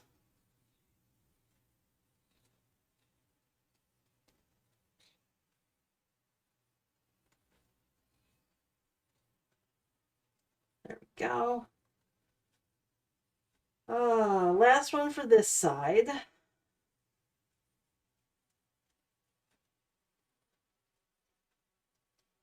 Ooh.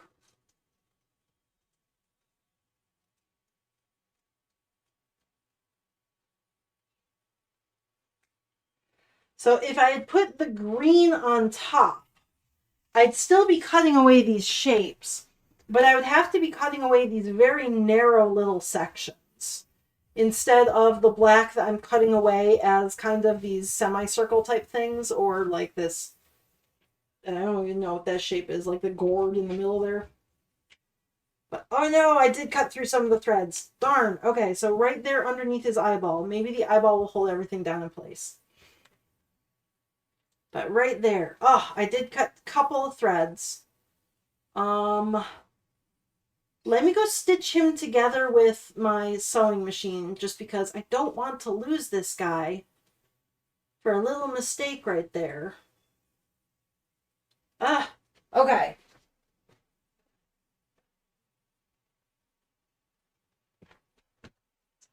I probably should not have my blue thread. I do need to go back to black.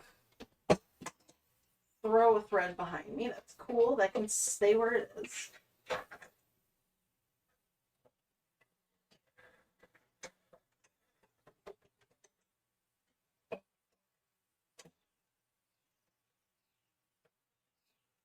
Okay.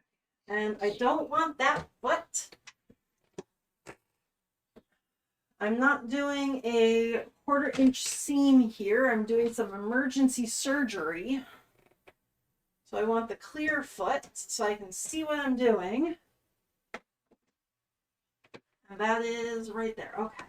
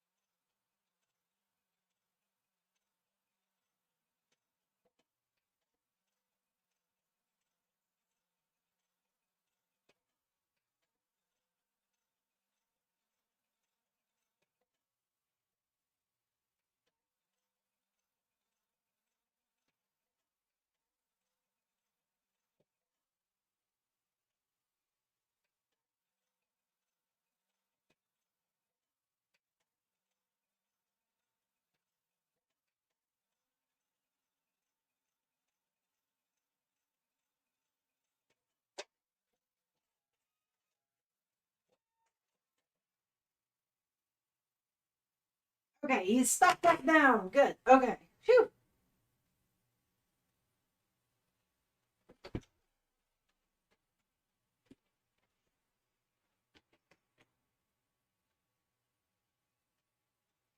Okay, so I fixed where he was sticking out, like where I cut through my threads.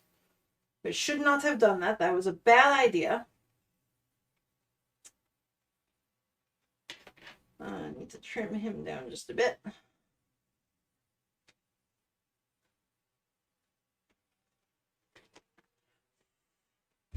So that's one half of the frog.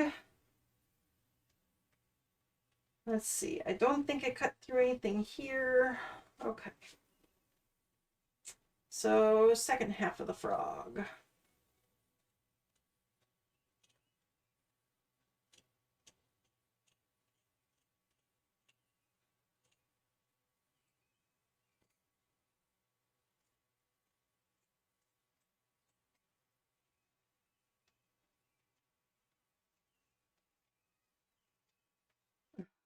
I'm definitely going to have to lint roller this guy to get all of the fuzzies off of him.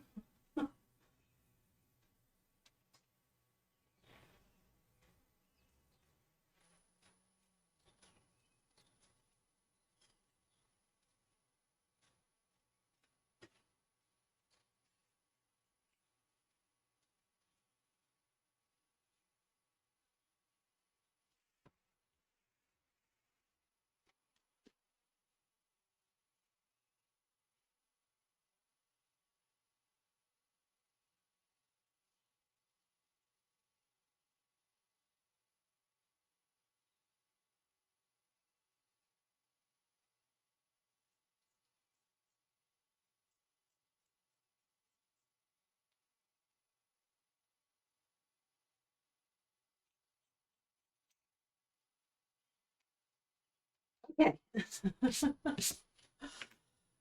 Well, that's very time intensive little froggy there.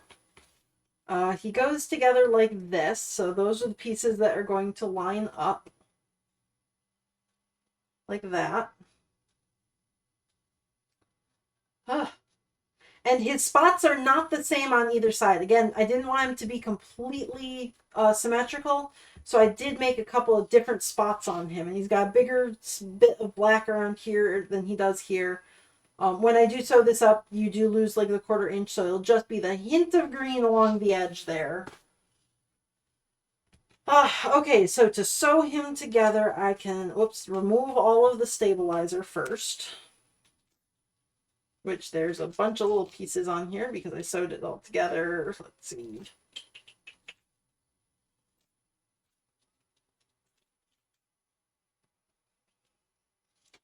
I'm using such a small stitch on this that most of the time this stabilizer is going to just pull apart and come off. But it's also being held in place by all the little stitches that are on the back. Like there's some threads through there that are holding my stitches in place as well. So I have to fight with those stitches more than I do the paper. Can I use the cutoffs to make another frog? Probably not. The bits that I have left after all of this, here, let me grab these bits.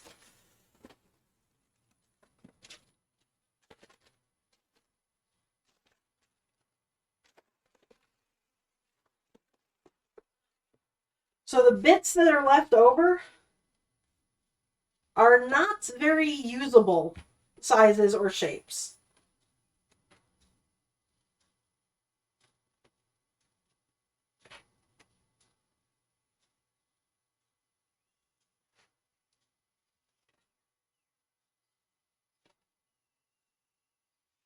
I could maybe try and do something with these long ones to make little stripes.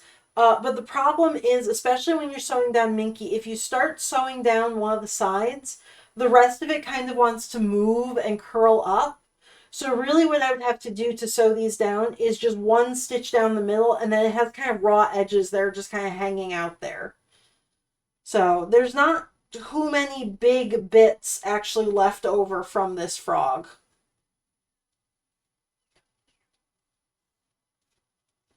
And there's a little bit of yellow from the last frog too. Oh, and one more spot there. Yeah, I could maybe do some random lines like that, but I'd have to also sew them by hand.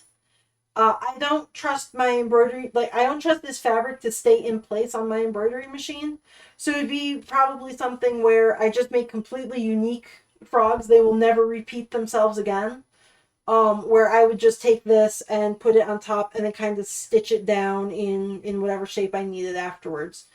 But it would be all by hand, not on my embroidery machine, so I could not replicate them.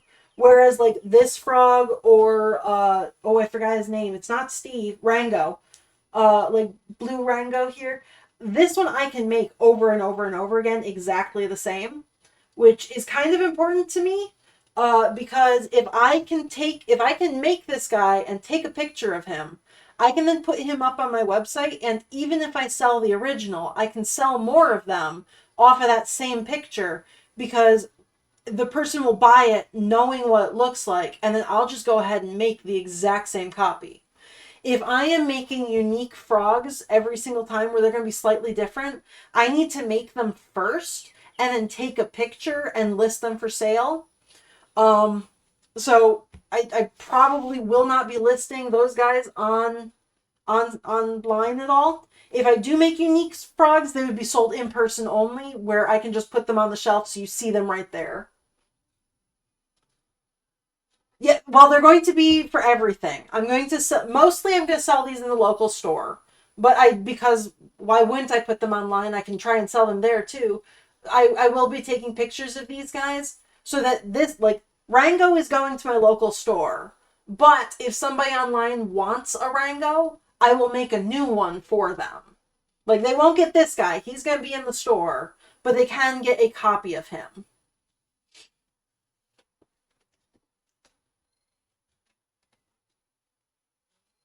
Oh, okay, Jacob, if you're still here, bye. Thanks for stopping by. If not, bye anyways.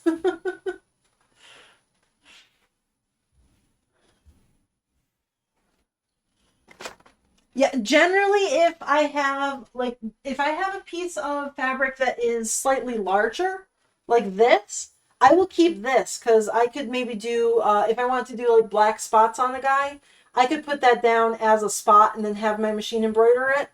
So I do save some of the little guys there, like that I can use for spots. Purple frog, I could make some spots out of that guy. But the little guys from these guys, not really. There's not too much I can do with those little scraps. So yeah, these physical guys are gonna go into the store. Um, but that's about it.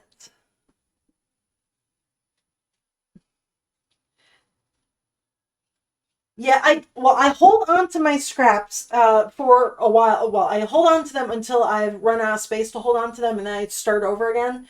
So if I have something that needs to be packed firmly, I will put the scraps in there. Um, in general, though, those little bits of cast off bits, that's just kind of the cost of making the plushies. Like it is inherently a wasteful process. There are parts that just end up in the trash because I can't really use them for anything else. And I did try and keep everything at one point, but it ended up I had so much just little tiny bits that I could never have a a use for. Like I was just carrying them around for, well, moved through like 2 to 3 different apartments with all these little scraps, and I never used one of them because they were just all too small. So at that point, it was just like I'm just wasting space holding on to them. So now I do have the rule that it has to be 4 square inches, so 2 by 2, or was it 50 millimeter square, thereabouts. If it's smaller than that, I just get rid of it because the chances of me using it are so slim that it's not worth it.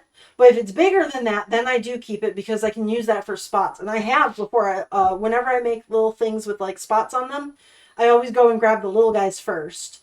Um, so probably one of the things I was thinking of doing is kind of like this, where it has all of these the lime spots on it. I was thinking of making like a rainbow frog, especially because like it's Pride this month.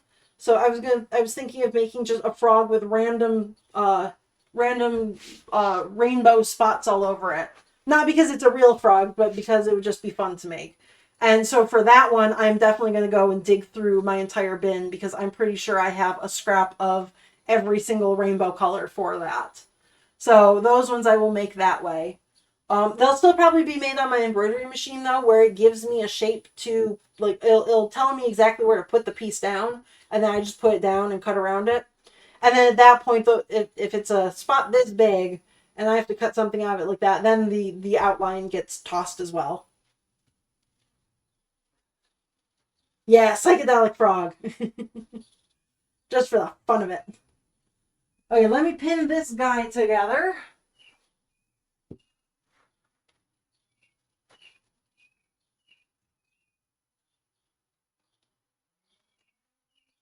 Yeah, I do save and reuse what I can. Um, One, because it's better for just the world, and two, because then I don't have to buy so much new stuff. So I can keep my prices down a little bit further instead of having to replace everything, like just throw it all out and have to purchase it a second time. But there is a point where it's like, I cannot do better than I already am doing. It just would not be feasible for me. I have tried.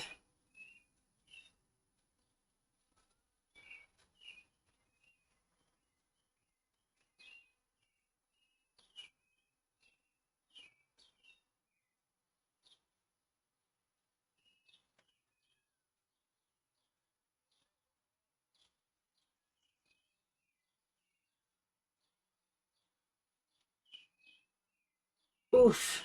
Yeah, when people throw away usable fabric, that just makes me hurt.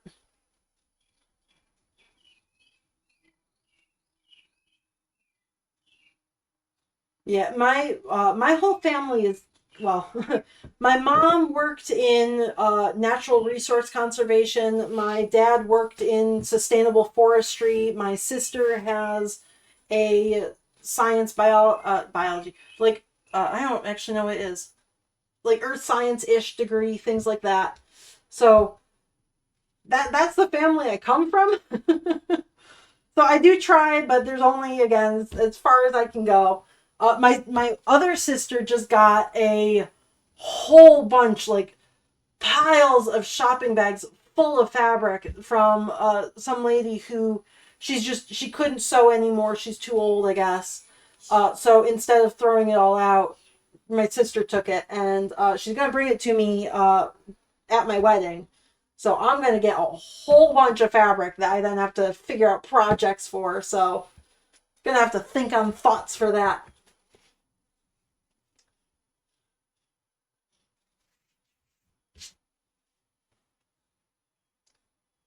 Something that I've been kind of thinking of getting into. So I'm not great at quilting because it's a lot of math, but there is a organization called Project Linus. Linus, like the kid from the Peanuts cartoons that always has a security blanket.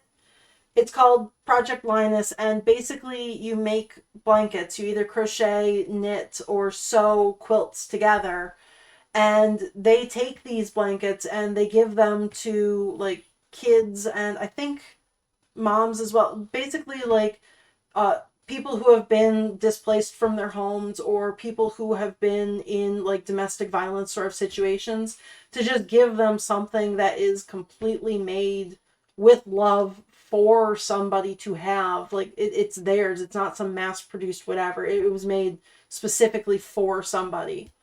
Um, so I have been kind of thinking about doing that, like all the little bits and scraps and bits of fabric that I acquire over the years, just kind of putting them together into scrappy pattern quilts and making blankets to donate to people.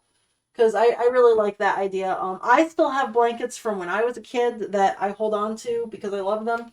So if I could make somebody else a quilt that they would love, that would be really cool too.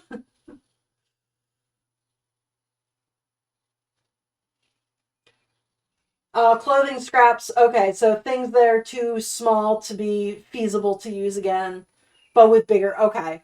Yeah, well, I'm making really small things, so like a 2 by 2 square, I could make a foot out of.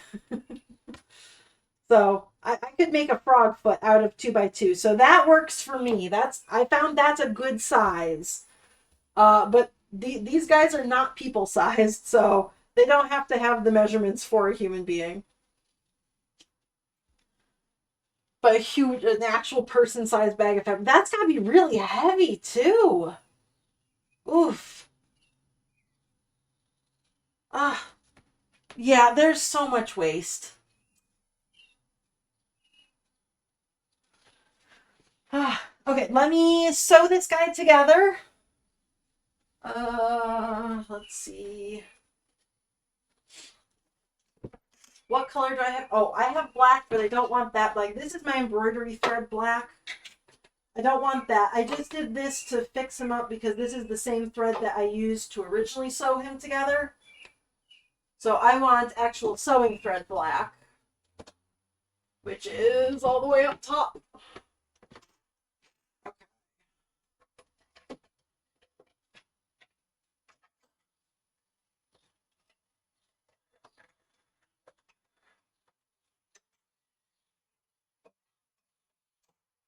And now I am using a 1/4 inch. So I do want the proper foot for that. And they still get green in the bobbin, so that'll be fine as well. I'm sewing that edge, okay.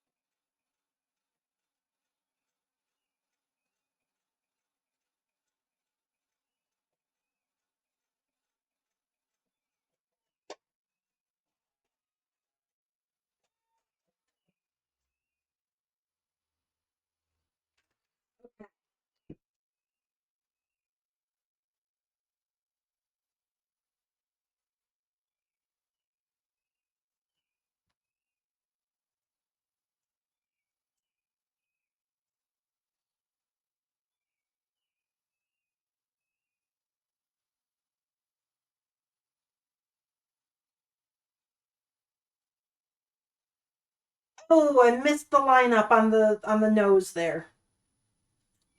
Oof. You know what? I think I'm gonna leave it as is. I don't think I'm gonna change that. Let me see if I can just trim maybe a little bit of the black fabric there.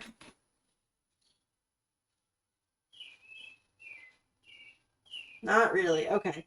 I'm not gonna change that lineup, even though it's slightly off. I'm gonna just leave that as is. And I'm gonna go get a lint roller for that guy.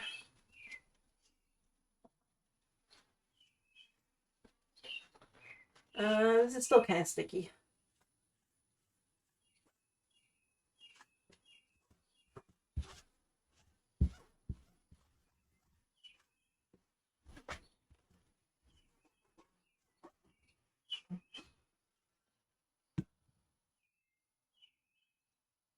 Oops. Thread coming out of his forehead there. Yeah, the plastic that the rolls come in, yeah.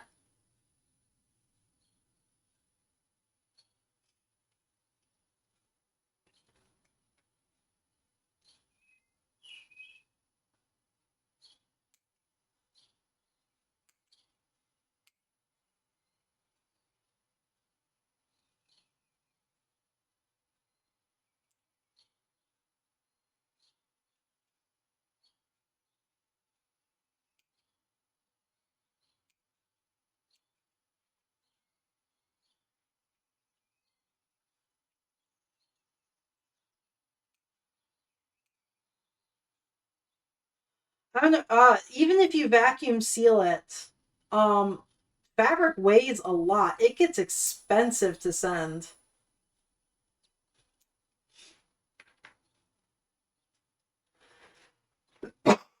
Oh, so they take like an entire bolt. Oh, damn. Okay, so an entire bolt of fabric just as scraps. Wow.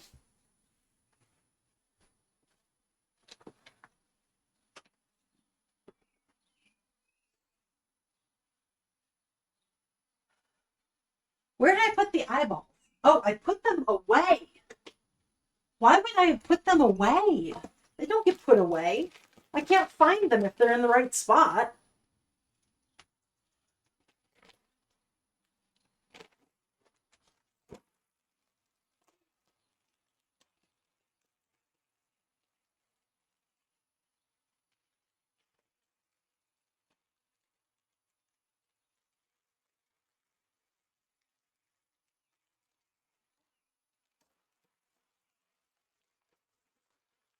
Yeah, no, I get that. Yeah, so it's like the plastic that goes around the rolls of fabric, but then after the fabric comes out, they put all the scraps back in. And if it's apparel fabric, like so the stuff that I use is just small rolls. Like the rolls of fabric are fairly small. But apparel fabric comes in even bigger cuts of fabric. So like it's even wider. Holy shit.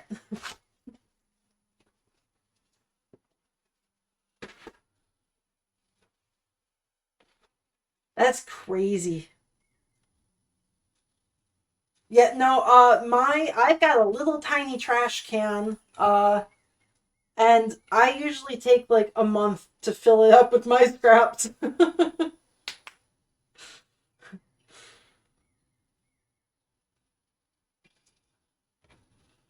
I don't think I could fill a plastic bag like that in even a year. Damn.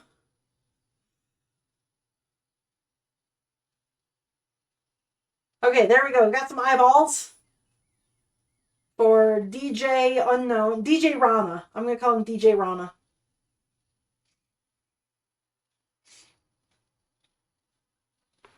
And where's his belly?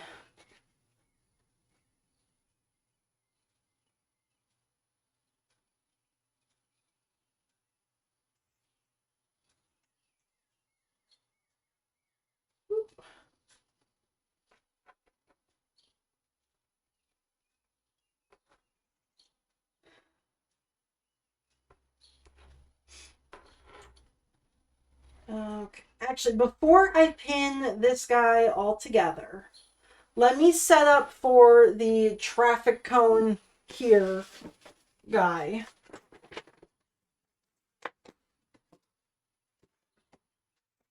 Because then I can get that one started embroidering and doing its lines while I pin up the DJ.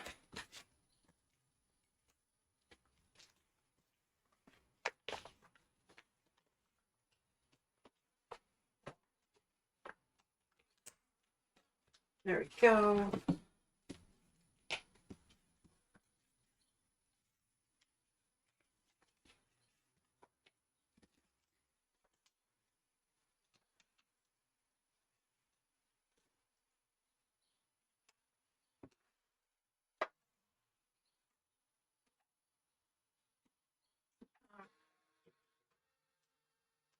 Going back, deleting him, adding a new one. I think that's this one. Okay.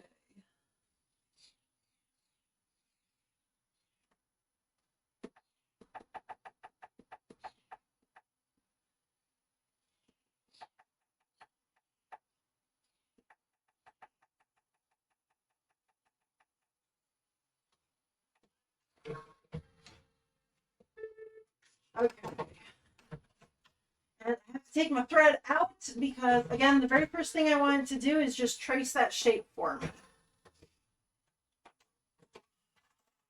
Ah, so many fuzzies.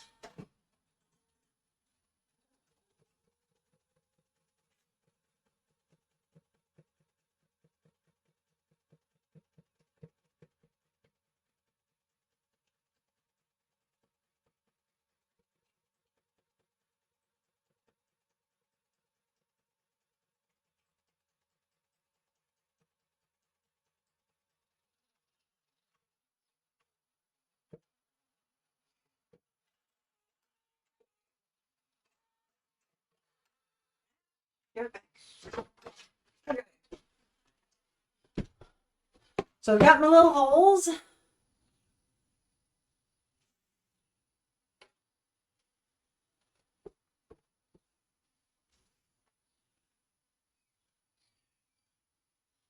Damn, 2.5 meters. Oh.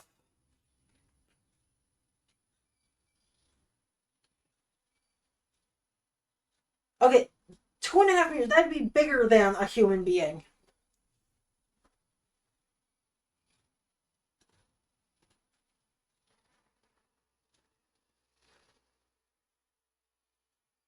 Yeah, that is a lot of weight. A lot of waste. Holy cow.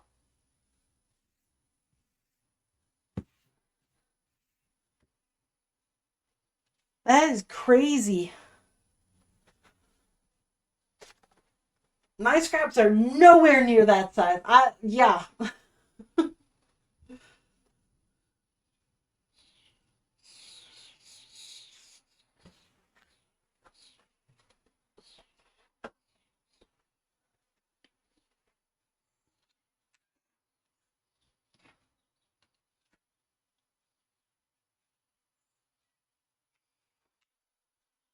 Yeah, that is a lot of waste to be putting in there. That's gonna be so heavy. Ugh. Okay, for this one, I'm distracted. Hang on. Okay, for the orange guy, I put down the yellow. It has to stitch out the shapes. And then it's going to come back and it's going to do the orange for the face next. Okay, so I need to stitch out the shapes on here. And I do need orange for the next one. So let me change my black thread to orange. I do have a violent orange as well. So that will match.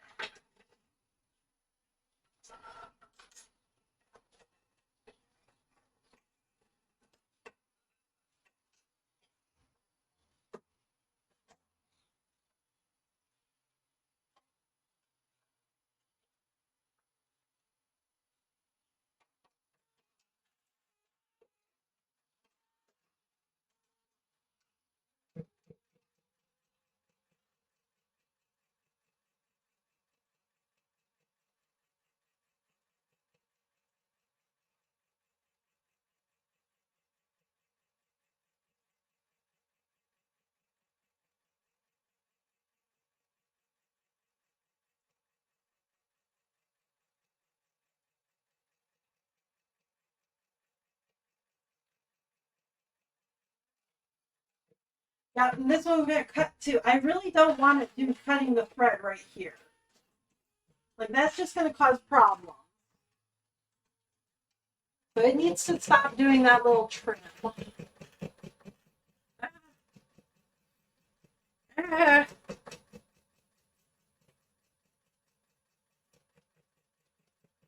Yeah, 2.5. Yeah, that 2 meters. Yeah, that seems about right. Well, 2 meters is just slightly bigger than 6 feet, and that's like yeah, it's what, like 94 centimeters is a yard or 3 feet.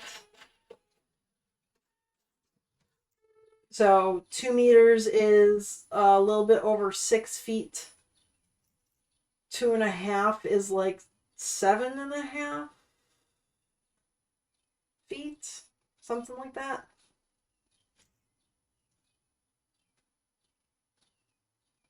About that much. Much taller than a person. Unless you are an exceptionally large human being.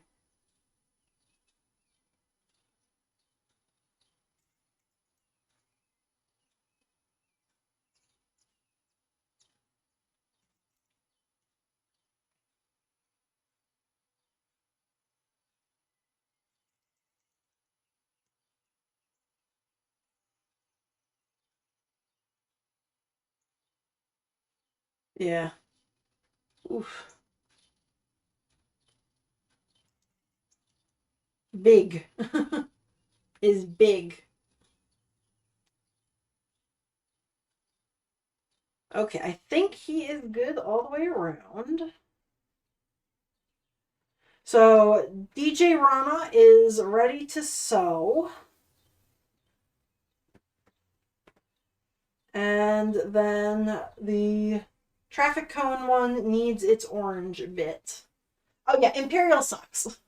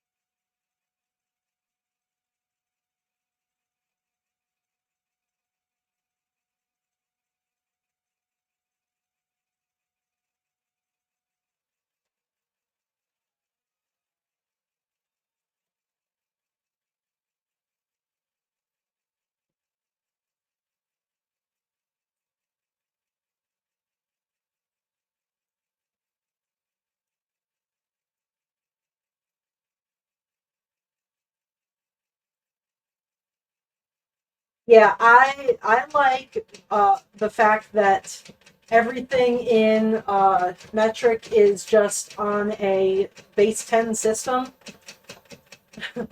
uh, Imperial is so dumb, and like the names do not make sense, and the measurements, I have like a magnet on my fridge to tell me how to turn one thing into something else, because like I can never remember, like, is this 12? Is it 16? No, it's 24. Like it's shit.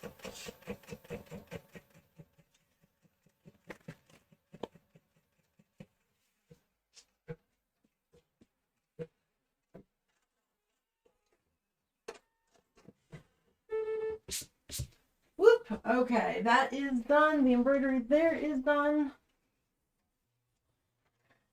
I need you to trim.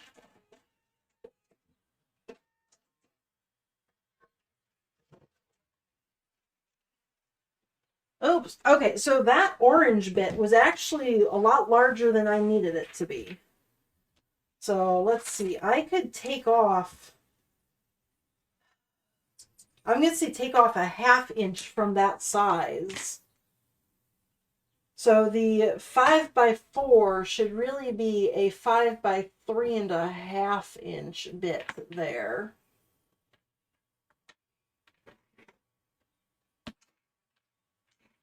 Have I ever messed up because I thought something was just too easy?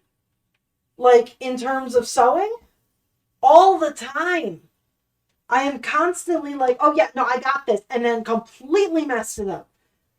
Most recently, I was making a dog for someone, just like a stuffed animal dog, and I had to make the body 3 different times because the first time through I cut all the fabric the wrong way.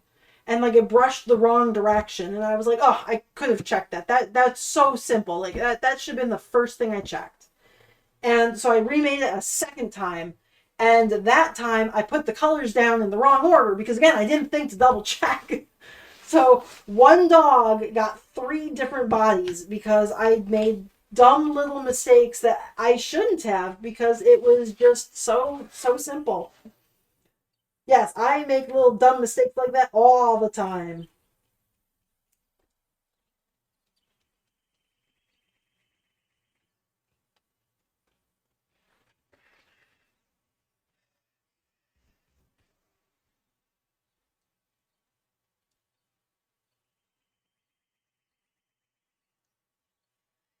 Sunbay, does the T stand for ton?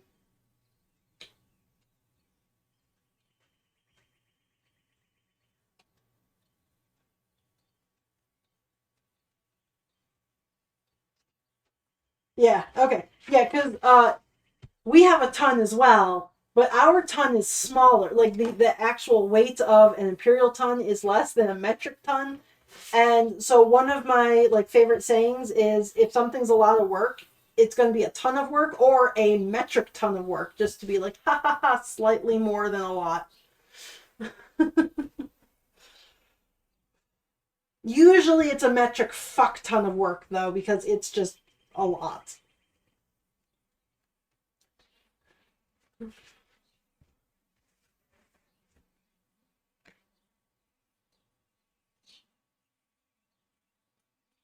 Yeah, Gallon's so dumb.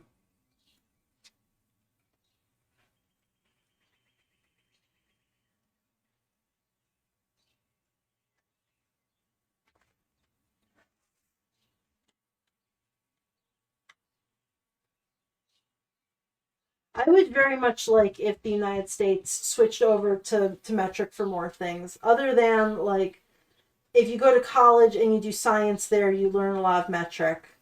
But like you shouldn't have to be like 17, 18 years old before you start learning it.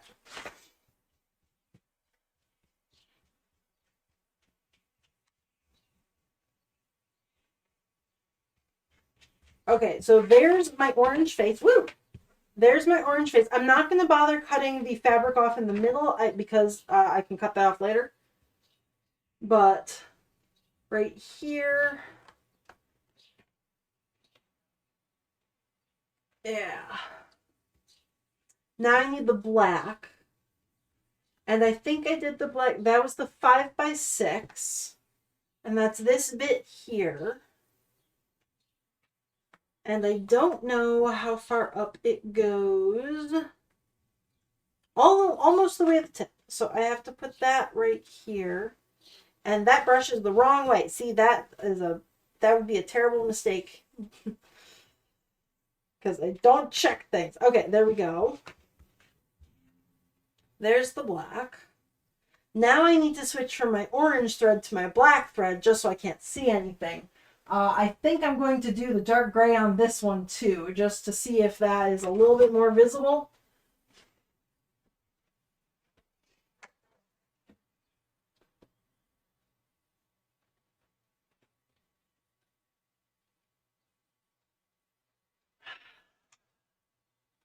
Yeah, I'm going to do dark gray. We're going to see if that works slightly better for me trimming it afterwards.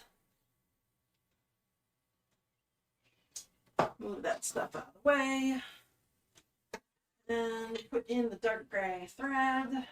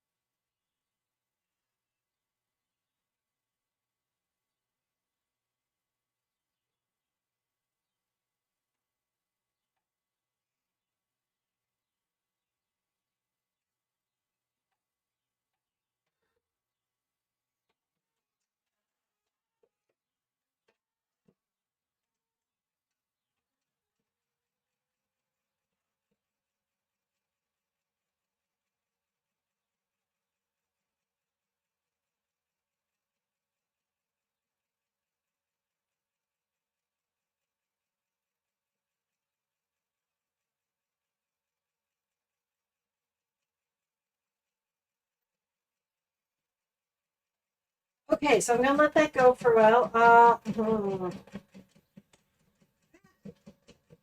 What you got?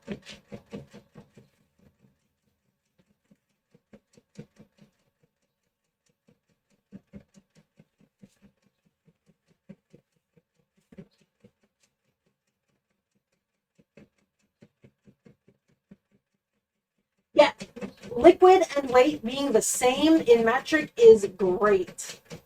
Like we have I don't know, ounces and fluid ounces, and I'm not even sure if they're different or the same.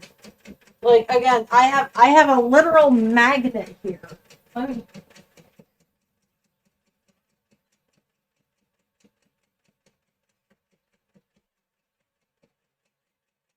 I have a very literal like. Let me swap that over to you.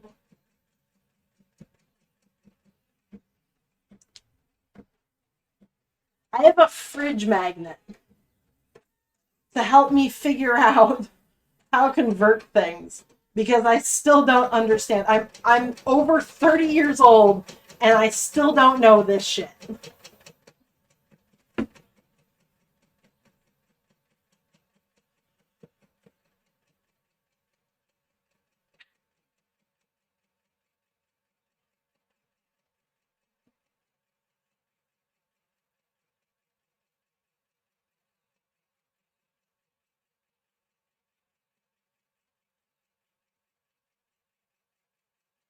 Oh, yeah, with all the measurements.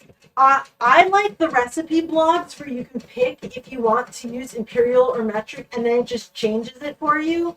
That's so nice. When I'm cooking, I generally try and use metric anyways, or especially when baking, because you want to do it by weight, not by wherever the fuck a cup is. Yeah, so most of the stuff that I do in the kitchen, I convert recipes to the metric ones, and that's the one that I save.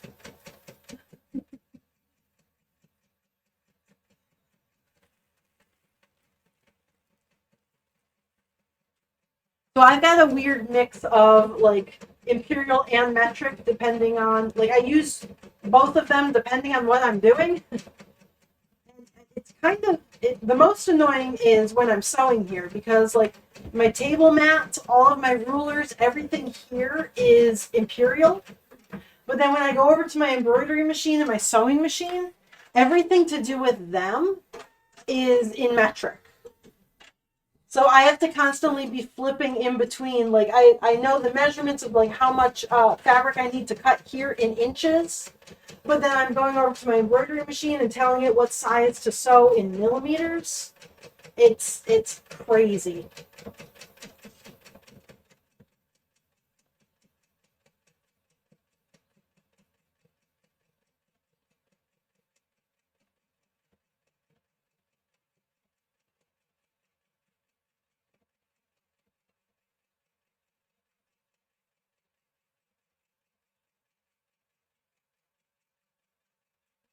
Yeah.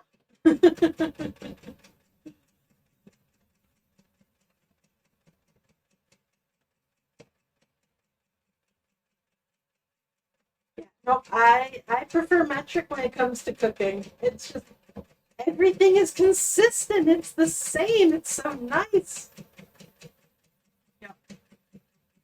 I was actually thinking of getting a like well, I'm not sure if I can find a cutting map that's in metric with like the centimeters on it.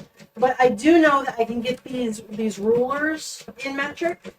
So I was considering getting some of those just so that when I go to make the embroidery files, it tells me how much fabric and like what size fabric I need in millimeters. And then I have to change it and convert it every single time into inches just to figure out where I'm cutting the fabric. Um, and I use a really rough estimation. Like I don't get down into the decimals and everything, but I do 1 inch is 25, and I think that's usually good enough for what I do. Like I'm not doing science here, so it's okay that I have a rough estimation. Um, but I think it'd be nice to not have to do all those conversions if I just have the tools that were all in the same measurements from start to finish.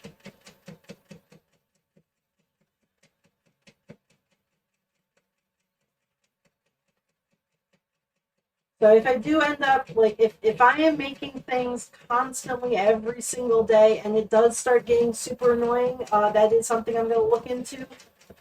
For now though, I can't justify replacing things that are perfectly good. They're like there's nothing wrong with this. It's in perfect condition. And I don't want to like throw it out or replace it with the exact same thing just with different numbers on it. So I will probably wait until my actual tools need replacing and then start looking around for if there is a metric equivalent that I am capable of buying.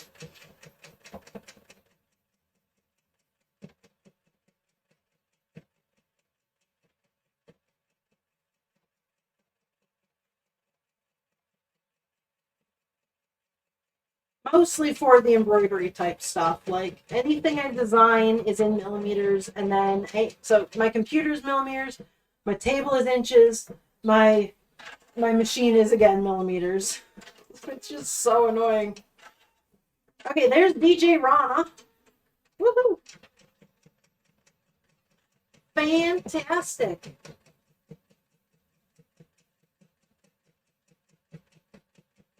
That is one crazy looking frog.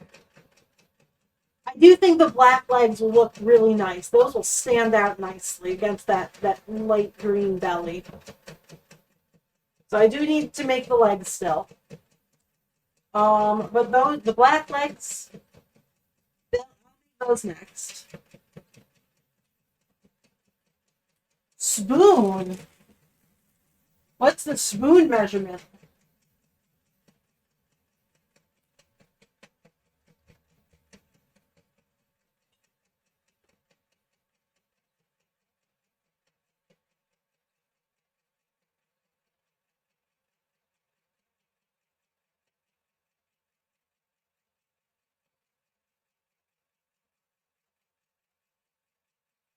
Oh, you do teaspoon and tablespoon too?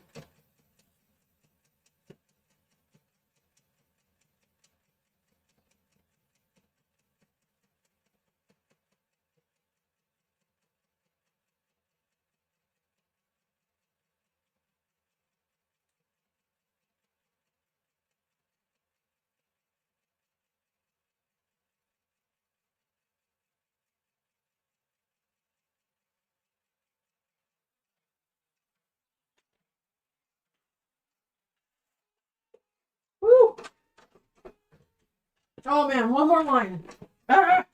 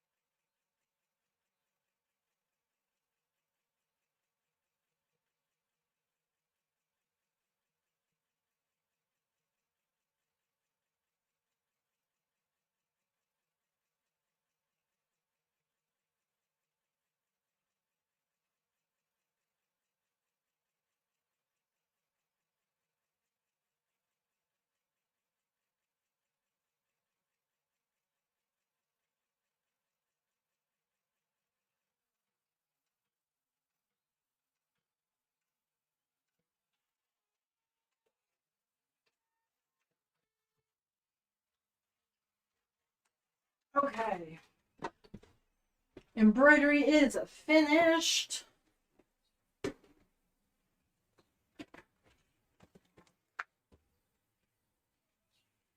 That gray thread did not help at all. Dang, okay. This fabric is just too fluffy, apparently. Okay, so I'm gonna just have to be very careful as I cut them out.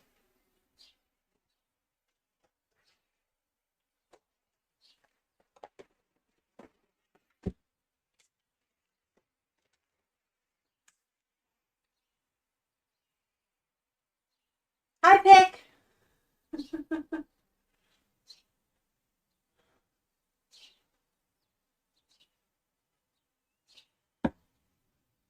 I will try and remember to post in Judo's Discord then.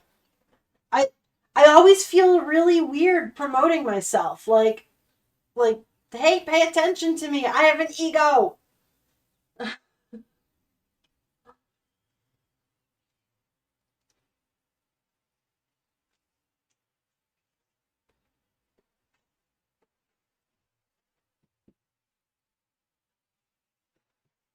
I know I have to promote myself, but it's the hardest thing. I also forgot to post on social media this morning. I think I had Instagram and Twitter both open and then promptly forgot because I had to restart my computer to get the microphone to reattach. And then that closed Firefox. So I forgot.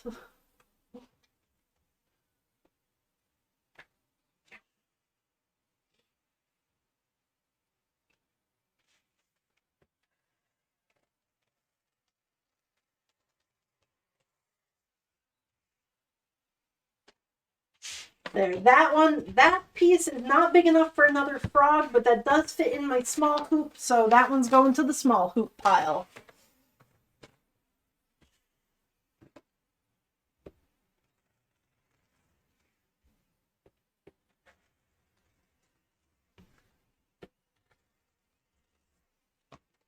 That one's not big enough to save, but these two are.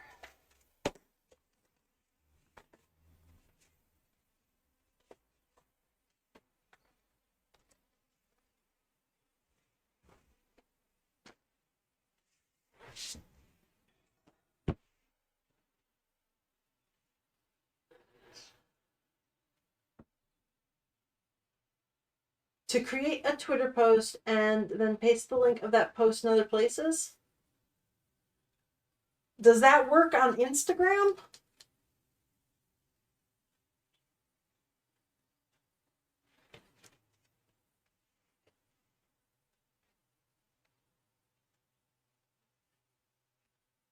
I was thinking I do have like what is it called? Later.com that is supposed to be like you create one post and then you just tell it to post in multiple spots, and I can have that set up um for Twitter, Tumblr, Instagram, and I think Facebook, which are the four big ones that I should be updating and I am not updating. So I was thinking of making like just one image and then using Later to post it in all four spots. Shark! Fantastic!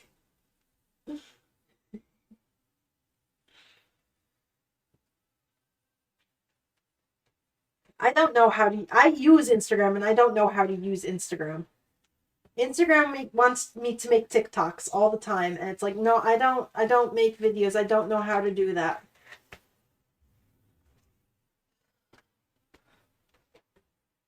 Although they're not called TikToks on Instagram, but basically the same. They're the same thing. Ah, I know judo. I get busy. Reels, Instagram Reels. That's what they're called. Yes, thank you, Pick.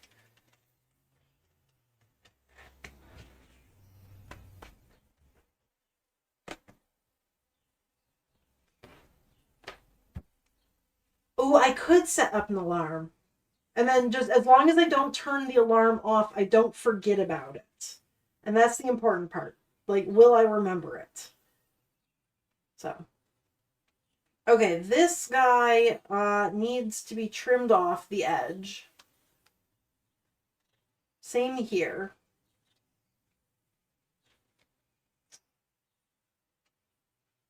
And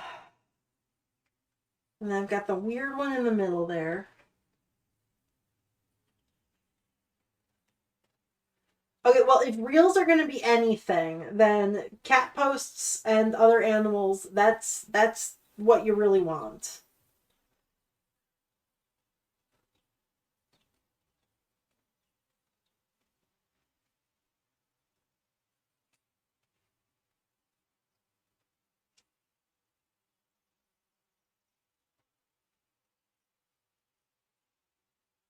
Okay, so I cannot. I don't think this is even visible. There are very tiny like dents in the fluff, and that's where the lines are.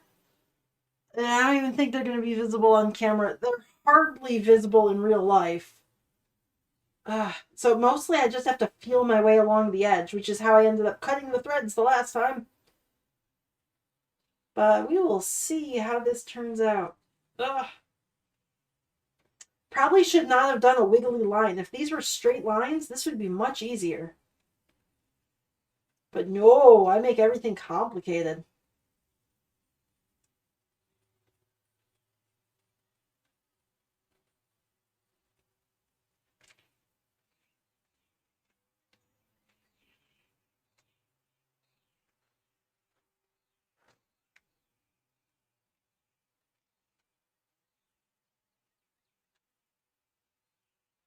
Yeah, if I do annoying sounds, I'm actually more likely to turn the alarm off than if I do other things. So I mostly do just music, and then I leave it play for like 5 minutes, and then it cuts off in the middle of the song, and then I have to go and like check why did it cut off, and it's like, oh, because it's an alarm. That's, I think, what I'm most effective at. Okay, what parts? I don't know what I'm supposed to be cutting and what I'm not supposed to be cutting. Okay, I'm gonna just cut this side off too at the while I know this is supposed to be it. This is a complicated frog. I mean, I think they're worth it. Like, this guy looks great. Now he's covered in fuzz. This guy looks great, but that was a lot of very careful cutting around the edges there. But I do like how he turned out. So,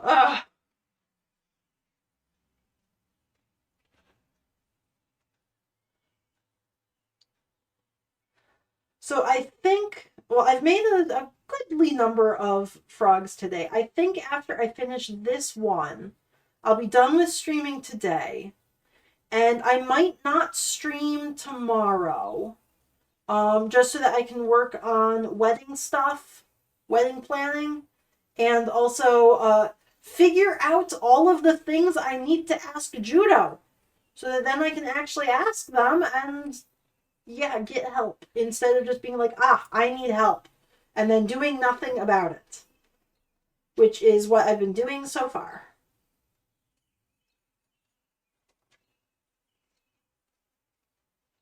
Okay, that one looks nice. I don't know if it's actually where it's supposed to be. No, it's not. See, I'm missing some here. Trim off a little extra there. Because I cannot see the line that I'm supposed to be cutting at all. Oof. Okay, now this piece here, I don't want to cut in the middle of. Ugh. Because that's a nice big piece. I want to keep that for spots later on. I cannot see where the edge is.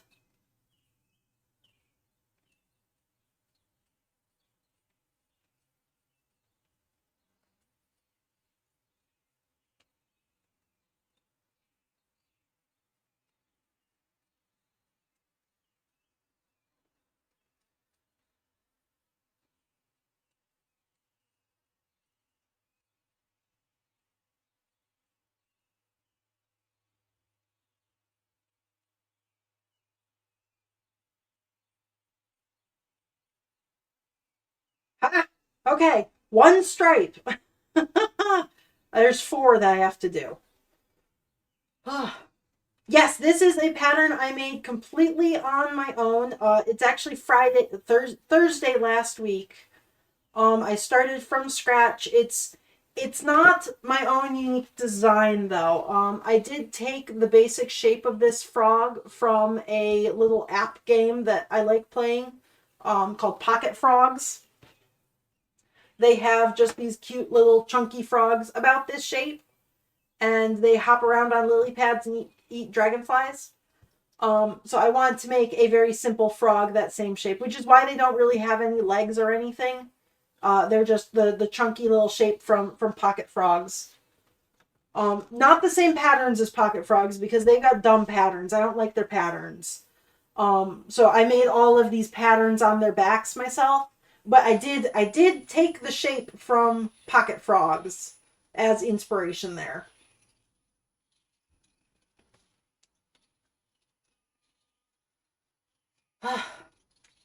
And I've made it as hard as humanly possible for myself here. I cannot see those lines at all. Oh my gosh. Okay, so dark gray thread did nothing. Maybe I'll have to try white thread next time. The only problem is that I don't want it to be visible afterwards, so I do want the thread to be a little bit invisible, but only after I'm done cutting it.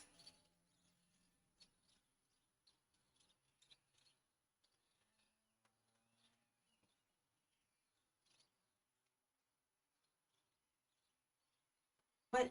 Where are you going? Okay, let's try from this side. I cannot figure out where to cut on the other side there. Stop, stop, stop, stop. Okay. Like that? Okay. That's 2. 2 out of 4.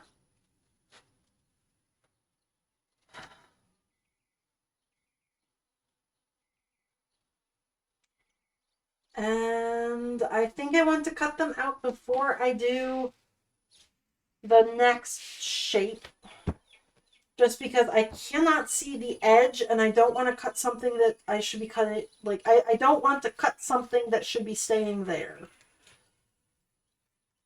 So I'm going to go like that, cut these guys out.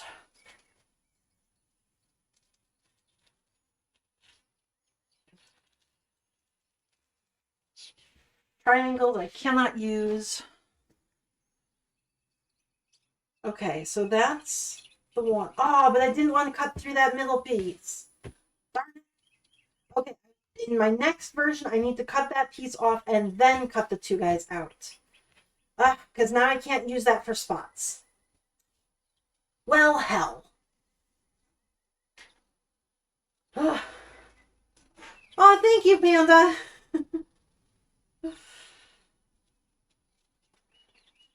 I am enjoying making them, as stressful as they are. I think they are turning out exactly as I wanted them to, just a little bit tougher than I wanted them to be.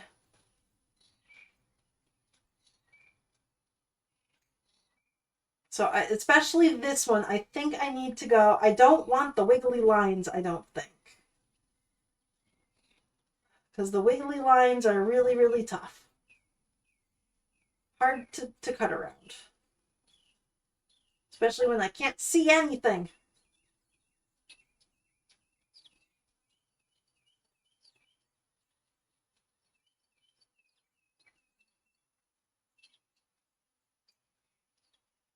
Whoops, I missed that line completely. Okay, well, let's go right there. Okay. Ugh.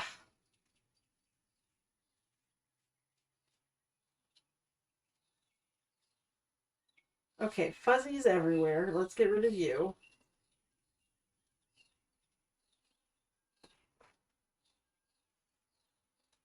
I mean, that's a cool looking pattern. Like, I'm happy with that pattern. Just, oh my gosh, it's taking forever. And it is making fuzzies everywhere, too. Holy cow.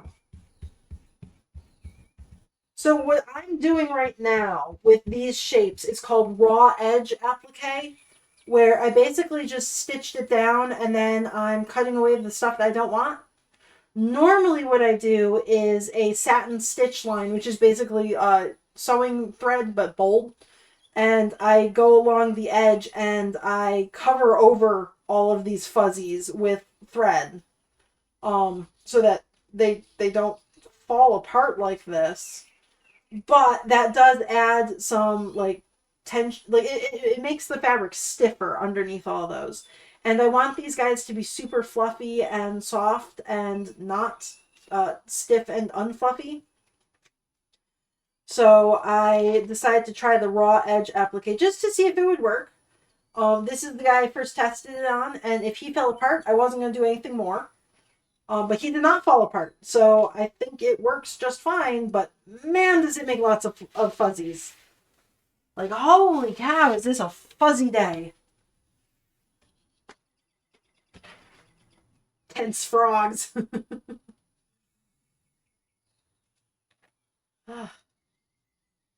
The end results are worth it, I think. Well, I mean, the end results will be worth it if people buy my frogs.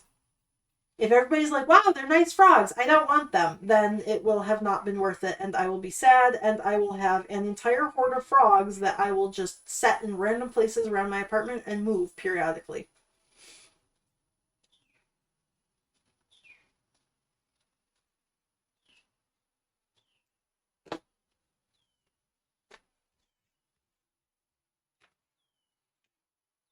That, I didn't even get close to the edge. My gosh. Like, I wasn't even trying there. Oh my gosh.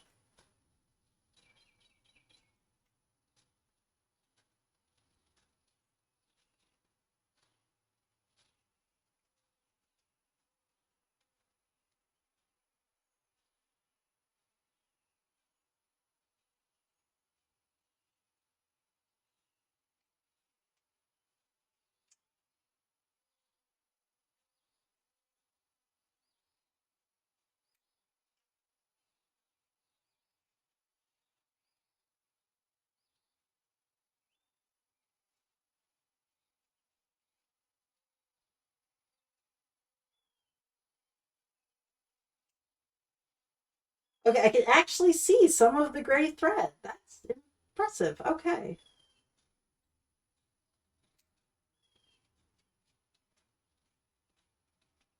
But, there we go. Okay. I need to defuzz these guys before I stitch them together.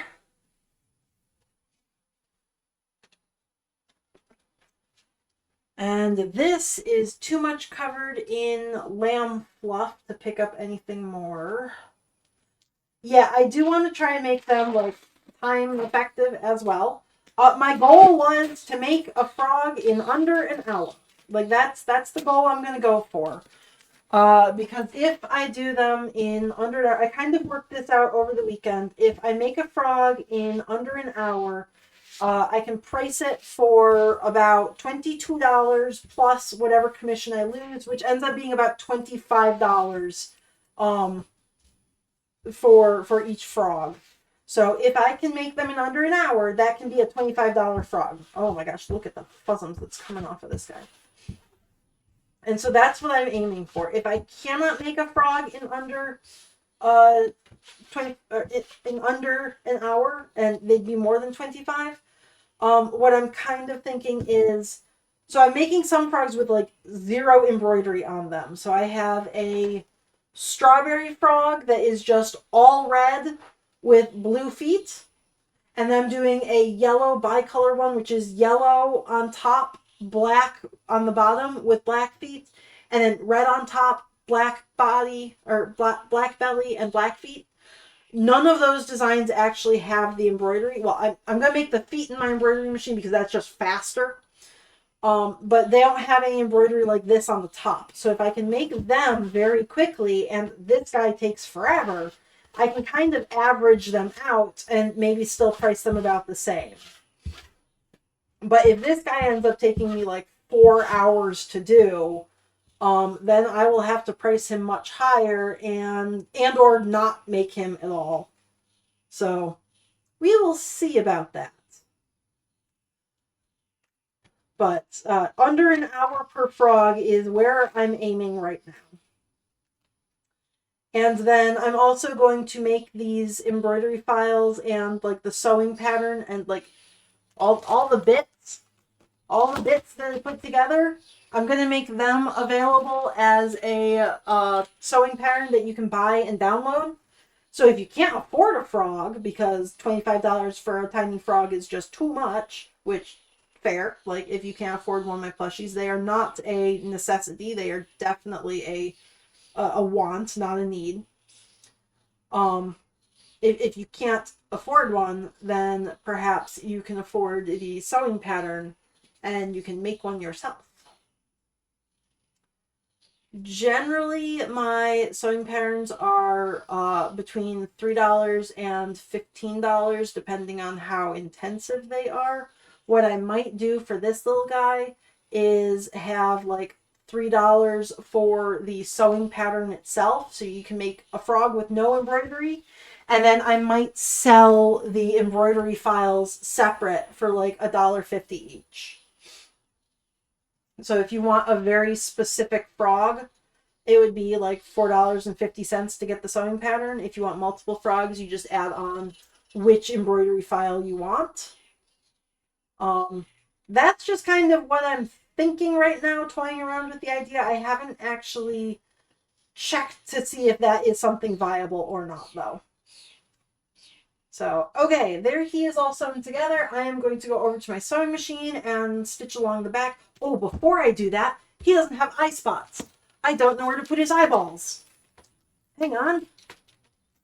Whoop. I gotta get my sewing pattern here. And he goes that way.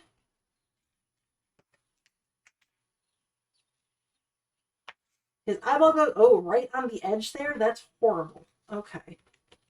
Well, that might be something to look into for the next version of the pattern. Maybe don't put his eyeball right on the edge of the stripe there. I might move his eye up a little bit, just so it's not going through that black river there.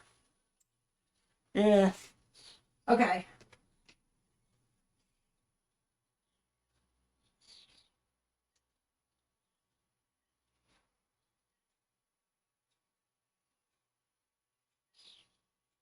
Let's see.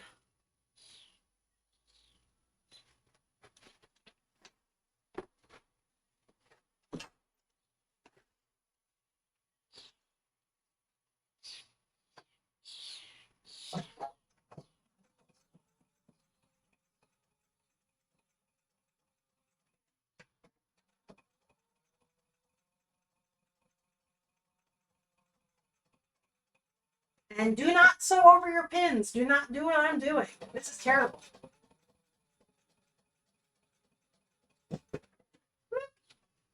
And that's why. You don't sew over your pins because every once in a while you hit one.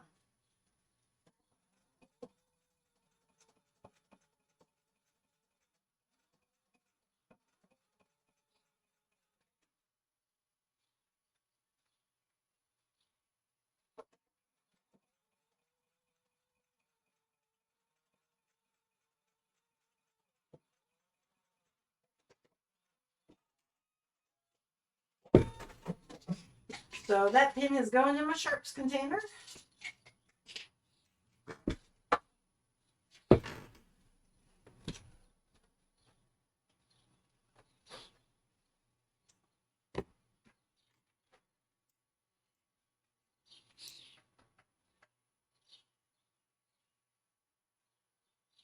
Hey, look at that. He lined up properly. Although I do have just the tiniest little bit of yellow showing through right here, which I'm not a fan of. So, for next time, I need one more sticky note. Where'd my sticky notes go? There's my sticky notes. This is for the orange, yellow, black stripe. Simplify my wavy lines to make them easier to cut around. And move orange down to under the black.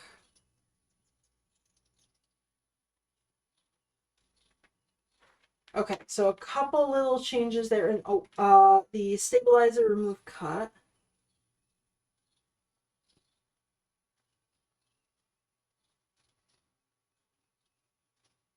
Okay.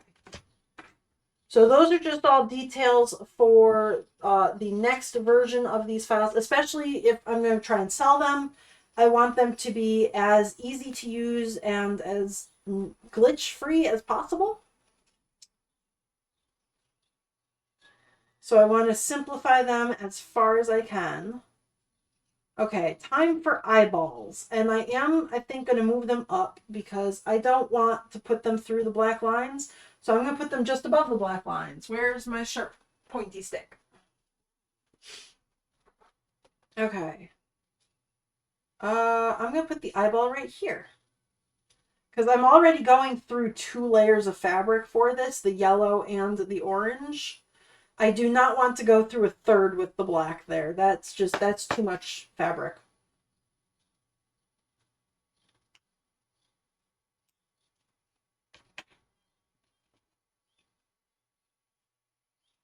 I'm going to put you right there.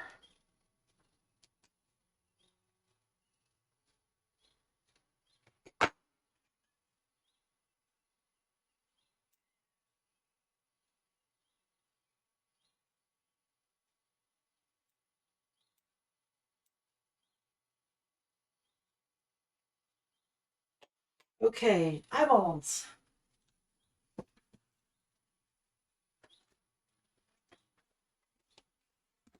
And I can put my pattern pieces back.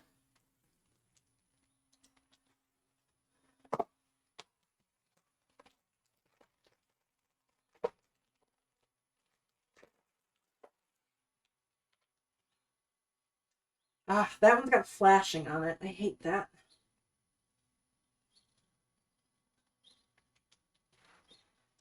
Ah, I need my tools.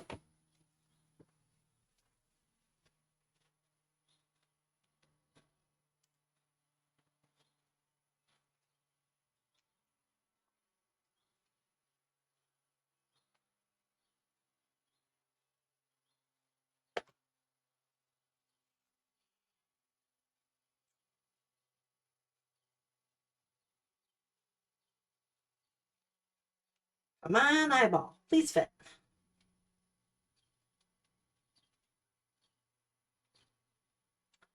Nope. Okay, so I'm going to have to cut that hole slightly larger.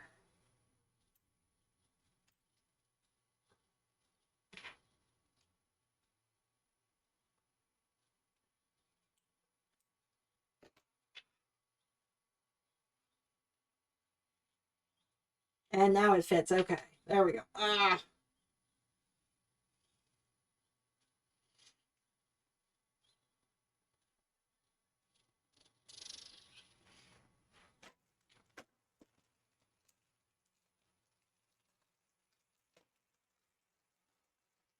Okay, a base for 2 eyes. There we go.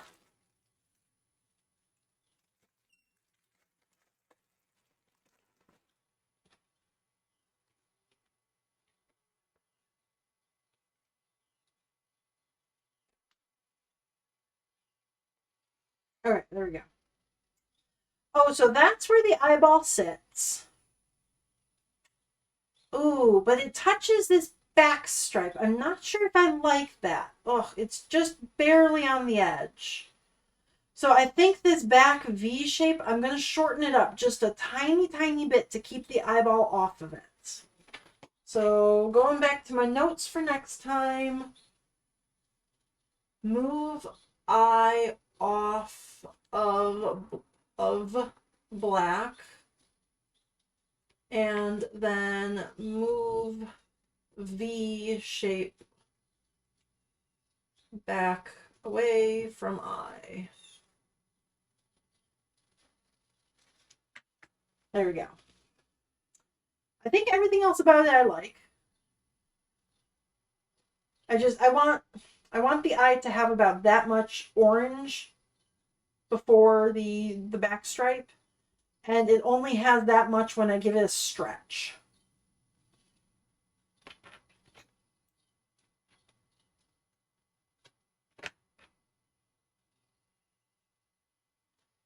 Okay, eyeball, let's go, let's go. No.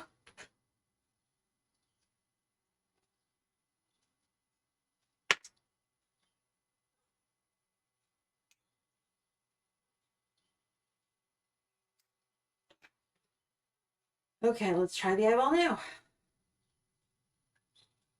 Oh, come on. So close, so close. Yeah. Okay. Eyeball on. Ugh.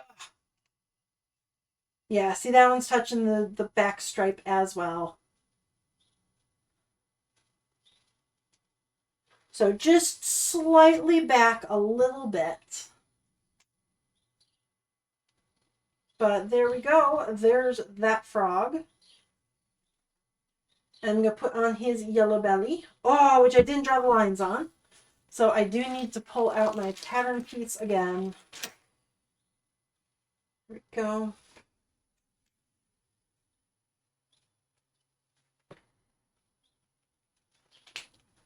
I just want to make sure that I line up the center front and center back.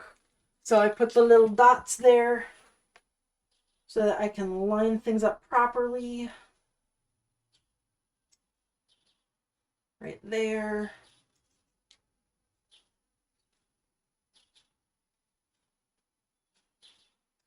And in the back.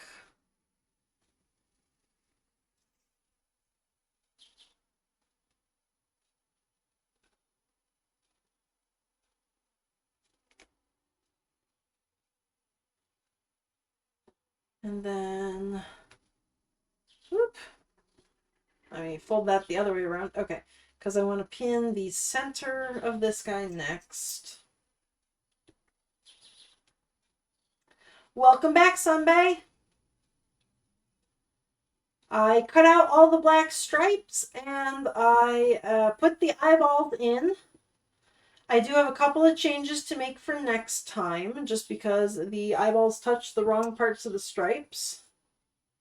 But I'm good with him for now.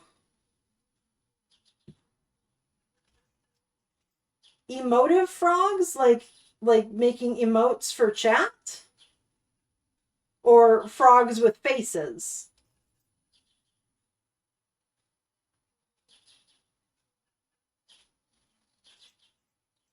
I guess they all have faces, but frogs with like making different faces.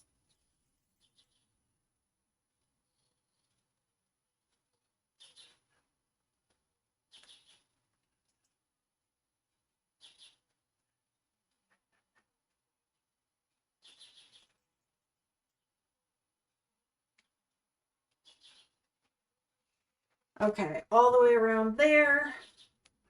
Ouch.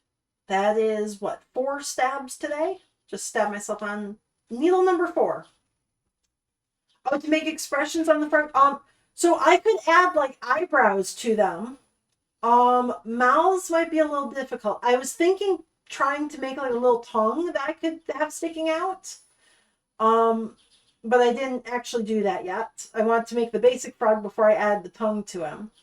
I could put little eyebrows on him though, just as an embroidery thing. That just requires me to know the size of the eye, because I know where the post of the eye goes in.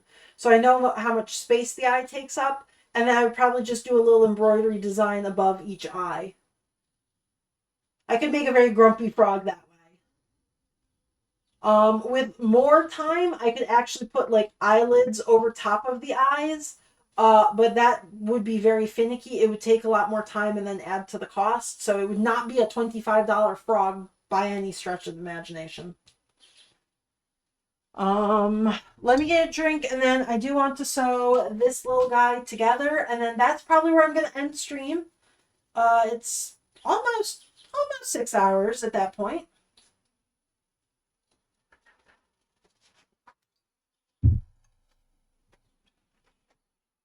So not bad for a first trial with all the frogs today. Tomorrow I'm gonna do some work on the big dolls I'm working on. So I probably won't be working on any more frogs unless I really don't have inspiration to do anything but frogs.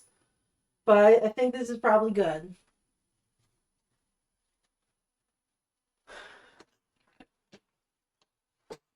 Here we go. Here. Ow. 5 stabs.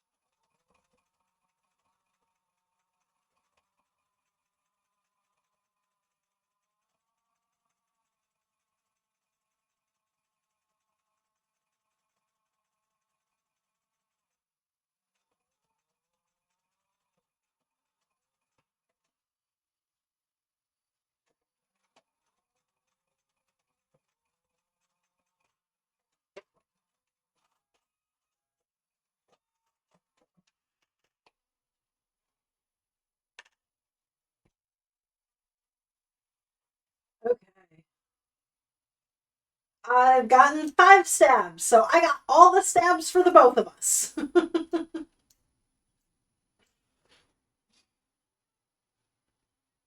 Oh, I missed a little bit of fabric there. It's folded over just a tiny bit. So I'm going to go back and fix that.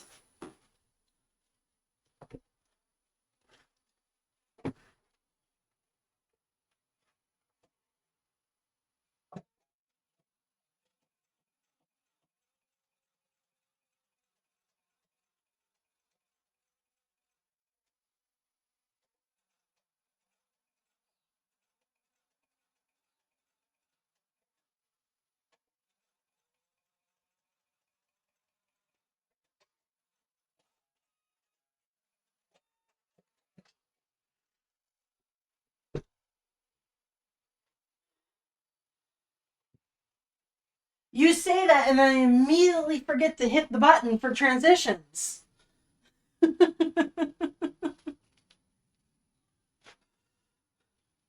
You jinxed me, Judo!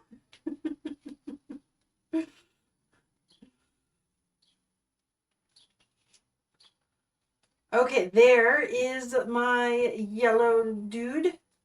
This guy needs a name too. We've got let's see, what was this little guy? Oh shoot, I forgot their names.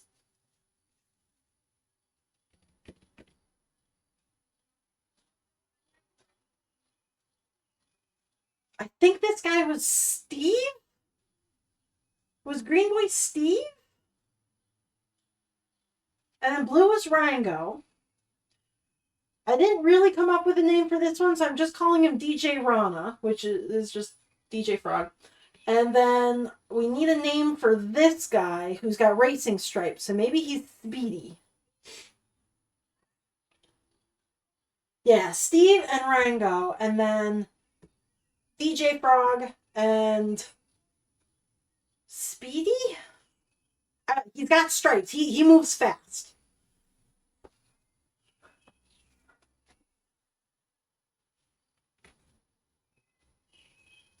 There's no theme to the names whatsoever. it's whatever like just jumps out at you as a name.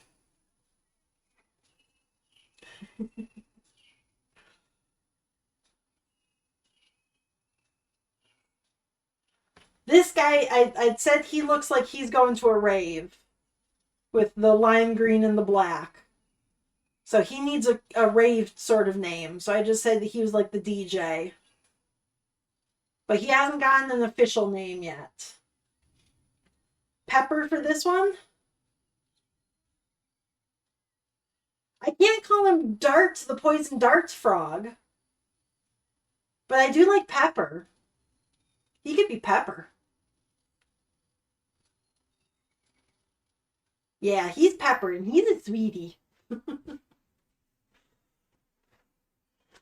Okay, let's get him stuffed.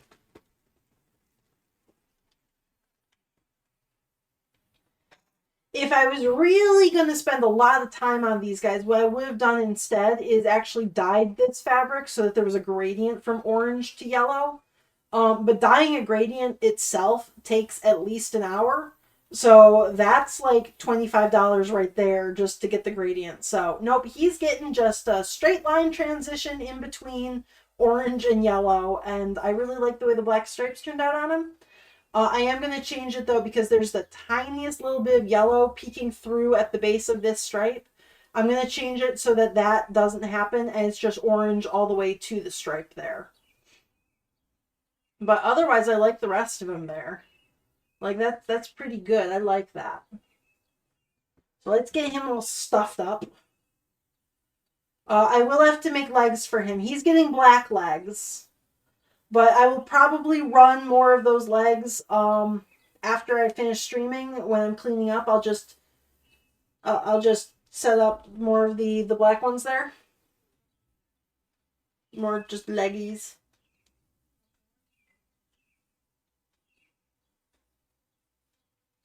What message did you misread?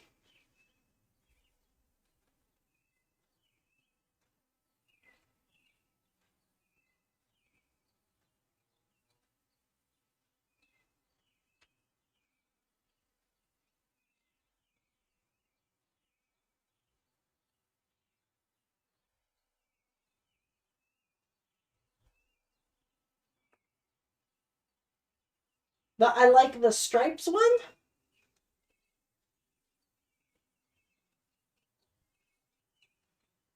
What did you misread it as to make that face?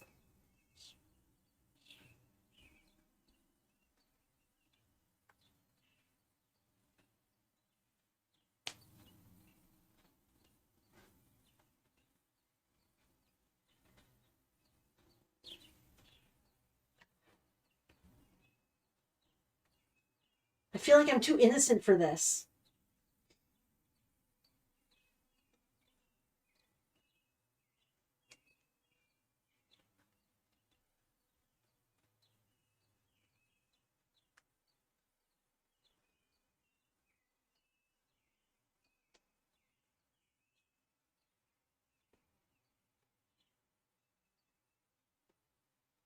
Oh, I need more stuffing for him.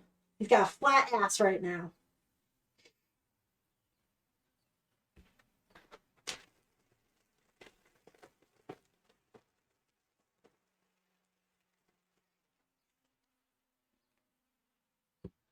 Better off that way. Okay. I will keep my innocence.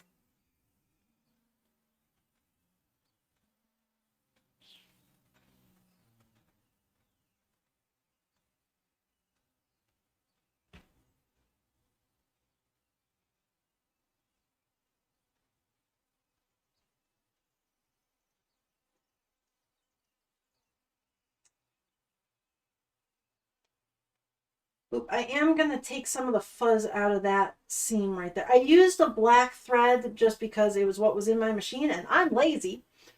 But you can kind of see those stitches a little bit too well there, so I'm going to just kind of rough up the fuzz to cover them. There we go. Perfect!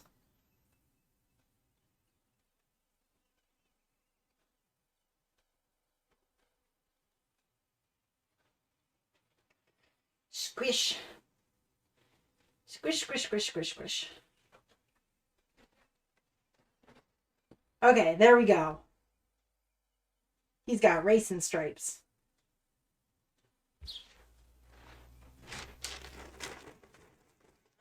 Okay, so I have one finished frog with all 4 of his little feet. I have 3 frog bodies.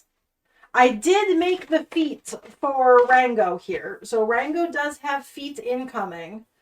I made enough feet for 3 different frogs.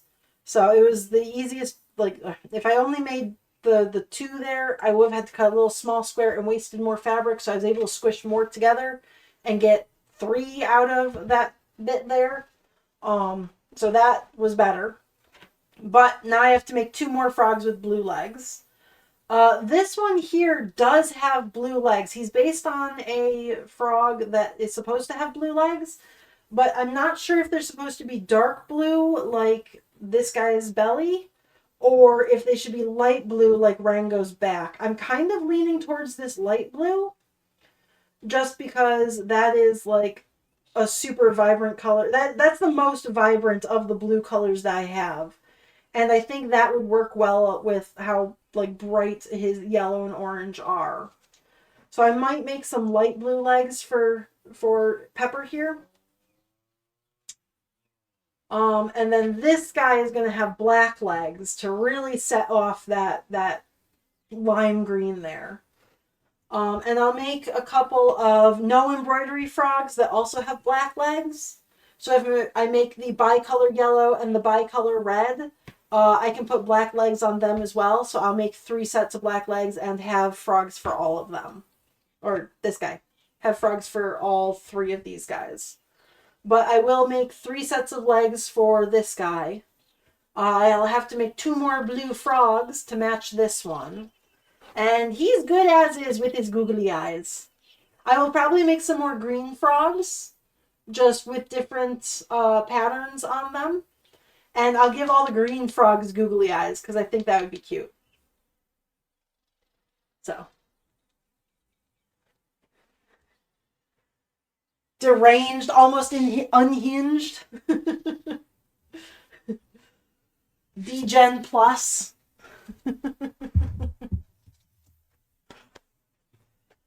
Okay, so that's where I'm going to end stream today. 5 hours, 51 minutes later. I don't really have another 9 minutes of stuff to do. I can spend that long looking for a raid target.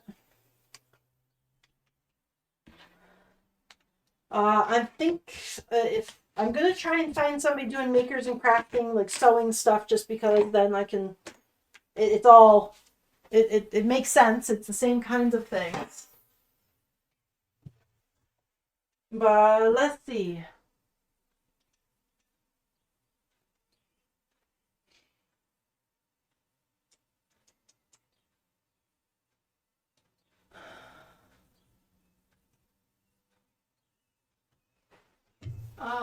Who is online right now?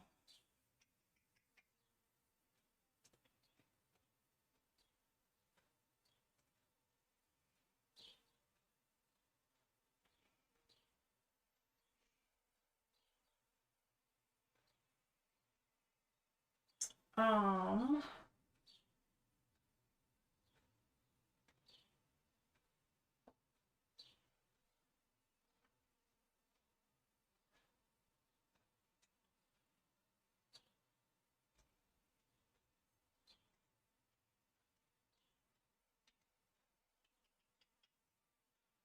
Not many people doing sewing stuff. Hmm. Yeah, and it will be Moose Raid again. If Pick's not here, I forget to put that in there. I need to have like one of those things like with the exclamation points that the name is escaping me. I need one of those. Let's see. Hmm. I think I'm going to raid somebody else who's doing crochet. She's making little stuffed animals, but she's making them out of yarn. Megan of all trades. So let's see here.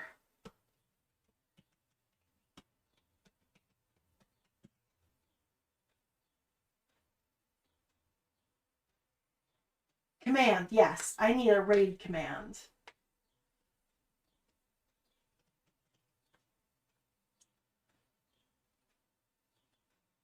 And I need to get my own emotes.